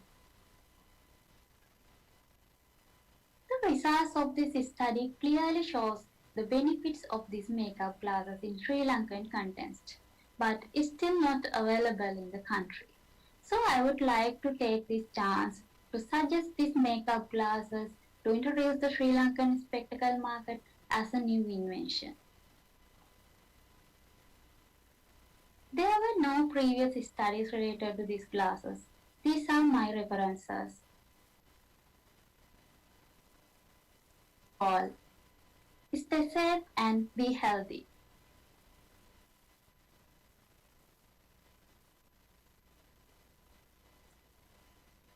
Okay, Aloka, it was a very interesting study. And so you said this has not been introduced in Sri Lanka, right? Yeah. So I'm not a very good knowledge person in a makeup field, but as far as I know, right, these older women, they tend to use the magnifying mirror in their dressing rooms, right? Mm-hmm. So did you have an idea or comparison by whether it is easy to use the magnifying mirror with this monocle? Yes, so you have to ask before you introduce it, right? Do a community or the field survey, right? So this is of course very ideal in a like outdoor setting, isn't it? So this magnifying mirrors are that is at home, no? Right? So this can be very well introduced to the people, the women who are like traveling, right? Outdoor, that's okay. So do a field survey to see the acceptability of magnifying mirrors versus this magnifying lenses, right?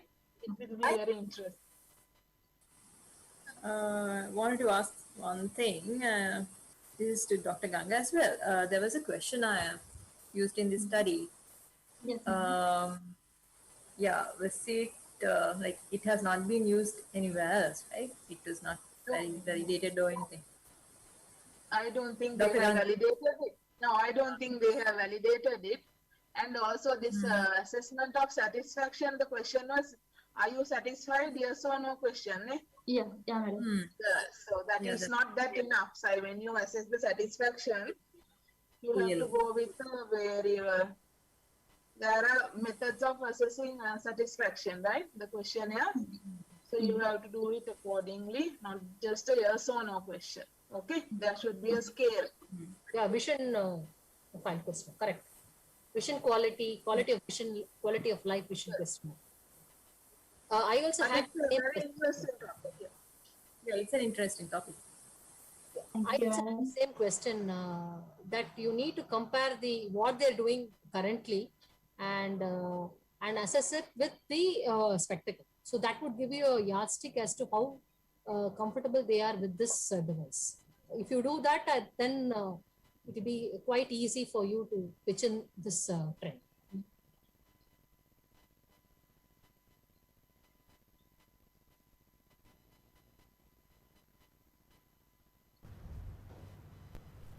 Thank you all. Thank you, Mrs. Aloka. We have come to the last presentation of the first session. I invite Ms. Sanduni Asha to present the case study on comparison of color vision improvement with variable red tinted spectacle for red-green color vision deficiency.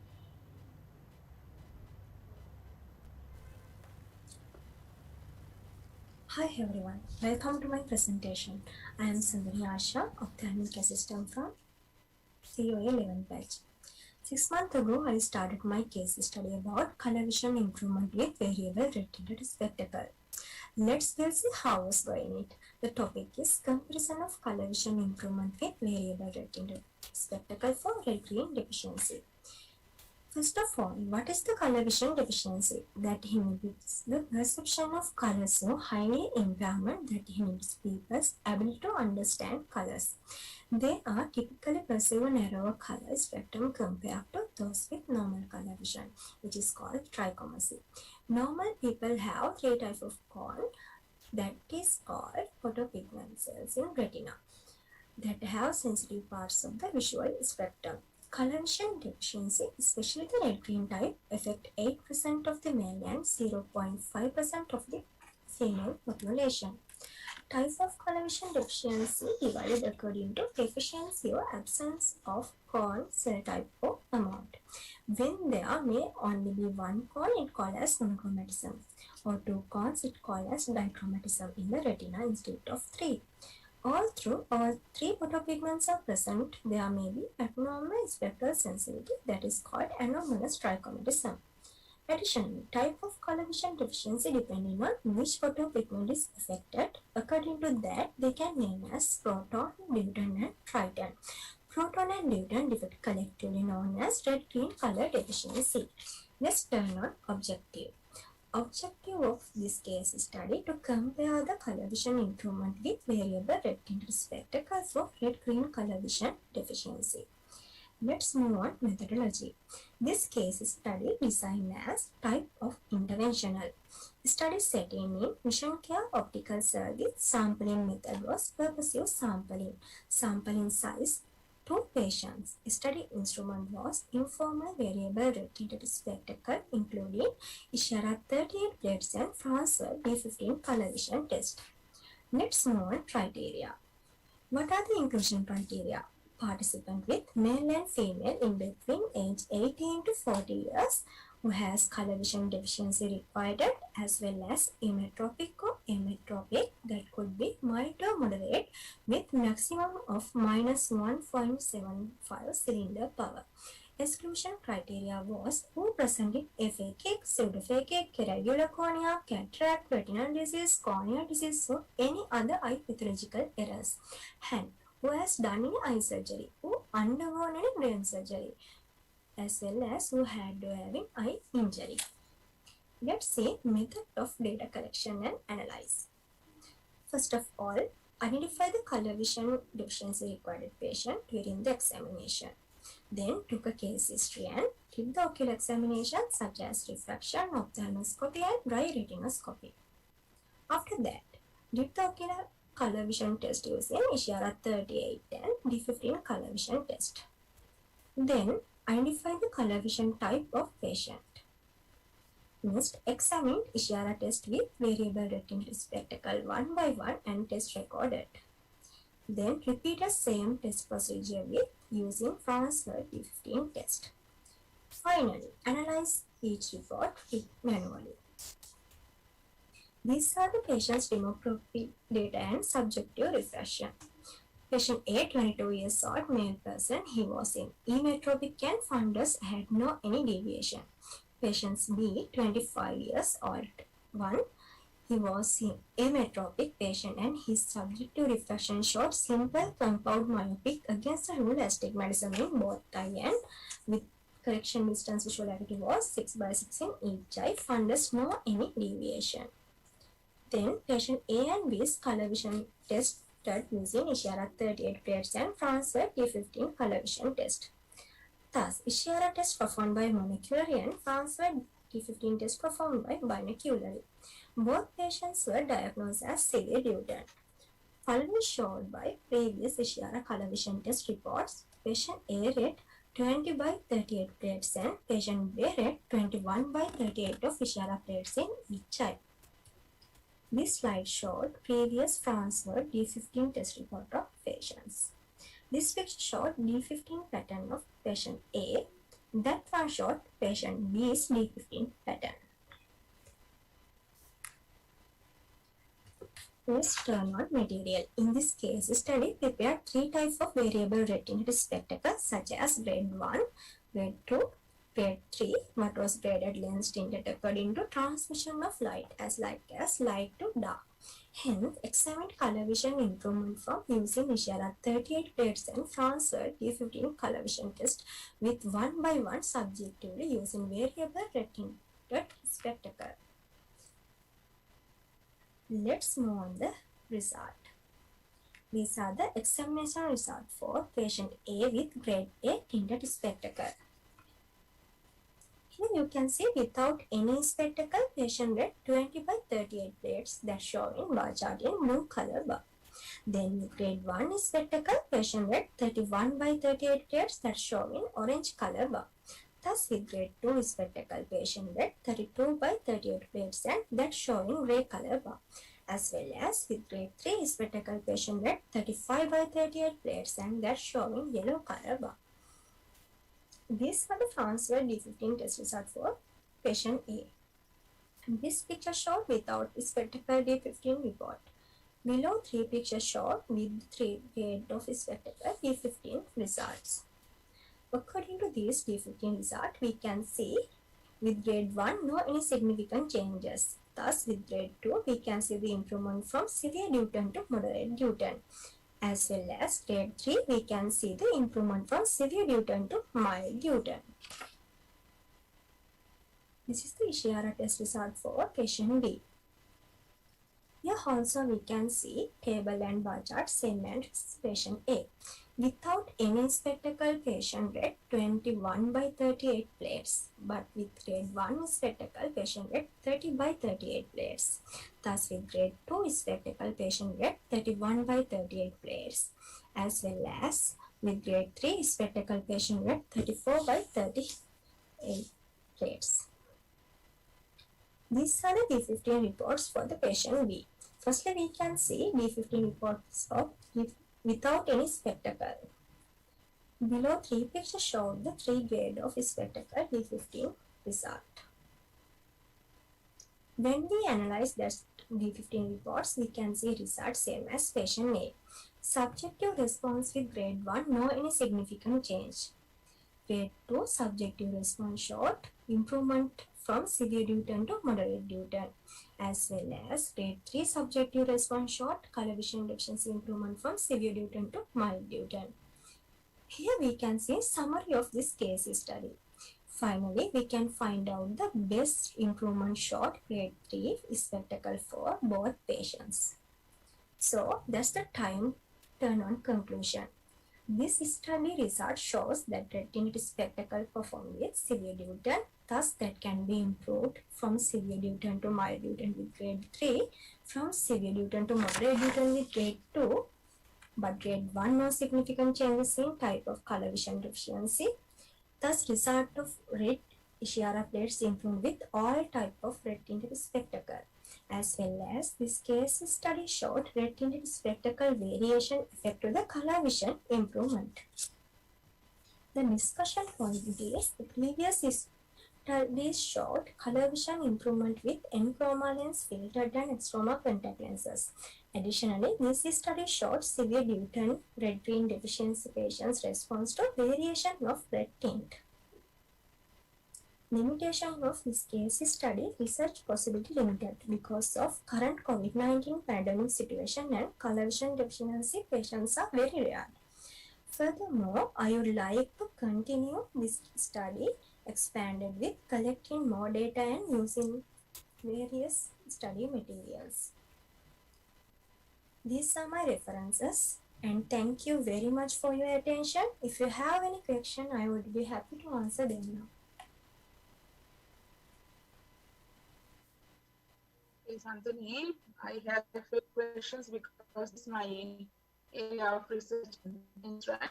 So I agree that color vision deficiency is rare, right? But having two patients, two study participants is not that enough, right? Okay. Yes, ma'am. Because I personally know, right?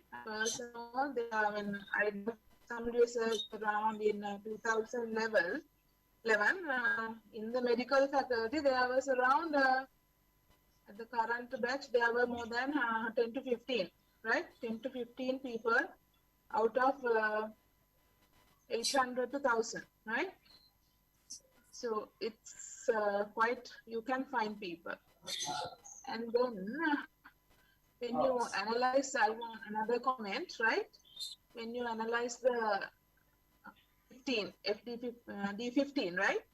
So it's better like you give the difference. After all, at the end of analyzing all these charts, you can get the defective wavelengths, right? Which wavelength form it is defective, right? Because I have done it in the 100 hue, right? So you 100 hue, the accuracy is more, okay? So in D15 also you can at least get into some wavelengths, which is the more defective one. So with that, I think you have mentioned this has transformed from severe Newton to moderate to mild, right? So if you have shown it with the improvement of the sensitivity to the wavelengths, so that is more scientific. Okay. Okay, ma'am. Thank you. Please do continue this study, right? Because after my researches also, my recommendation was to introduce this red glasses, because at that time it was not, the filters were not available in the country. I think now with this study, I see now you have that. So we can promote it, right? So at that time in 2010 and 11, we didn't have option. We find these fellows, we didn't have option to offer the offer any option. Now you have it now, right? So please do continue the study. With the data we can promote this. Yeah, sure, ma'am. Thank you.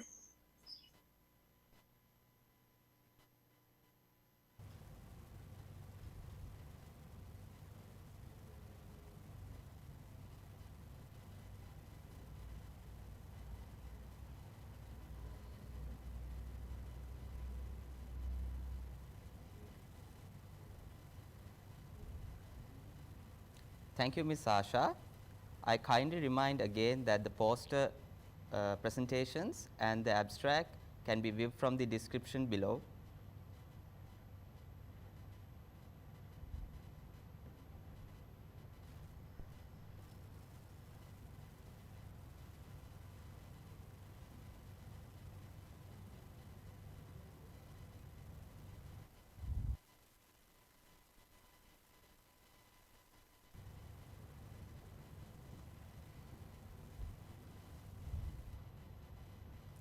We'll be moving forward to the second session on ocular surface and contact lenses. I call upon Mr. Amila Chandrasekhara to present on the observation of ocular changes during the menstrual cycle in young females.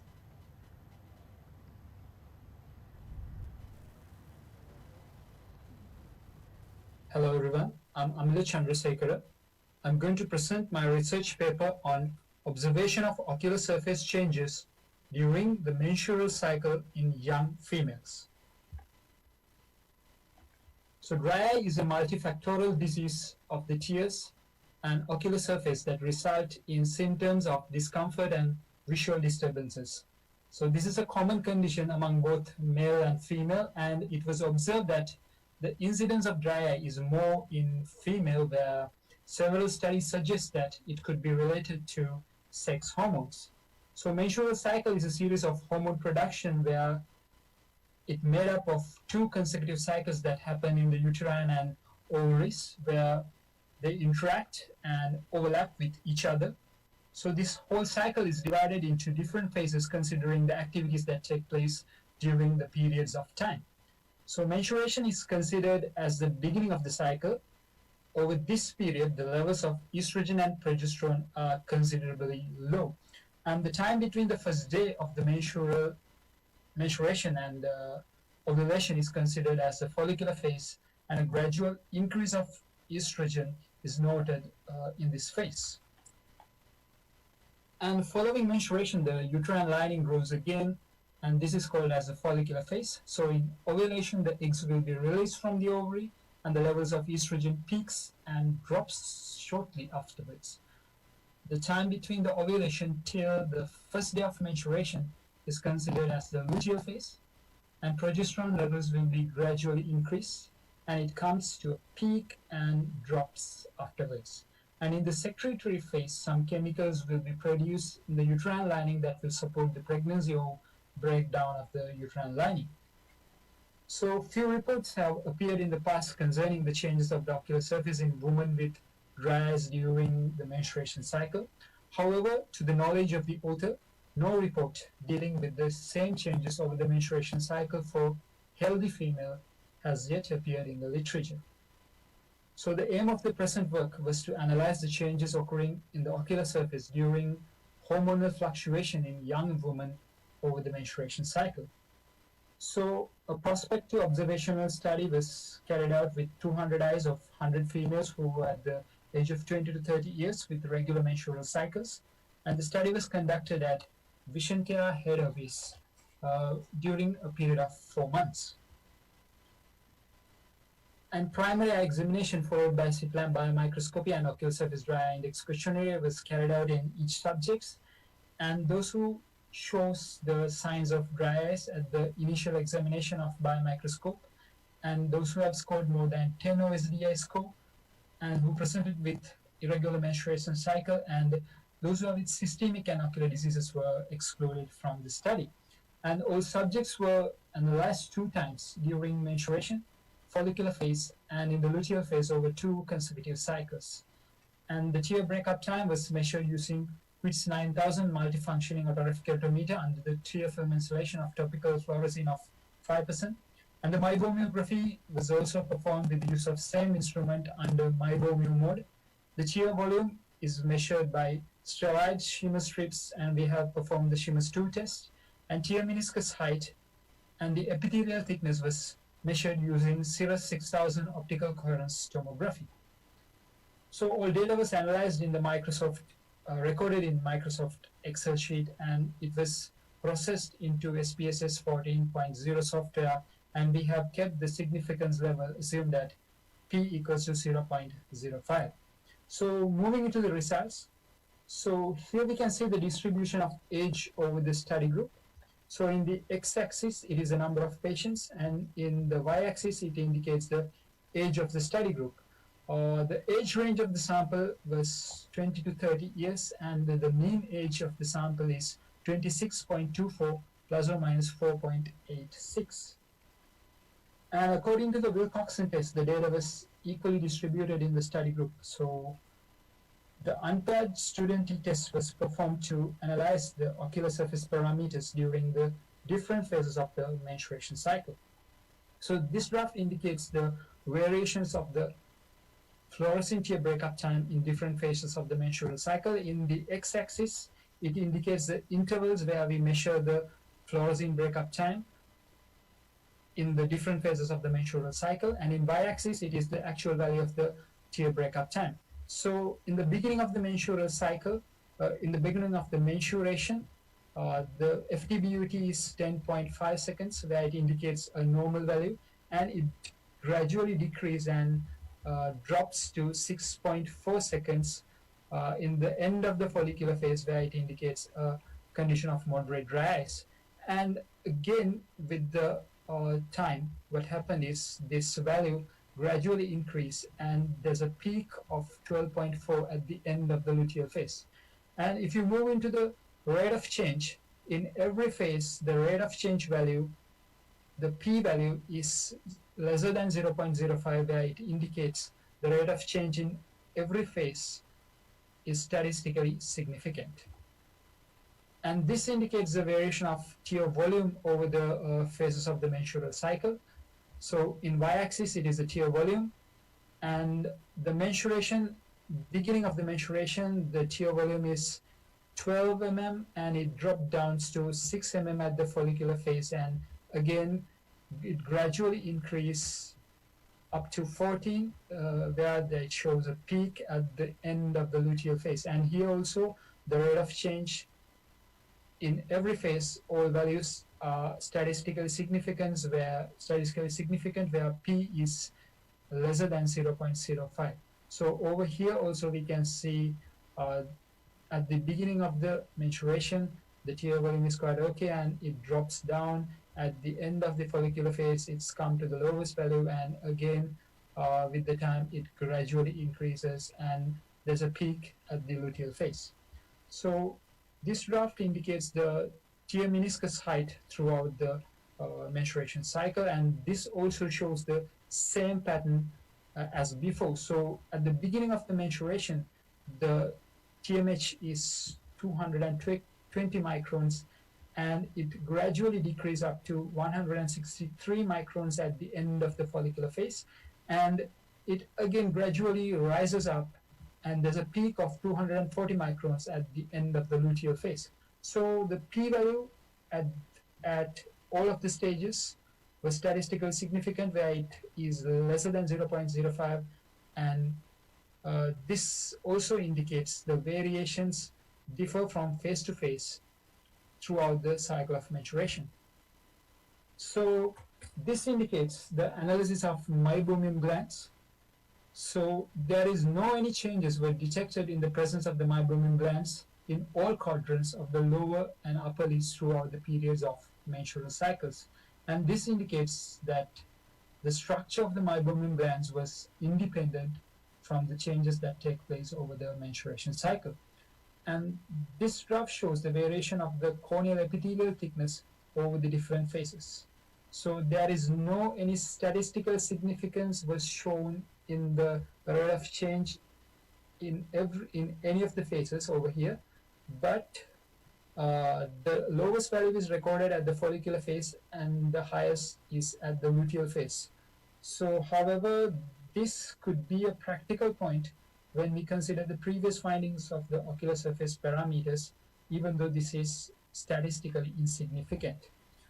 And in conclusion, significant changes in the tear breakup time, the tear volume, and tear meniscus height was noted during the different phases in the menstrual cycle, and the status of the tear film parameters was significantly affected during the follicular phase, and particularly at the end of the follicular phase. And the parameters of meibomiography and the corneal epithelial thickness does not exhibit significant changes during the menstruation cycle. So several studies confirm that the estrogen levels are peaked during the follicular phase of the menstruation cycle, and the significant changes in the tear film status was noted in the study. So the dry eye condition was detected over the follicular phase, and it reversed back to normal limits at the luteal phase. So this could be the estrogen peak occurred in the follicular phase. So for you to take home, the ocular surface is confirmed to be an estrogen dependent unit. So the clinician should take account This cyclic variation during the examination of subjects affected by symptoms of dryness, and this study also suggests that the menstrual disorders in young women might affect the ocular surface. And these are my references, and finally, thank you all for your kind attention.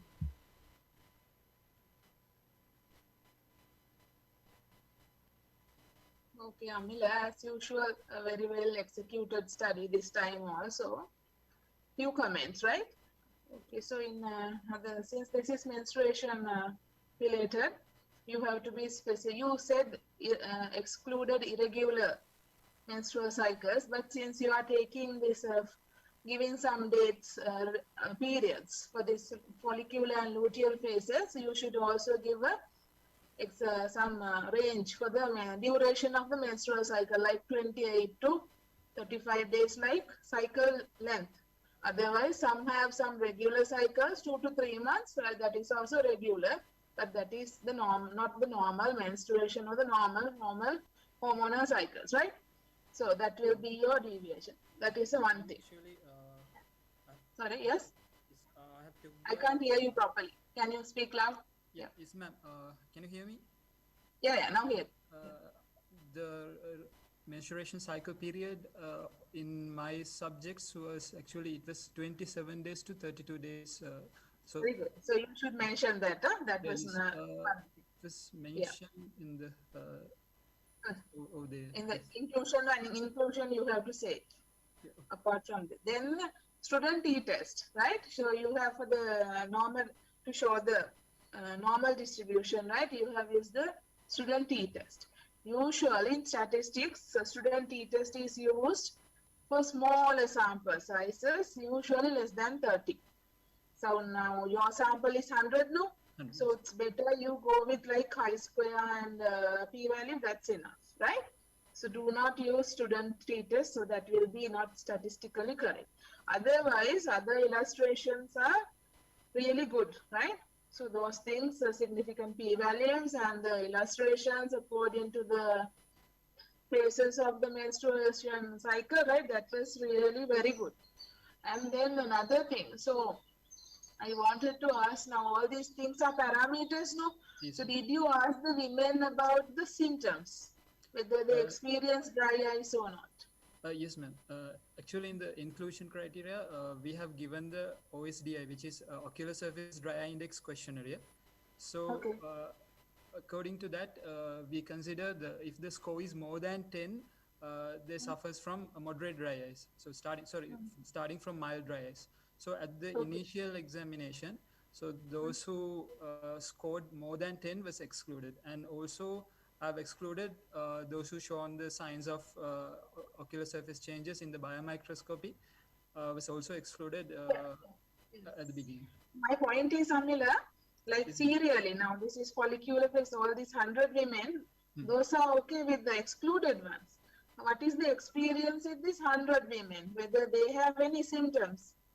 Now you have shown that with the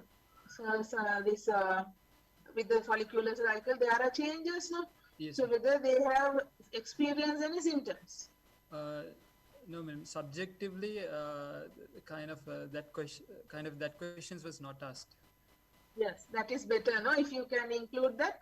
So yes. This is a very good article, right? You can improve it. One thing, you have to improve the number, right? 100 is not enough, you know that. So if you improve that with the numbers and with that errors, and this is and include that symptoms part also, this is a very potential article to be published in international journals. Very good. Thank you.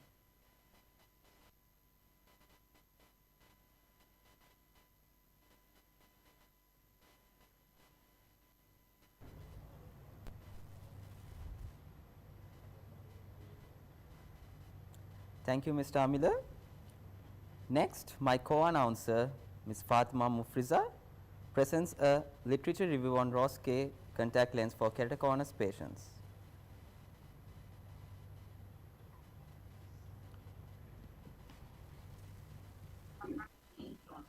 Good day to everyone. I'm Mufriza from the 8th batch of COA. Let me start my presentation with the perspective of keratoconus. In the past few years, there has been a positive shift in the standard of care for keratoconus. More effective use of contact lenses in patients with keratoconus has been a door to illumination that shapes the future of those individuals who actually live in a blurry and somewhat hopeless world. Nowadays, there are a variety of special contact lens design in order to fulfill the specific needs of those individuals with keratoconus. So, I'm here to present a literature review on one such special contact lens, and my topic today is Rose-K contact lens for keratoconus patients. First of all, let me give you an introduction on the content of the review.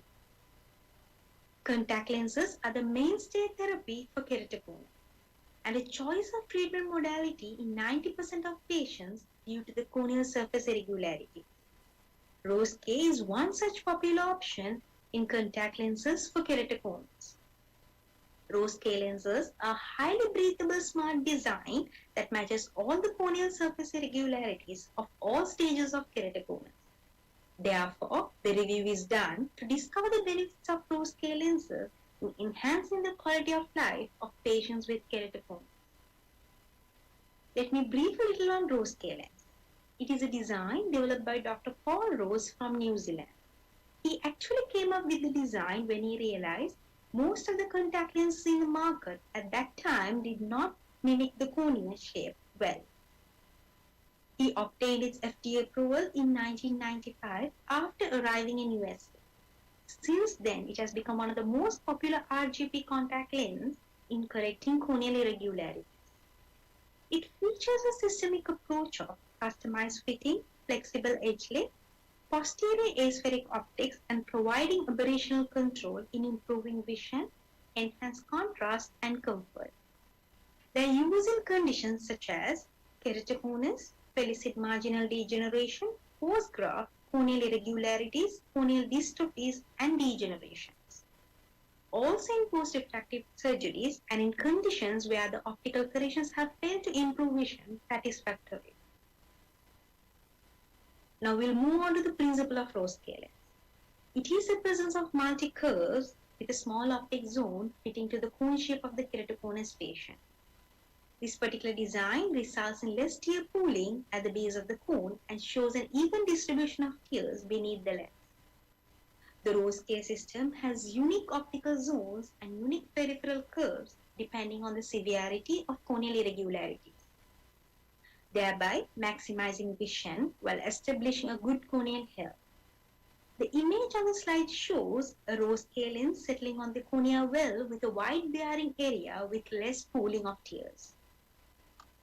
Whereas a standard design has a large fixed optical zone that do not properly fit to the cone shape of keratoconus patient, leading to unwanted pooling at the base of the cornea and blockage at the periphery, thereby causing corneal problems. The image on the slide shows a RGP settling on the cornea with a lens tightness and also a deep pool of tears. Let's move on to the method of how the review was conducted. It comprises of 18 articles ranging from the year 2002 to 2018, directly related to the purpose of the review. The outcome of the review is arranged in a chronological manner using an approach of themes. When we look at the inclusion-exclusion criteria, most of the studies had similar inclusion-exclusion criteria, while some had few variations. The inclusion criteria includes confirmed cases of keratoconus in one or both eyes based on refraction, slit lamp examination, and topography findings, with an average keratometry values ranging from 47 and 60 diopters. In some studies, post-corneal collagen cross-linking cases were also included. Patients suffering from vernal keratoconjunctivitis, hydrops, giant papillary conjunctivitis, dry eye, tuber surface disease, and corneal scars with any other corneal pathology were excluded. In few studies, patients who had underwent surgical intervention in their past related to keratoconus were also excluded. Now let's look at the outcome of Rose-K lenses from the study's review. In an overall view, Rose-K lenses did not have a significant change in vision compared to RGP lenses. but reported a greater comfort. In few studies, it shows significant improvements in self-evaluation reports of vision and comfort. Many studies reported 90% of contact lens wear comfort with rose-K lenses, achieving a 90 to 95% vision restoration compared to their habitual visual correction, especially in moderate and severe cases of keratoconus, thereby delaying the need for surgical intervention.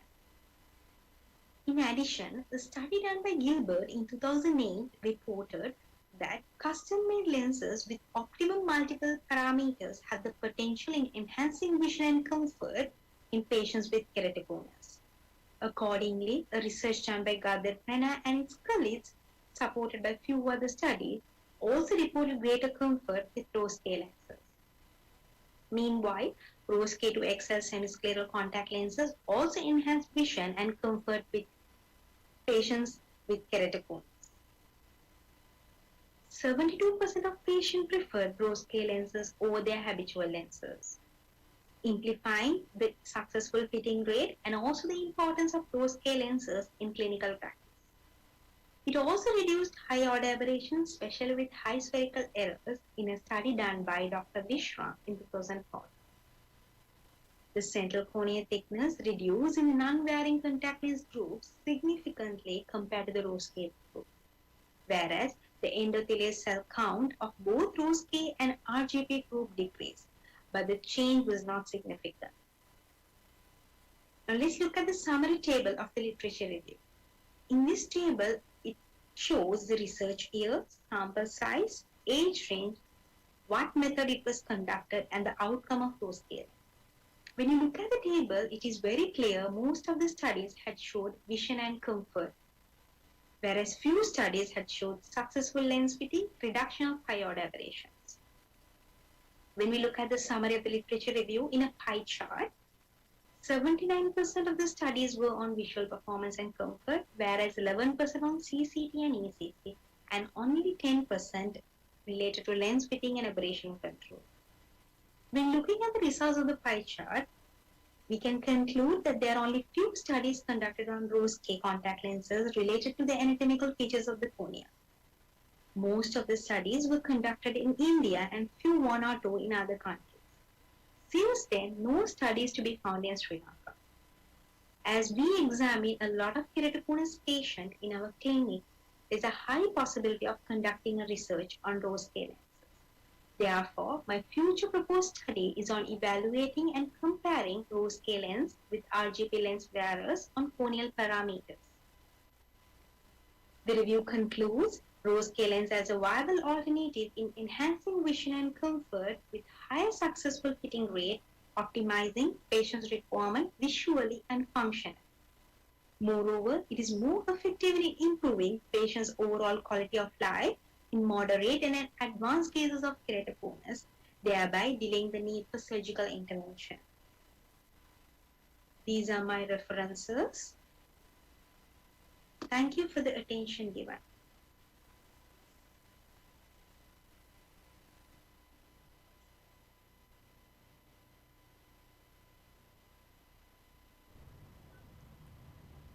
Any questions from the judge panel?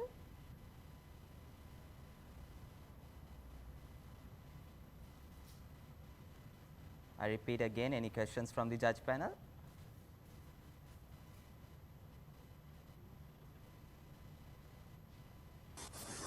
No, I'm good. All right. Thank you, Mufriza.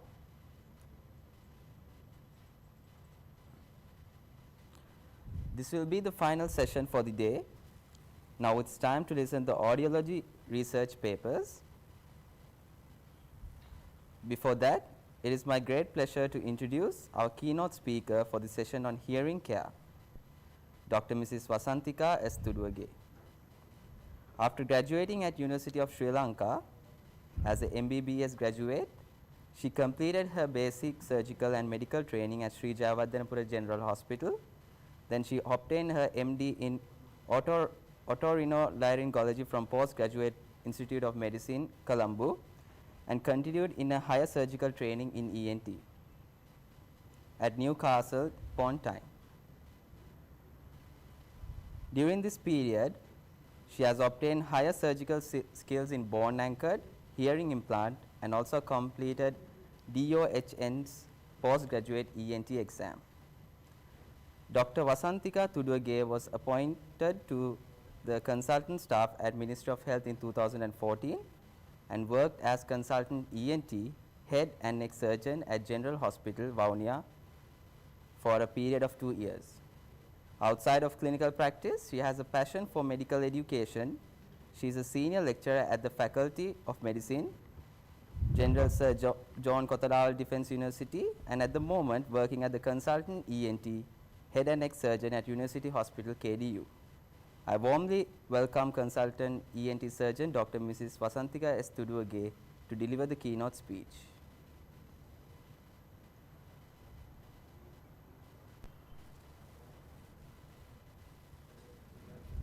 It is with great pleasure I address you as a keynote speaker to the 11th scientific session Optometry Day Vision Care Academy. I congratulate you all for organizing this scientific session. As hearing care professionals, we should aware over 5% of world population require hearing rehabilitation to address their disability due to hearing loss. It is estimated that by 2050, 1 in every 10 people will have disabling hearing loss, which is defined as less than 35 decibel hearing in better hearing ear. Unfortunately, nearly 80% of people with disabling hearing loss live in low and middle income countries. According to statistics of Ministry of Health, 9% of Sri Lankans are having hearing impairment. Hearing loss acquired in adult life can have a serious impact on quality of life. This impact results primarily from deficits in the activities of speech perception and communication and the limitations imposed by these deficits on participation in social interactions, employment, leisure, and the enjoyment of sound.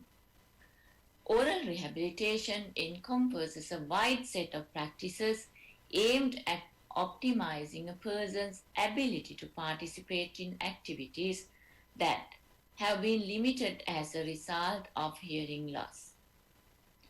By definition, oral rehabilitation is reduction of hearing loss induced deficit of function, activity, participation, and quality of life through a combination of sensory management, instructions, perceptual training, and counseling.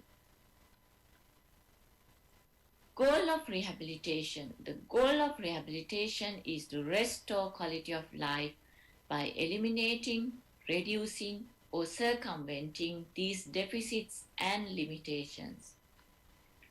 This goal can be addressed through a combination of sensory management to optimize auditory function, instructions in the use of technology and control of listening environment, perceptual training to improve speech perception and communication, counseling to enhance participation and deal both emotionally and practically with residual limitations. World Health Organization has introduced a taxonomy of hearing and hearing loss. This taxonomy includes 5 components: anatomy and physiology for hearing, physical and functional integrity, including the integrity of the outer ear, the middle ear, the cochlear, nerve pathways to the brain, and the brain itself.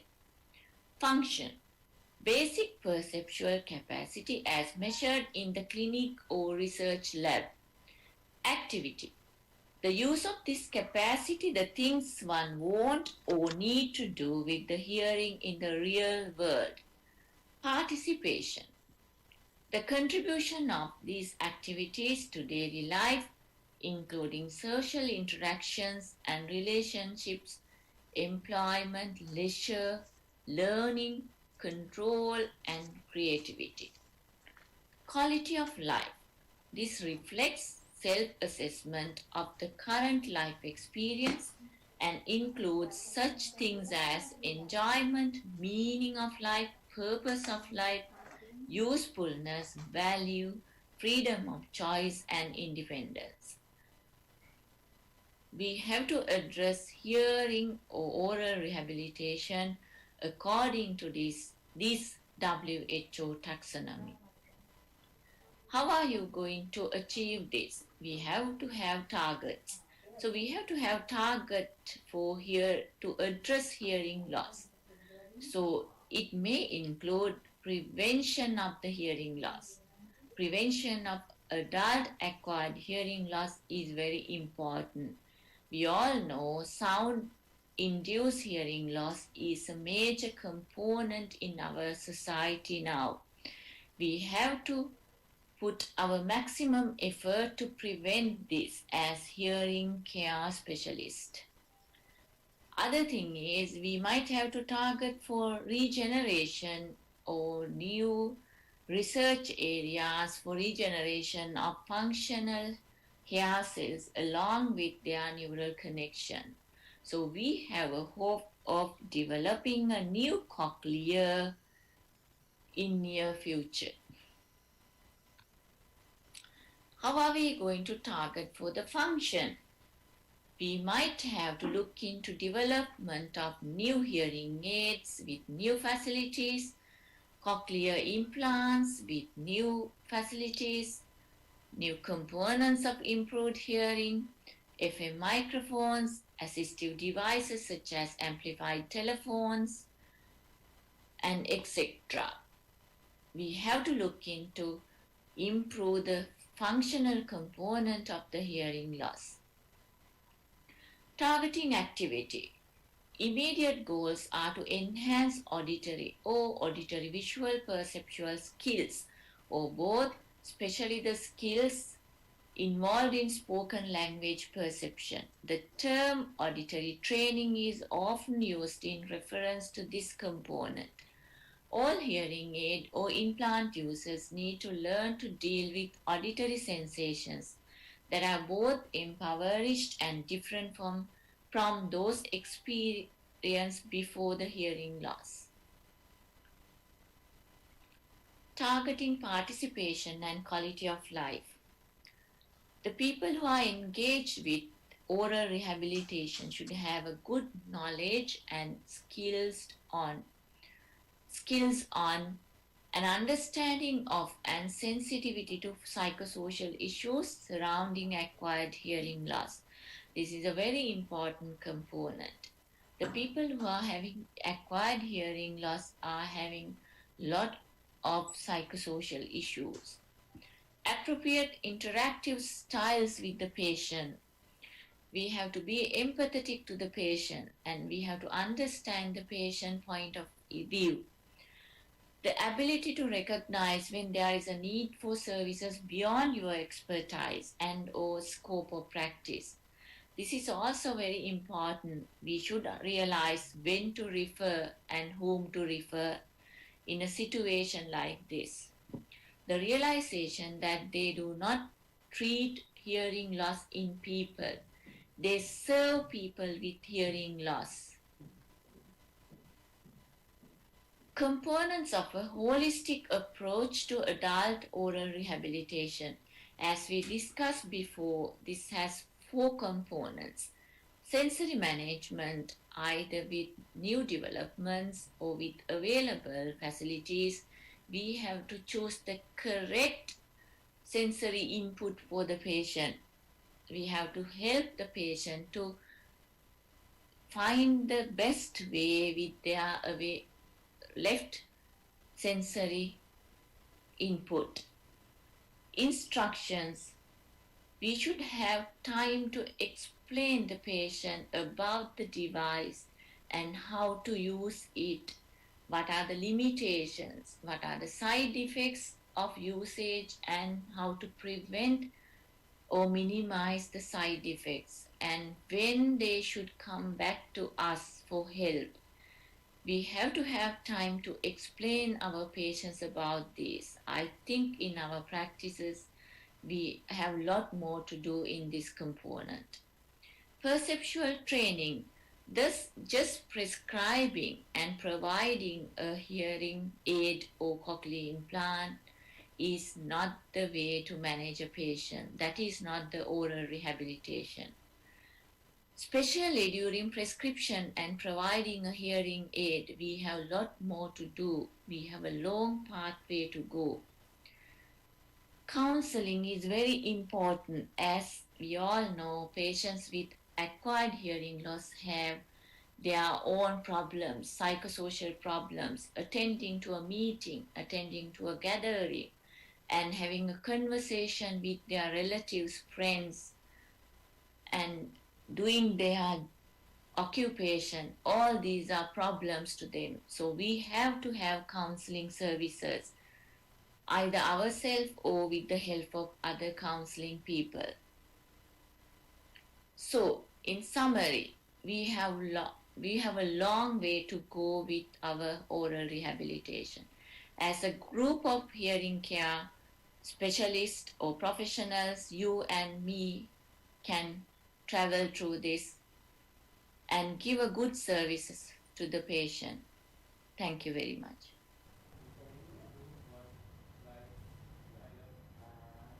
Thank you, Dr. Mrs. Vasantika, for your valuable speech. Moving up to the first presentation in hearing care, I would invite Mrs. Diniti Udawatha to present on comparison of ABR and ASSR thresholds within and between each category of children with normal hearing and severe hearing loss in Western Province.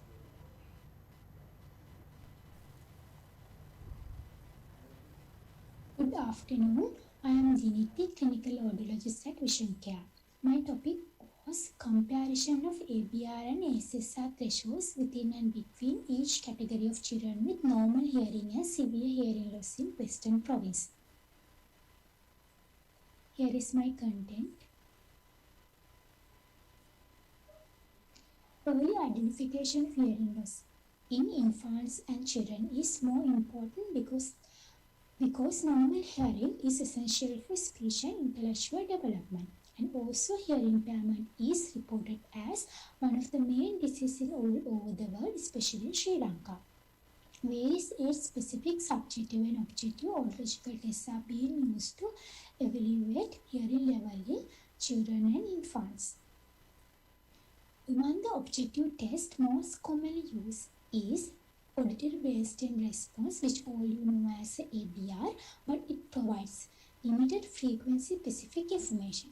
Earlier auditory rehabilitative, whether by modern hearing aid or cochlear implant, depends on frequency specific information. To overcome this limitation of ABR, we use another audiological test called auditory steady state response, ASSR.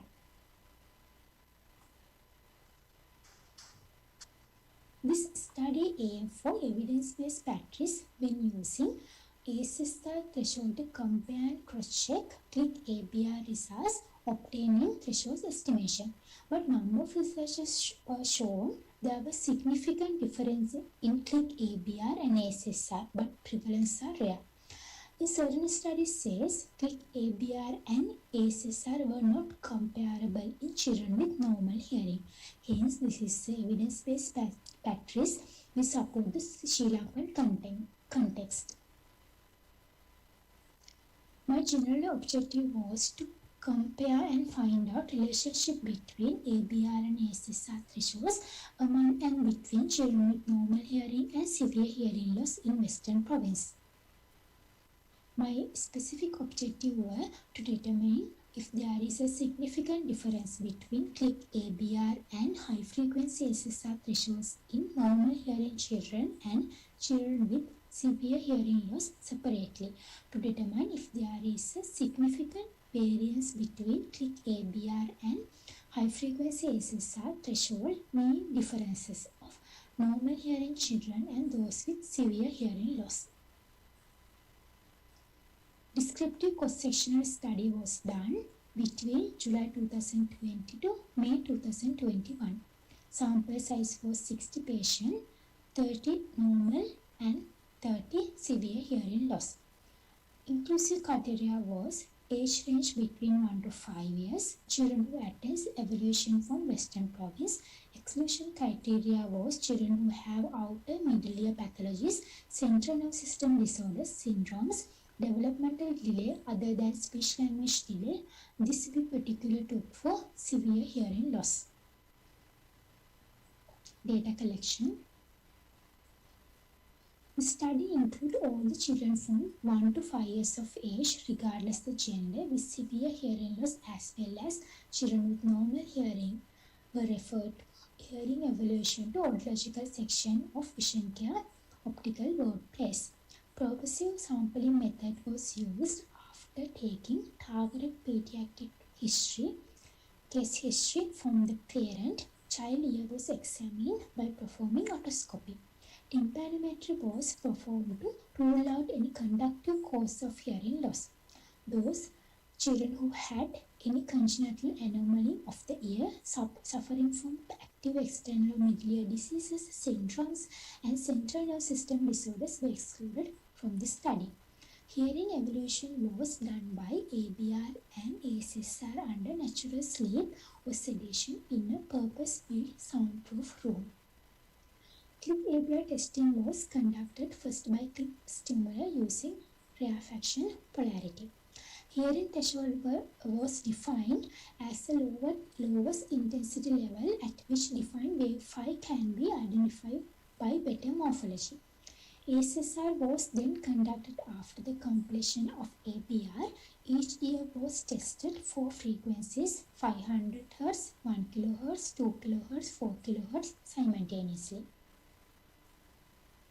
The data obtained was evaluated with the statistical package SPSS. Results obtained by Click ABR and ASSR were compared according to the responses obtained. The total number of 60 patients, normal 30, severe 30, were participated in the study. Hearing thresholds obtained with means values of Click ABR were compared with 4 frequencies 1 to 4 Hz and Click 1 4 average, 1 2 average, 2 4 average of ASSR within each category of normal and severe separately. Now let's move into the normal category. Means difference of each groups in normal category are shown here. P-values of a normal category were more than 0.05 indicates that there were not significant difference in mean difference each groups of Click ABR ASSR 2 kHz, Click ABR ASSR 4 kHz and Click ABR 2 for average ASSR. And we obtain least mean difference for Click ABR ASSR 2 kHz. Now let's move into the severe hearing loss category. Mean difference of each groups in severe category are shown here. P-values of severe category were not more than 0.05 indicate that there was significant difference in all each groups. It indicates that means of Click ABR and ASSR are significant difference, leaving an uncertain ABR-ASSR relationship. We obtain least mean difference in severe category for Click ABR 4 kHz ASSR. And also we compare mean difference between Click ABR and ASSR in normal hearing subject with the mean difference obtained for subject with severe hearing loss separately. It showed significant difference between mean difference of each normal and severe category.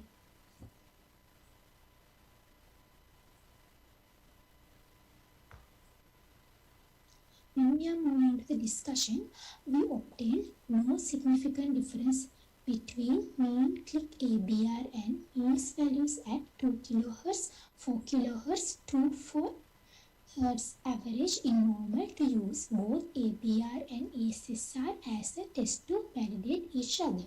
But we found out all comparison of severe category between means of click ABR and ASSR values being significant difference from each other, remaining a doubtful ABR-ASSR relationship.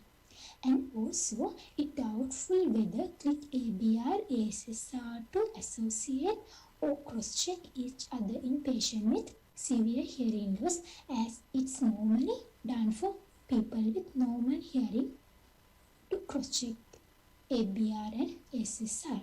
It can be vestibular responses in ASSR in high intensity level, so it also should be researched in future. Anyways, we suggest to take the behavioral thresholds for different hearing degree before taking a conclusion from ABR or SSR test itself. When we are moving to the conclusion, based on our result, it evidenced that ABR and SSR could be used as associates and cross-check each other in normal hearing children, but not in severe loss. Moreover, it's supposed to be evaluated in future with a larger sample size and with different degree levels. That is the end of my presentation. Thank you.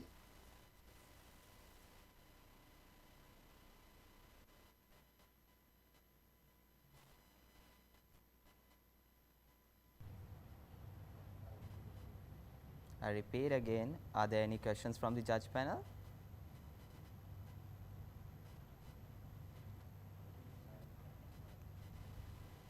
Thank you, Mrs. Diniti.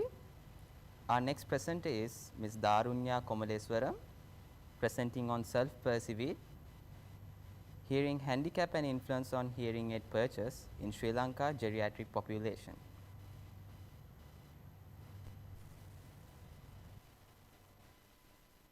A very good afternoon, everybody.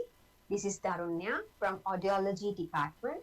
I am here to present my research, Self-Perceived Hearing Handicap and its Influence on Hearing Aid Purchase in Sri Lankan Geriatric Population. Before I start my presentation, I would like to give an overview about my study. We have seen the discrepancies between the hearing thresholds and the hearing handicap in individuals who visited our clinic. We've also noticed the people who perceived their hearing loss as a deficit had the urge to go for an amplification or a treatment. So we really want to see the correlation between the hearing handicap and the purchase intent. That's the reason we chose this as our research topic. This is the content and I'll be talking under these headings. First, we'll start with the introduction. Age-related hearing loss or presbycusis is one of the most common conditions that affect the older adults. According to WHO, in another 25 years, there will be more than 500 million individuals who will suffer significant impairment from presbycusis. There are also study evidences to show that not all elderly persons with physiological hearing loss are not necessarily socially or emotionally disturbed by the deficit in everyday life. Therefore, self-perception of a hearing handicap is the key element in seeking consultation for hearing impairment or using hearing aids. This will also help an audiologist to identify which patients are ready for treatment, which patients require more extensive counseling before getting a hearing aid, and which patients are simply not ready to go for an amplification regardless of their audiometric finding. Justification of the study. In 1983, Weinstein and Ventry did the research during their clinical practice and found out the discrepancies among hearing threshold data, self-perceived hearing handicap, and the readiness to pursue amplification. Therefore, this study, particularly in the Sri Lankan context, empirically investigates the self-perceived hearing handicap in elderly population and its impact on hearing aid purchase. Moving on to the objectives. The primary objective of this study is to examine the influence of self-perceived hearing handicap on hearing aid purchase in Sri Lankan geriatric population who are above 55 years of age.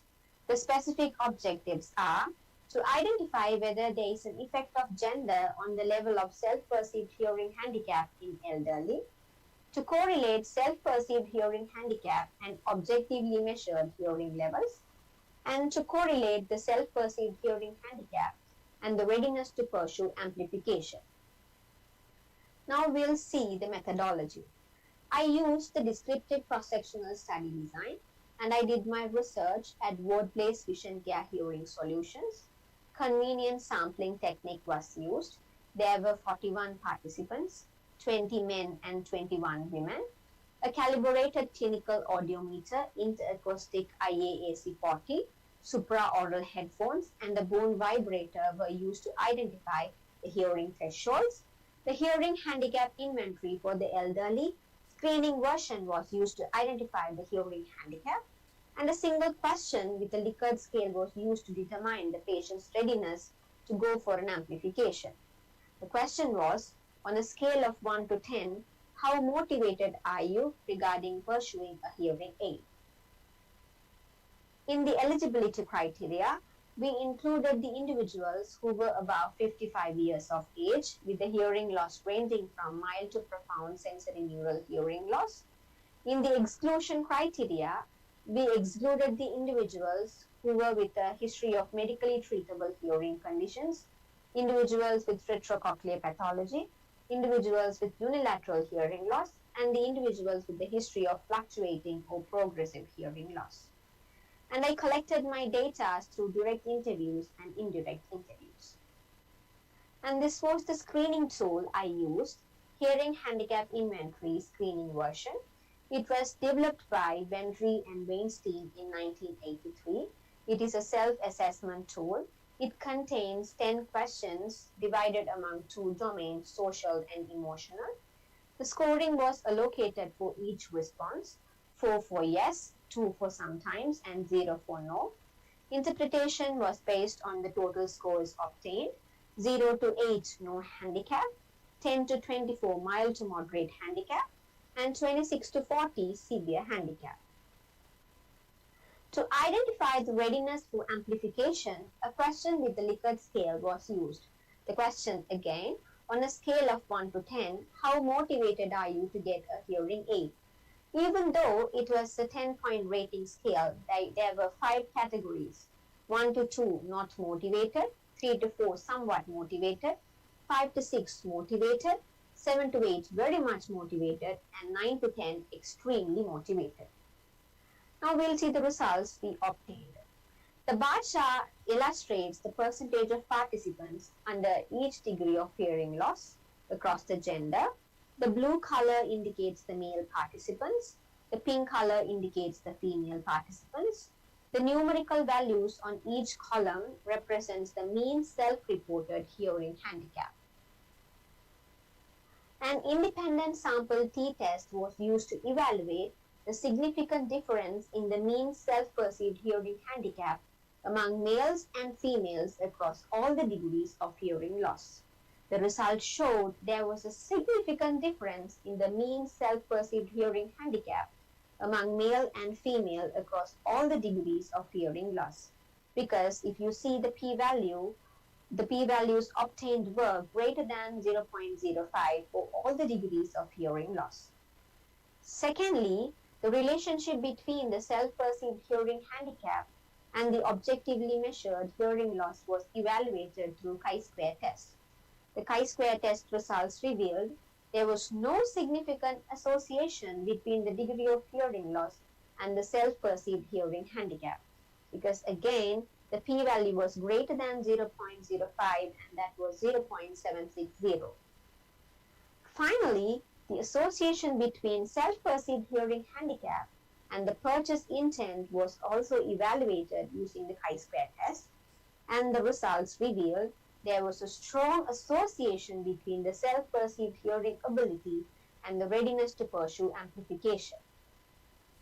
So, among them, nearly 43.9% of the participants were extremely motivated to purchase the hearing aid regardless of the degree of hearing loss, whilst only 7.3% of the population were not motivated to purchase the hearing aid as they perceived their hearing loss as less handicapping or not handicapping.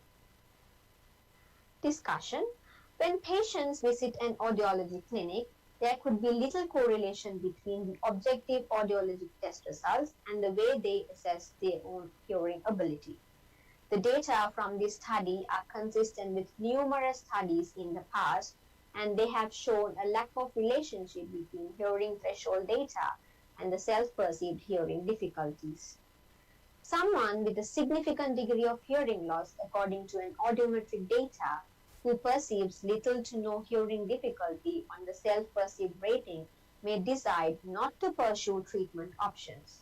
On the other hand, someone with a mild degree of hearing loss but perceives difficulty may pursue treatment.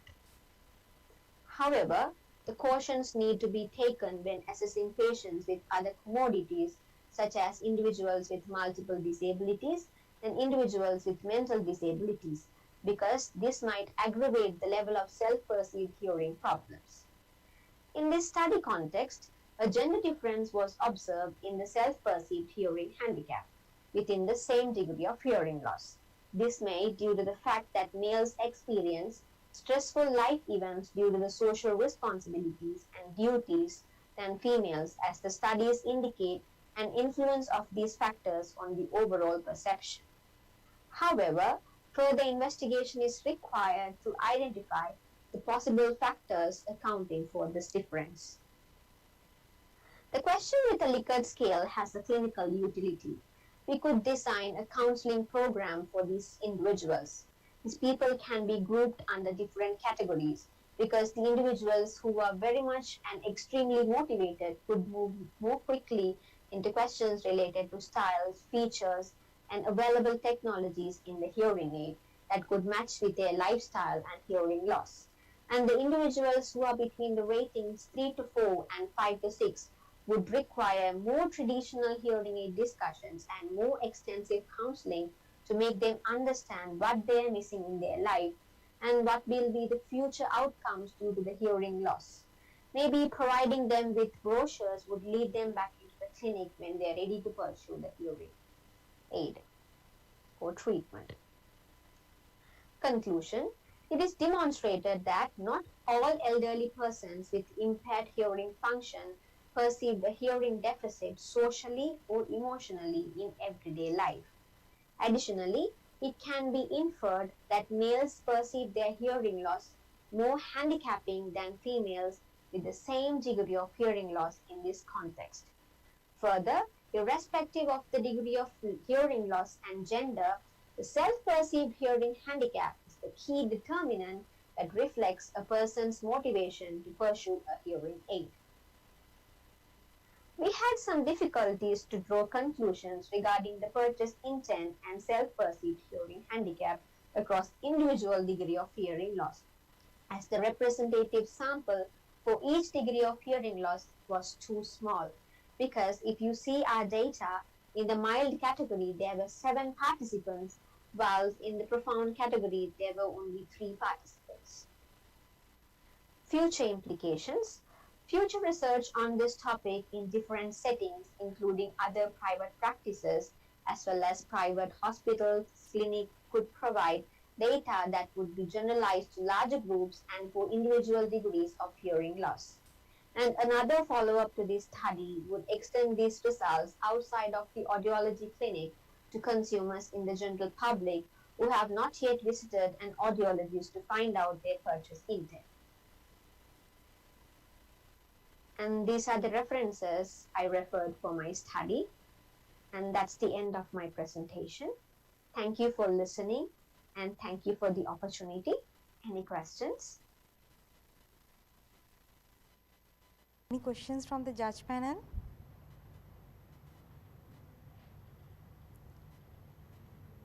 Any questions from the judge panel?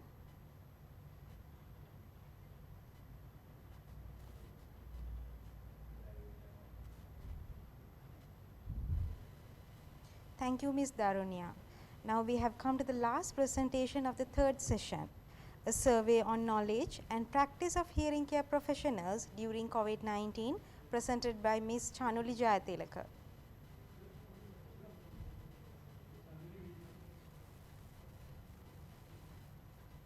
Good afternoon, everyone.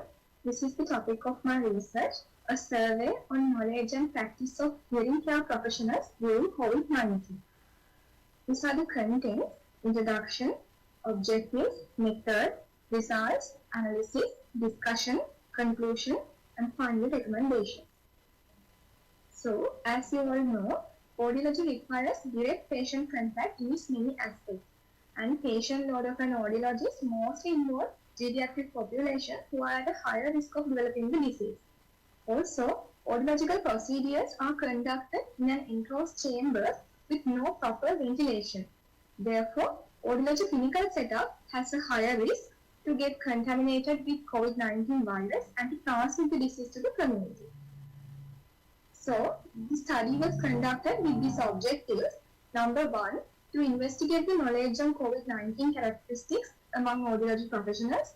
Number two, to assess the practice of infection control among audiology professionals during COVID-19 pandemic. Number three, to investigate the knowledge of telehealth among audiology professionals.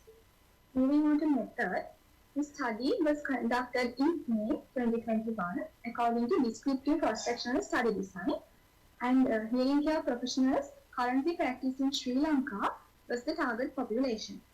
And participants who are unable to fill out the questionnaire due to various reasons were excluded from the study. Purposive sampling method was used to recruit participants for the study, and they were given a self-administered online questionnaire. The questionnaire had 4 sections focusing on demographics, knowledge on COVID-19 characteristics, practice of infection control during the pandemic, and knowledge of telehealth. Each of these sections was developed by referring to similar studies in the literature and guidelines published by renowned audiology associations and World Health Organization. Study procedure had 3 phases. In phase 1, face validity of the questionnaire was assessed by a medical officer of health and an audiologist. Based on their feedback, few changes were made to the questionnaire. In phase 2, to assess the reliability of the questionnaire, a pilot study was conducted with 10 participants, and the calculated Cronbach's alpha value gave 0.91, indicating a strong internal consistency for the whole questionnaire. And phase 3 was the data collection. So the developed questionnaire was sent online to 47 audiology professionals who work in different settings around Sri Lanka.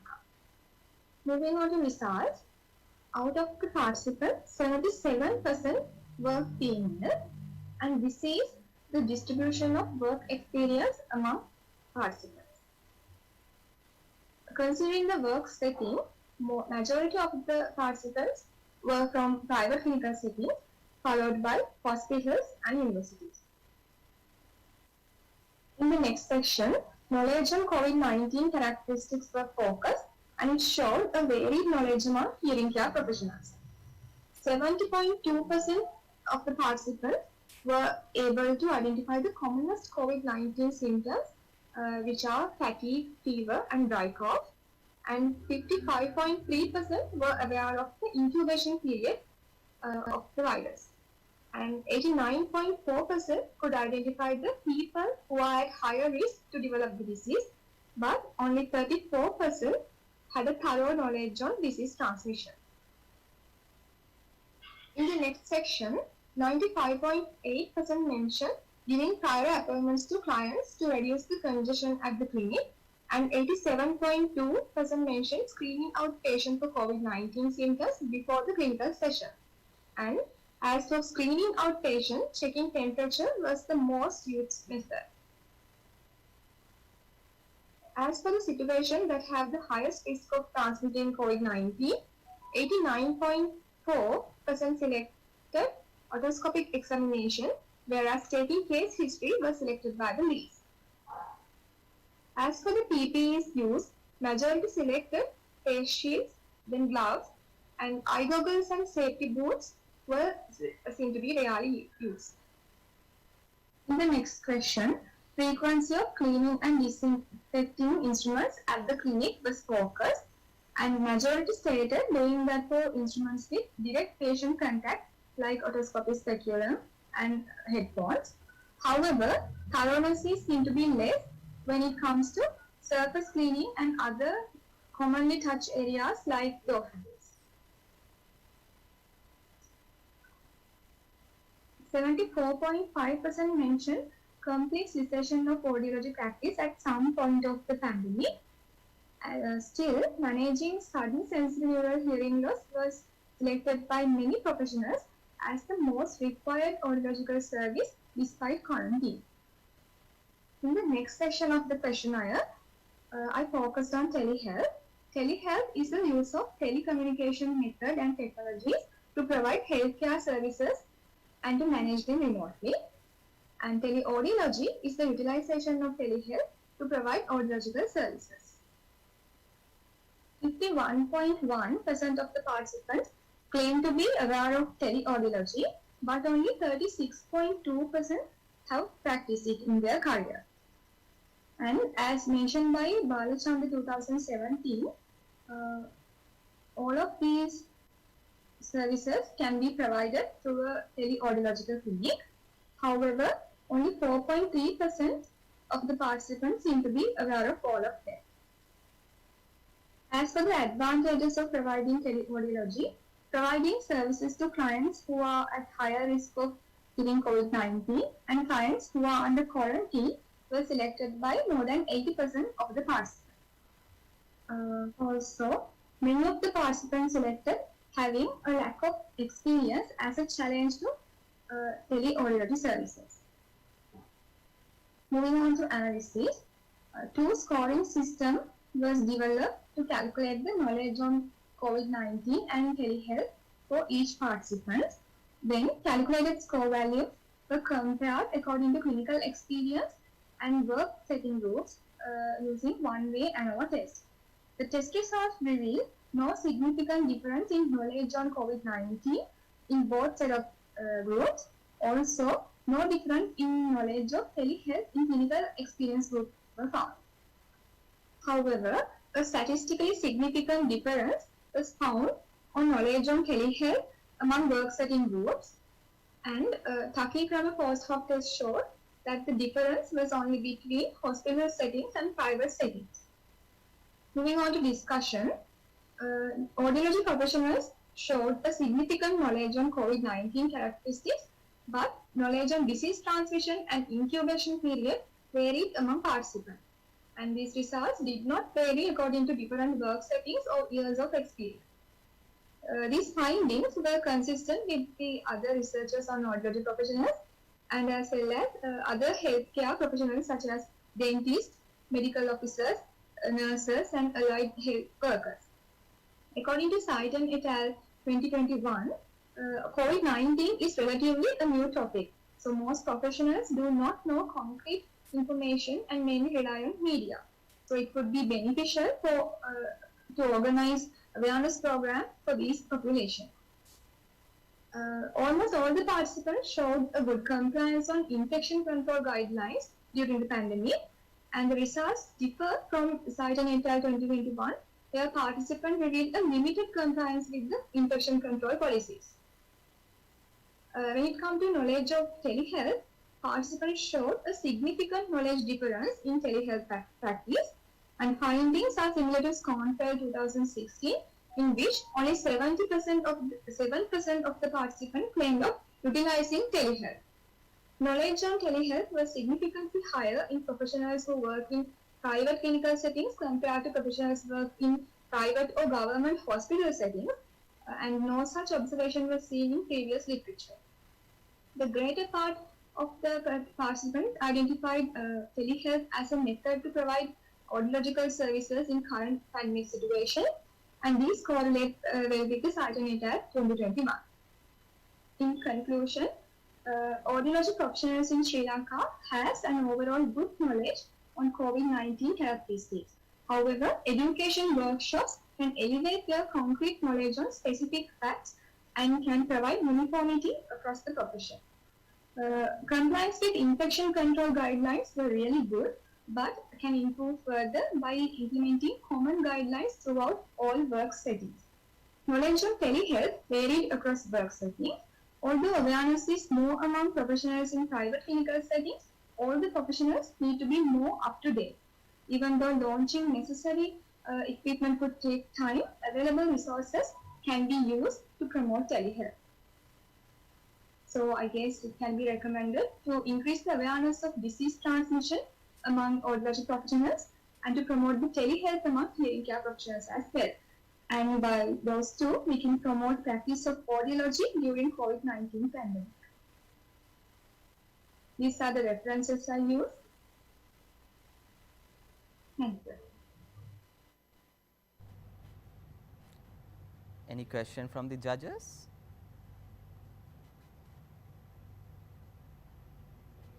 Any questions from the judges?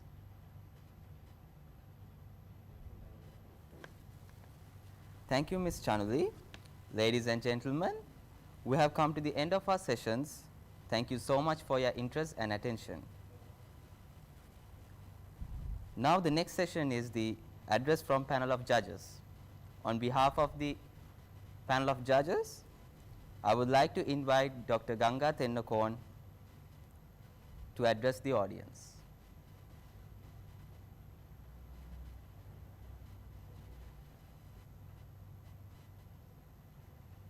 First of all, I would like to congratulate all the participants who have presented today. They were very good research presentations. Some actually we learned a lot from it, the things we have not known about it, right? And there were very timely studies done due to the pandemic also. So, and I want to actually appreciate in like, now this is, we are in a time with lot of restrictions. You have done lot of studies, right? Contributed a lot for the research community. And again, I would like to actually thank Mr. Dasanta and Ms. Kumari for organizing this at least virtually so we can communicate our research findings. So for the students, we have assessed today according to your experience level. And of course, we have seen a huge range of expertise in your research. Some have done marvelous research with very good quality, right? Up to international standards. So this should be communicated to international journals. Some has some improvements, right? So with this, I think we can have a good judgment of all the research in according to your expertise and your experience. Okay, thank you.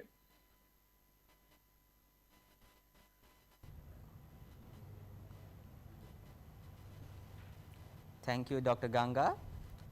Next, I would kindly invite Dr. Nirodha Jayavikrama to address the audience.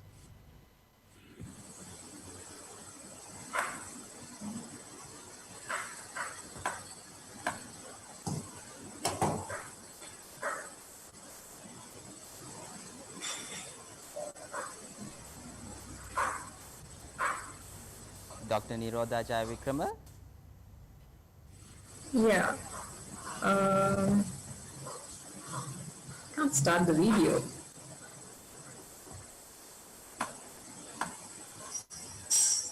Can you hear me?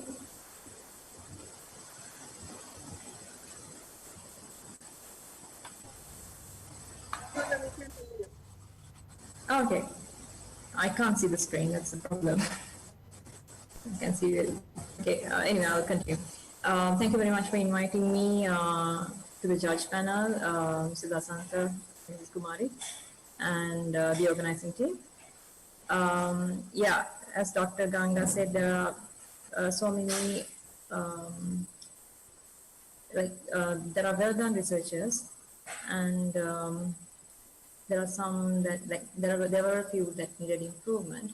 What I felt like was if you think that your research needs some kind of supervision or some kind of opinion from a particular medical fraternity, it would have been better that supervision was obtained, so you could have done a better job. But still, some were in really international level. So yeah, I'm really glad I could be a part of this. So thank you. Thank you, Dr. Nirodha Jayavikrama. Next, I would kindly invite Mrs. Anant Lakshmi to address the audience.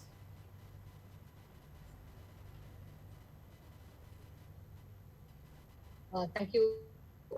First, I must really congratulate the team, each one of you who were behind this grand event.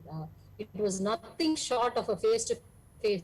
There was no compromise in terms of the presentation, in terms of the enthusiasm, in terms of the presenters, and so on. So I kudos to each and every one who participated in this session in terms of the workshop, in terms of the arrangements. One thing which I really wanted to appreciate the team was that in this turbulent situation, when there was a lot of negativity going around and people had just had to put rather an interim block to their studies and researches because people said that it's impossible right now. I'm quite happy to see that Vision Care team has come with a lot of scientific papers.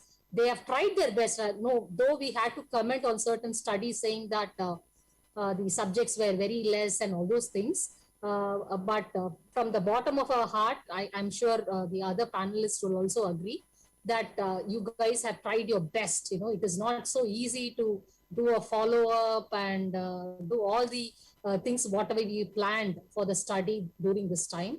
When we heard all your presentations, we could only see that each one of you have given your best shot.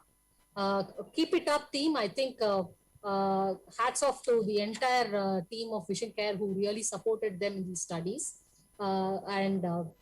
I would only say I have no words of praise for this entire team because you kept things going live.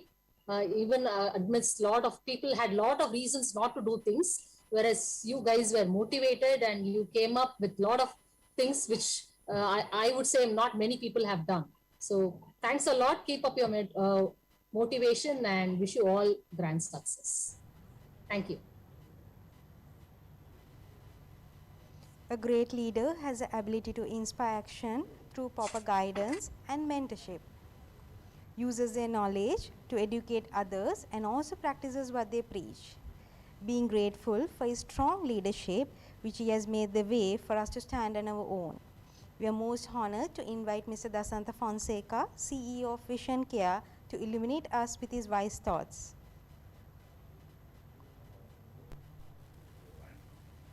Good afternoon, everyone. It is my great honor and pleasure to address my colleagues and members of the Vision Care Academy after a very successful Optometry Day and 11th Scientific Session 2021. We were always excited about the annual scientific sessions because every scientific session held was a great platform to bring professionals together to brainstorm and discover new ideas, new skills and technologies for the advancement in the field of optometry. Since 2009, Vision Care Academy organizes these annual scientific sessions to encourage and accelerate new research and innovations in the field of optometry. This year, I am very proud to declare that the 11th Annual Scientific Session 2021 is a remarkable experience because it is the first ever virtual scientific session happened in the field of optometry in Sri Lanka. Optometry can be described as an arena that comprises professionals who utilize their vision to resort others' vision, to see through and correct others. I think we as professionals in the field should sharpen our sight not only with knowledge but also with experiences. In the case, I believe, Our potential to conduct researches, our determination to innovate new things, and our engineers to do the change and be the Thank you, sir, for your valuable words. A good teacher can inspire hope, ignite the imagination, and instill a love of learning. Now we are most honored to invite Mrs. Kumari Fonseca, Director of Professional Affairs. It would be great privilege, madam, to listen to your delicate speech. Hi, good afternoon. It gives me immense pleasure to address the 11th Optometry Day conducted by Vision Care Academy. The prime focus of Vision Care Academy is to produce professionally qualified optometrists, audiometricians, and dispensing opticians, inculcating inclusivity, ethical and professional values which we believe our nation and the world as a whole needs most during these challenging times. I am proud to say that we at Vision Care uphold that standard by maintaining high quality of service provided by technically skilled professionals to people from all walks of life. Not only that, as a team, we have continued to do so even when the pandemic has thrown our lives off balance. The past year has tested our character and perseverance. Some of us had to work longer and untimely hours. Work has cut into our personal lives. Despite all that, our determination to take the organization to greater heights of success and glory has prevailed. If not for the dedication and hard work of the team, we would not have been able to complete almost all the active programs in the academy with a reasonable delay of one semester in spite of strict lockdowns. Optometry as a field has come a long way.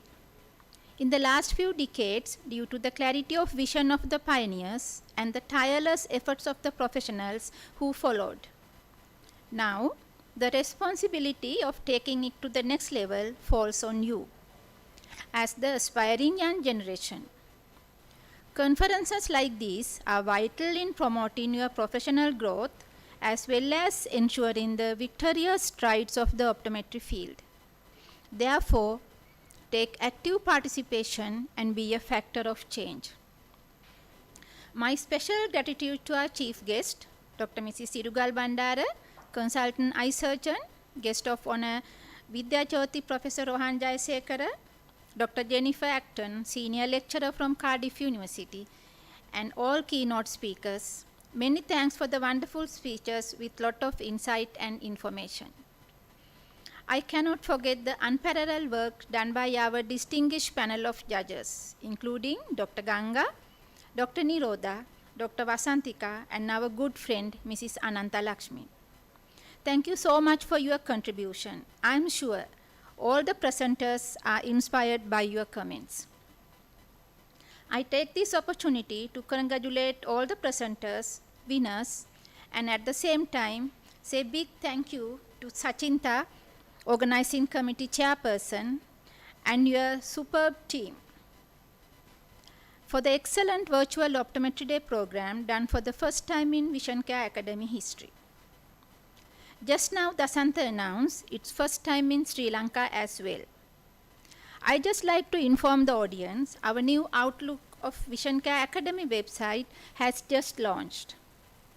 Now, I will invite you all for the 12th Annual Optometry Day, which will be held at 12th June 2022. Please add this to your calendar and keep the date free. Venue and the details will announce later. Appointed chairperson is Asika Vasana. I wish all the best for Ashika and the upcoming organizing committee. Thank you very much and stay safe.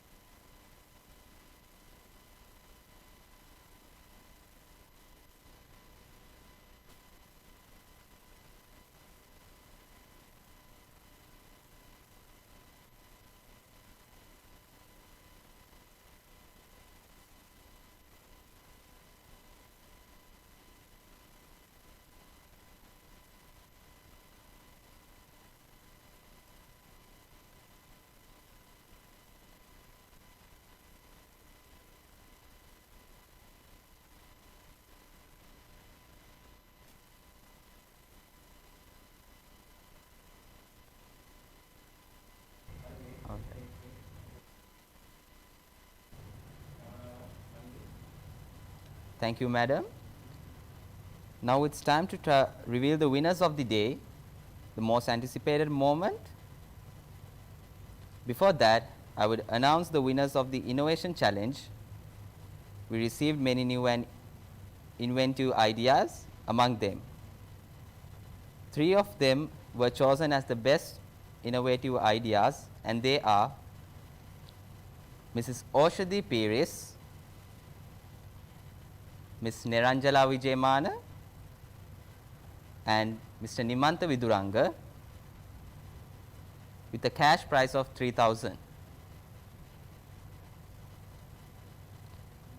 Congratulations to the winners and the participants.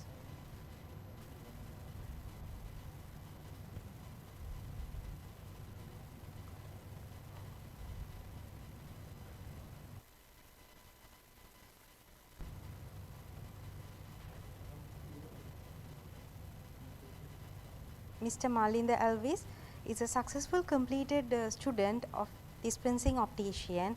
I apologize as we missed him in the certificate ceremony. Thank you.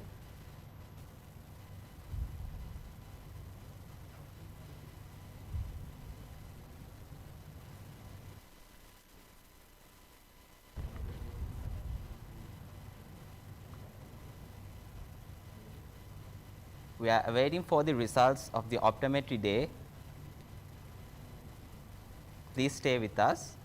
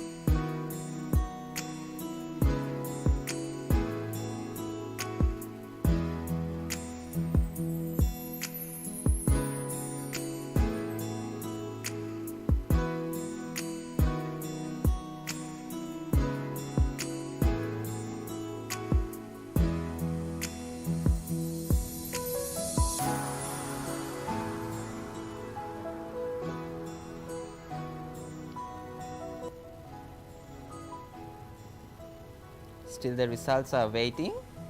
Wait a moment. We'll get back soon.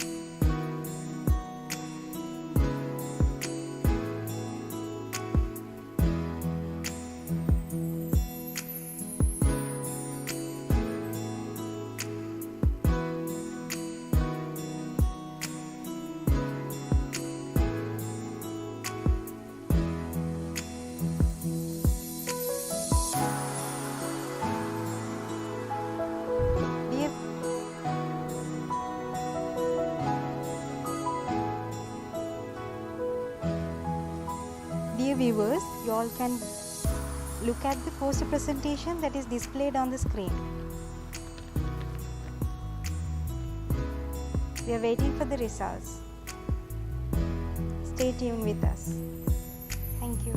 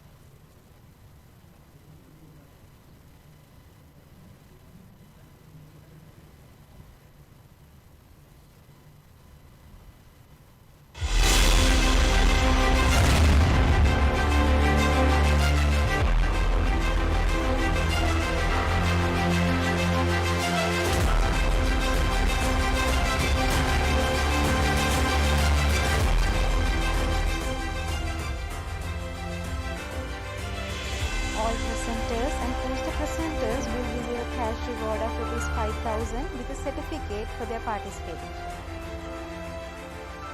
Senior All Best Oral Presentation goes to Mr. Amila Chandrasekhara with a cash awards of 20,000 and a certificate with a medal.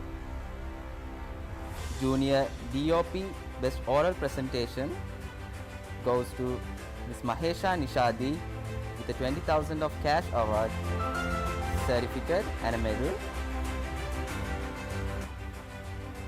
Junior Ophthalmic Certificate Level Best Oral Presentation goes to Ms. Aloka Prematilaka with a cash award of 20,000 with a certificate and a medal. Junior Vision Therapy Certificate Level Best Oral Presentation goes to Mr. Ravindu Deshan with a 20,000 rupee cash award, certificate with a medal,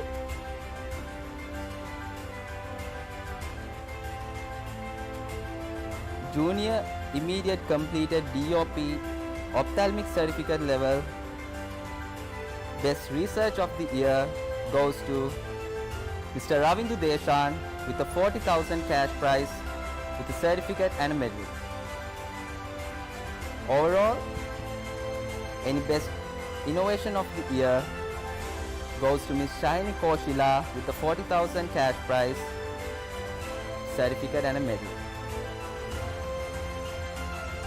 Overall, best poster presentation goes to Ms. Jayadarshini with a 50,000 cash award, certificate and a medal. Overall audiology best research presentation goes to Ms. Chanuli Jayatilaka with a 20,000 of cash award, certificate and medal. And at last, we have overall audiology best poster presentation, Mr. Ayomal Disanayaka with a 50,000 cash prize with a medal and a certificate. Thank you.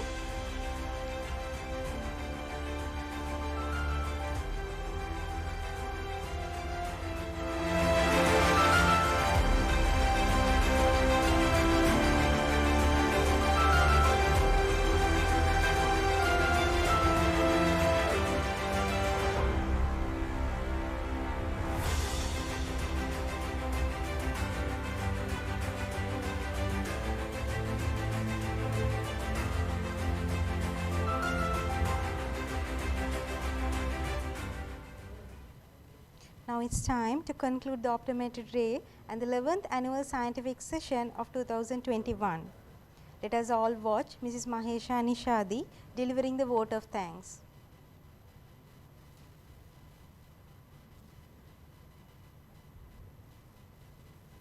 Good evening, everyone. I think it's a new experience for all of us in this online Optometry Day program. Today, I am so privileged to address the gathering as the Secretary of Vision Care Optometry Day and 11th Annual Scientific Session 2021. Dr. Mrs. Ilgal Bandara, Consultant Eye Surgeon, we are very honored and obliged that you graciously accept our invitation as the chief guest despite being extremely busy. I also wish to thank you, Vidya Jyoti, Professor Rohan W. Jayasekara, to be the guest of honor. I hope both of you to be with us in the future as well to direct us to be successful in the field. I would like to place on record the excellent keynote speeches made by Professor Madhuvanti Disanayaka, Dr. Jennifer Acton, Consulting ENT Surgeon Dr. Mrs. Vasantika Estudurage, and Mrs. Ananta Lakshmi. We are grateful for the time and effort you took to share your thoughts, comments and experiences with us. Your encouragements, involvements meant a lot of us and it's very supportive and we are very thankful for being with us through thick and thin and direct us to the future developments. I would like to express our sense of obligations to the distinguished panel of judges, Dr. Ganga Tennakon, Mrs. Ananta Lakshmi, Dr. Ms. Jaya Vikrama and Dr. Ms. Vasantika Estudurage for your amazing job done as the panel of judges in this event today. Also, I take this opportunity to express my appreciation to Mr. Dasanta Fonseca, Mrs. Kumari Fonseca, Mr. Janaka Fonseca and Mr. Vidya Jayaratna for your guidance. I would be failing in my duty if I do not convey my thanks to the organizing committee of 11th Optometry Day and Annual Scientific Sessions, Vision Care Academy, Department of Information Technology, Department of Marketing, the colleagues of dispensing, Department of Human Resources Administration and finance teams for the efforts they are taking for arranging the event in this pandemic time as well. Though I cannot thank you everyone for the involvement and their willingness to take on the completion of tasks beyond their comfort zones, I convey sincere thanks to the chairman, Mrs. Sachinta Dasanayaka and all the committee members for their untiring effort to make this event success. Thank you. Hope you all have a great day, and with the less manpower and advancements of technology, we have successfully ended up our program. So let's meet on next optometry day, and thank you.